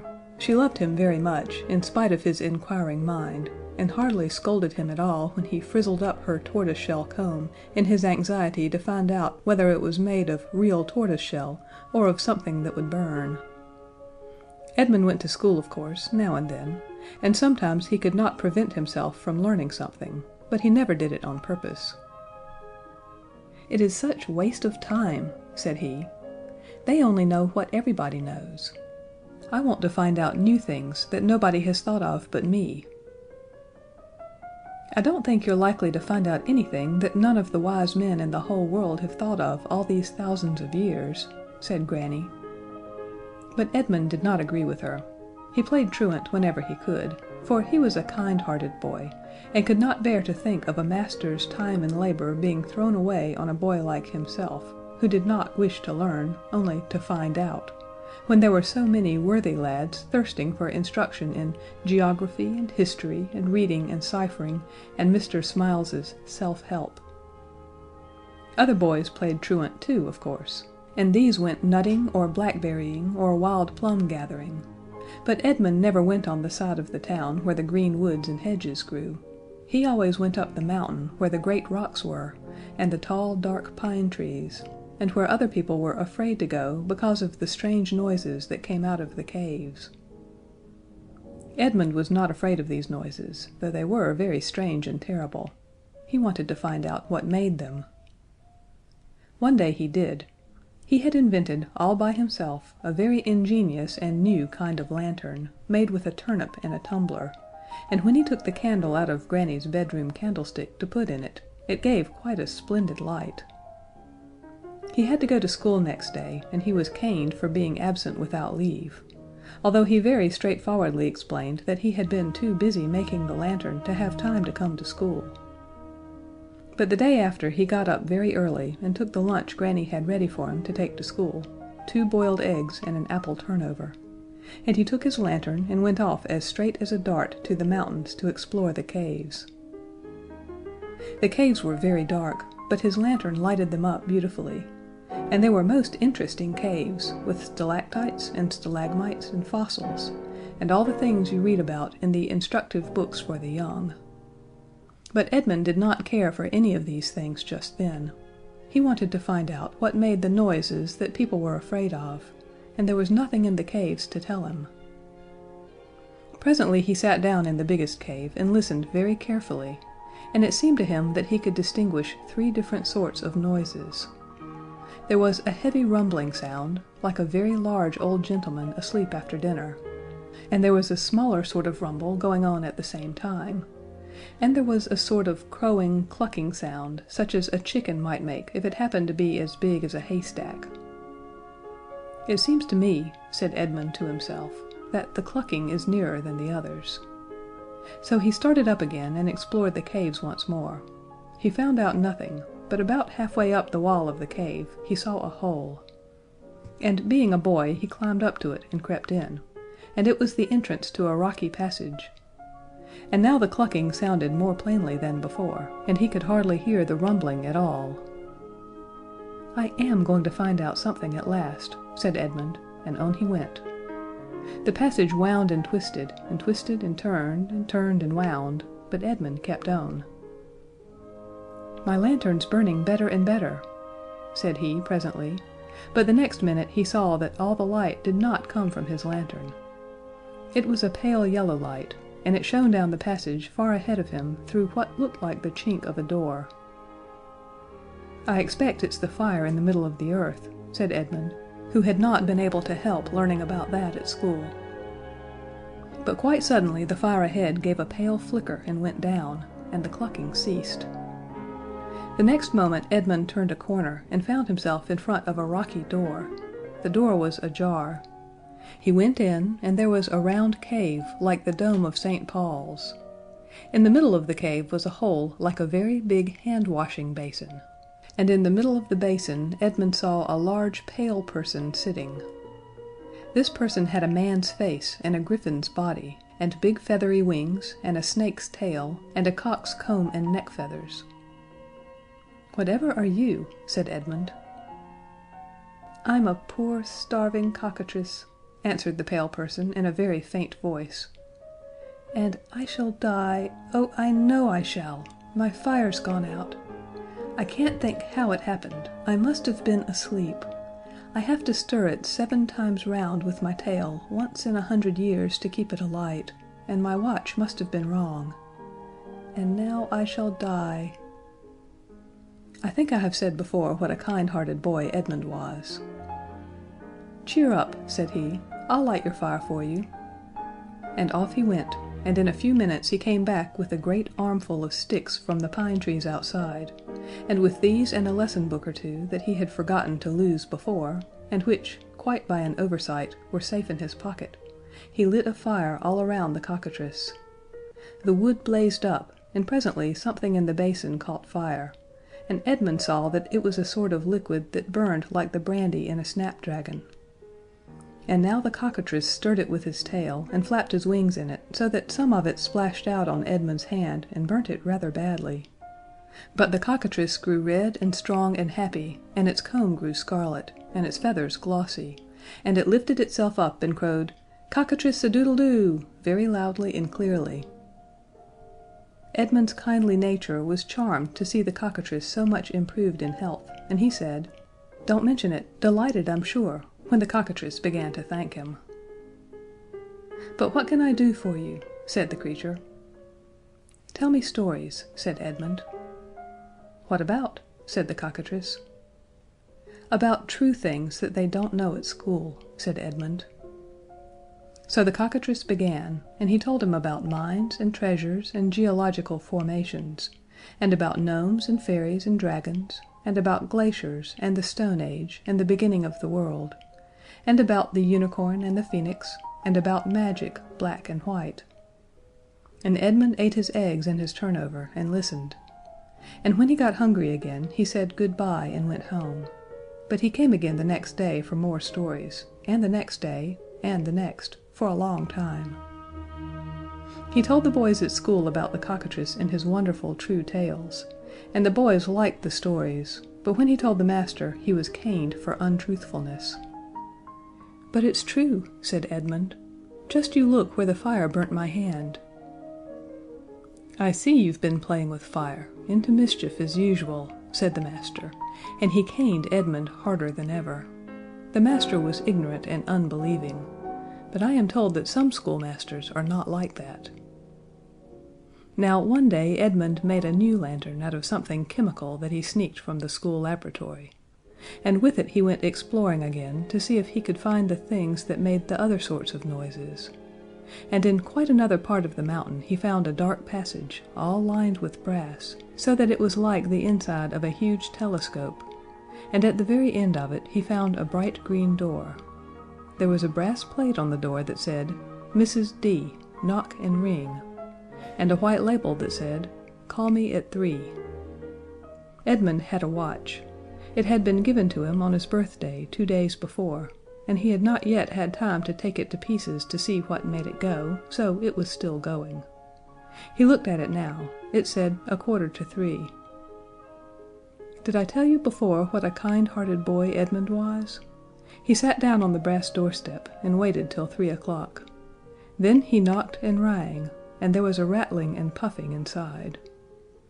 The great door flew open, and Edmund had only just time to hide behind it when out came an immense yellow dragon, who wriggled off down the brass cave like a long, rattling worm, or perhaps more like a monstrous centipede. Edmund crept slowly out and saw the dragon stretching herself on the rocks in the sun, and he crept past the great creature and tore down the hill into the town, and burst into school crying out, "There's a great dragon coming! Somebody ought to do something, or we shall all be destroyed." He was caned for untruthfulness without any delay. His master was never one for postponing a duty. "But it's true," said Edmund. "You just see if it isn't." He pointed out of the window, and everyone could see a vast yellow cloud rising up into the air above the mountain. "It's only a thunder shower," said the master, and caned Edmund more than ever. The master was not like some masters I know. He was very obstinate, and would not believe his own eyes if they told him anything different from what he had been saying before his eyes spoke. So while the master was writing, "Lying is very wrong, and liars must be caned, it is all for their own good," on the blackboard for Edmund to copy out 700 times, Edmund sneaked out of school and ran for his life across the town to warn his granny, but she was not at home. So then he made off through the back door of the town, and raced up the hill to tell the cockatrice and ask for his help. It never occurred to him that the cockatrice might not believe him. You see, he had heard so many wonderful tales from him, and had believed them all. And when you believe all a person's stories, they ought to believe yours. This is only fair. At the mouth of the cockatrice's cave Edmund stopped, very much out of breath, to look back at the town. As he ran he had felt his little legs tremble and shake while the shadows of the great yellow cloud fell upon him. Now he stood once more between warm earth and blue sky, and looked down on the green plain dotted with fruit trees and red-roofed farms and plots of gold corn. In the middle of that plain the gray town lay, with its strong walls with the holes pierced for the archers, and its square towers with holes for dropping melted lead on the heads of strangers, its bridges and its steeples, the quiet river edged with willow and alder, and the pleasant green garden place in the middle of the town, where people sat on holidays to smoke their pipes and listen to the band. Edmund saw it all, and he saw, too, creeping across the plain, marking her way by a black line as everything withered at her touch, the great yellow dragon, and he saw that she was many times bigger than the whole town. "Oh, my poor dear Granny," said Edmund, for he had a feeling heart, as I ought to have told you before. The yellow dragon crept nearer and nearer, licking her greedy lips with her long red tongue, and Edmund knew that in the school his master was still teaching earnestly, and still not believing Edmund's tale the least little bit. "He'll jolly well have to believe it soon, anyhow," said Edmund to himself, and though he was a very tender-hearted boy, I think it only fair to tell you that he was this. I am afraid he was not as sorry as he ought to have been to think of the way in which his master was going to learn how to believe what Edmund said. Then the dragon opened her jaws wider and wider and wider. Edmund shut his eyes, for though his master was in the town, the amiable Edmund shrank from beholding the awful sight. When he opened his eyes again, there was no town, only a bare place where it had stood, and the dragon licking her lips and curling herself up to go to sleep, just as Kitty does when she has quite finished with a mouse. Edmund gasped once or twice, and then ran into the cave to tell the cockatrice. "Well," said the cockatrice thoughtfully, when the tale had been told, "what then?" "I don't think you quite understand," said Edmund gently. "The dragon has swallowed up the town." "Does it matter?" said the cockatrice. "But I live there," said Edmund blankly. "Never mind," said the cockatrice, turning over in the pool of fire to warm its other side, which was chilly, because Edmund had, as usual, forgotten to close the cave door. "You can live here with me." "I'm afraid I haven't made my meaning clear," said Edmund patiently. "You see, my granny is in the town, and I can't bear to lose my granny like this." "I don't know what a granny may be," said the cockatrice, who seemed to be growing weary of the subject, "but if it's a possession to which you attach any importance—" "Of course it is," said Edmund, losing patience at last. "Oh, do help me! What can I do?" "If I were you," said his friend, stretching itself out in the pool of flame so that the waves covered him up to his chin, "I should find the drakling and bring it here." "But why?" said Edmund. He had gotten into the habit of asking why at school, and the master had always found it trying. As for the cockatrice, he was not going to stand that sort of thing for a moment. "Oh, don't talk to me," he said, splashing angrily in the flames. "I give you advice. Take it or leave it. I shan't bother about you any more. If you bring the drakling here to me, I'll tell you what to do next. If not, not."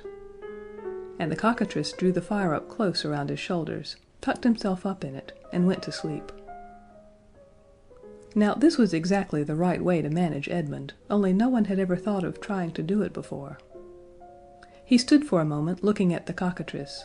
The cockatrice looked at Edmund out of the corner of his eye and began to snore very loudly.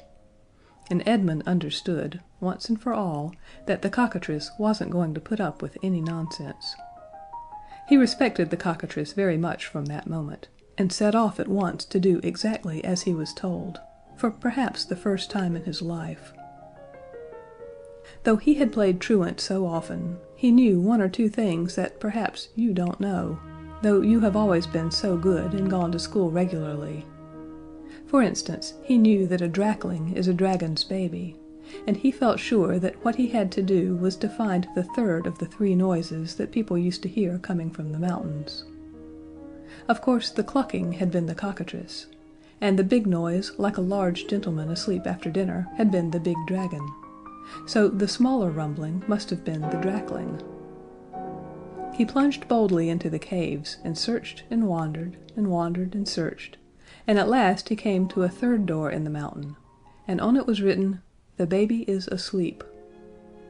Just before the door stood 50 pairs of copper shoes, and no one could have looked at them for a moment without seeing what sort of feet they were made for each shoe had 5 holes in it for the drakling's 5 claws. And there were 50 pairs because the drakling took after his mother and had 100 feet, no more and no less. He was the kind called Dracocentipedis in the learned books. Edmund was a good deal frightened, but he remembered the grim expression of the cockatrice's eye, and the fixed determination of his snore still rang in his ears, in spite of the snoring of the drakling, which was, in itself, considerable. He screwed up his courage, flung the door open, and called out, "Hello, you drakling! Get out of bed this minute!" The drakling stopped snoring and said sleepily, "It ain't time yet." "Your mother says you are to, anyhow, and look sharp about it, what's more," said Edmund, gaining courage from the fact that the drakling had not yet eaten him. The drakling sighed, and Edmund could hear it getting out of bed. The next moment it began to come out of its room and to put on its shoes. It was not nearly so big as its mother, only about the size of a Baptist chapel. "Hurry up," said Edmund, as it fumbled clumsily with the 17th shoe. "Mother said I was never to go out without my shoes," said the drakling, so Edmund had to help it to put them on. It took some time, and was not a comfortable occupation. At last the drakling said it was ready, and Edmund, who had forgotten to be frightened, said, "Come on, then," and they went back to the cockatrice. The cave was rather narrow for the drakling, but it made itself thin, as you may see a fat worm do when it wants to get through a narrow crack in a piece of hard earth. "Here it is," said Edmund, and the cockatrice woke up at once, and asked the drakling very politely to sit down and wait. "Your mother will be here presently," said the cockatrice, stirring up its fire. The drakling sat down and waited, but it watched the fire with hungry eyes. "I beg your pardon," it said at last, "but I am always accustomed to having a little basin of fire as soon as I get up, and I feel rather faint. Might I?" It reached out a claw toward the cockatrice's basin. "Certainly not," said the cockatrice sharply. "Where were you brought up? Did they never teach you that we must not ask for all we see, eh?" "I beg your pardon," said the drakling humbly, "but I am really very hungry." The cockatrice beckoned Edmund to the side of the basin and whispered in his ear so long and so earnestly that one side of the dear boy's hair was quite burnt off. And he never once interrupted the cockatrice to ask why. But when the whispering was over, Edmund, whose heart, as I may have mentioned, was very tender, said to the drakling, "If you are really hungry, poor thing, I can show you where there is plenty of fire." And off he went through the caves, and the drakling followed. When Edmund came to the proper place, he stopped. There was a round iron thing in the floor, like the ones the men shoot the coals down into your cellar, only much larger. Edmund heaved it up by a hook that stuck out at one side, and a rush of hot air came up that nearly choked him. But the drakling came close and looked down with one eye and sniffed and said, "That smells good, eh?" "Yes," said Edmund. "Well, that's the fire in the middle of the earth. There's plenty of it, all done to a turn. You'd better go down and begin your breakfast, hadn't you?" So the drakling wriggled through the hole and began to crawl faster and faster down the slanting shaft that leads to the fire in the middle of the earth. And Edmund, doing exactly as he had been told, for a wonder, caught the end of the drakling's tail and ran the iron hook through it so that the drakling was held fast. And it could not turn around and wriggle up again to look after its poor tail, because, as everyone knows, the way to the fires below is very easy to go down, but quite impossible to come back on. There is something about it in Latin beginning facilis descensus. So there was the drakling fast by the silly tail of it, and there was Edmund, very busy and important, and very pleased with himself, hurrying back to the cockatrice. "Now," said he. "Well now," said the cockatrice, "go to the mouth of the cave and laugh at the dragon so that she hears you." Edmund very nearly said, "Why?" but he stopped in time and instead said, "She won't hear me." "Oh, very well," said the cockatrice. "No doubt you know best." And he began to tuck himself up again in the fire, so Edmund did as he was bid. And when he began to laugh, his laughter echoed in the mouth of the cave, till it sounded like the laughter of a whole castleful of giants. And the dragon, lying asleep in the sun, woke up and said very crossly, "What are you laughing at?" "At you," said Edmund, and went on laughing. The dragon bore it as long as she could, but, like everyone else, she couldn't stand being made fun of. So presently she dragged herself up the mountain very slowly, because she had just had a rather heavy meal, and stood outside and said, "What are you laughing at?" in a voice that made Edmund feel as if he should never laugh again. Then the good cockatrice called out, "At you! You've eaten your own drakling, swallowed it with the town. Your own little drakling. Hee hee hee, ha ha ha!" And Edmund found the courage to cry, "Ha ha!" which sounded like tremendous laughter in the echo of the cave. "Dear me," said the dragon, "I thought the town stuck in my throat rather. I must take it out and look through it more carefully." And with that she coughed and choked, and there was the town on the hillside. Edmund had run back to the cockatrice, and it had told him what to do.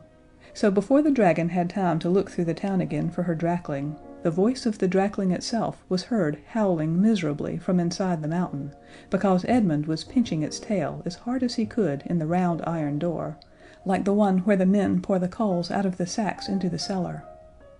And the dragon heard the voice and said, "Why, whatever's the matter with baby? He's not here," and made herself thin, and crept into the mountain to find her drakling.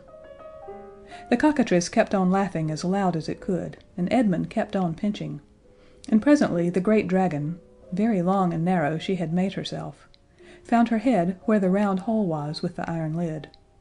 Her tail was a mile or two off, outside the mountain. When Edmund heard her coming, he gave one last nip to the drakling's tail, then heaved up the lid and stood behind it, so that the dragon could not see him. Then he loosed the drakling's tail from the hook, and the dragon peeped down the hole just in time to see her drakling's tail disappear down the smooth, slanting shaft with one last squeak of pain. Whatever may have been the poor dragon's other faults, she was an excellent mother. She plunged head first into the hole and slid down the shaft after her baby. Edmund watched her head go, and then the rest of her. She was so long, now she had stretched herself thin, that it took all night. It was like watching a goods train go by in Germany. When the last joint of her tail had gone, Edmund slammed down the iron door. He was a kind-hearted boy, as you have guessed, and he was glad to think that dragon and drakling would now have plenty to eat of their favorite food forever and ever.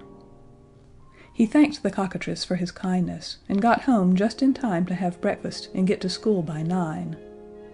Of course he could not have done this if the town had been in its old place by the river in the middle of the plain, but it had taken root on the hillside just where the dragon left it. "Well," said the master, "where were you yesterday?" Edmund explained, and the master at once caned him for not speaking the truth. "But it is true," said Edmund. "Why, the whole town was swallowed by the dragon, you know it was." "Nonsense," said the master. "There was a thunderstorm and an earthquake, that's all," and he caned Edmund more than ever.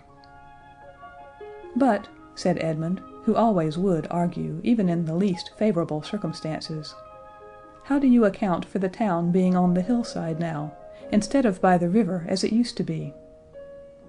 "It was always on the hillside," said the master, and all the class said the same, for they had more sense than to argue with a person who carried a cane. "But look at the maps," said Edmund.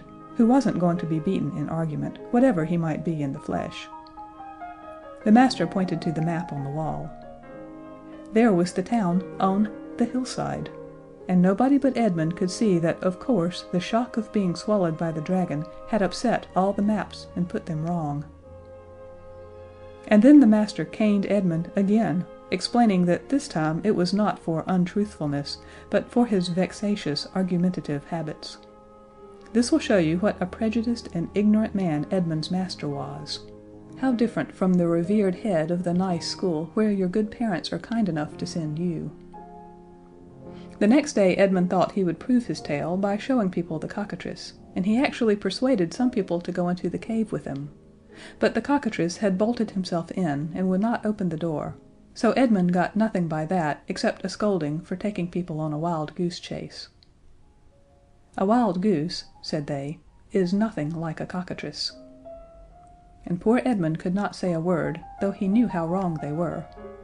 The only person who believed him was his granny, but then she was very old and very kind, and had always said he was the best of boys.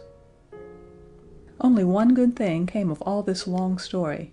Edmund has never been quite the same boy since. He does not argue quite so much, and he agreed to be apprenticed to a locksmith so that he might one day be able to pick the lock of the cockatrice's front door and learn some more of the things that other people don't know. But he is quite an old man now, and he hasn't gotten that door open yet. End of Chapter 8. End of The Book of Dragons by Edith Nesbit.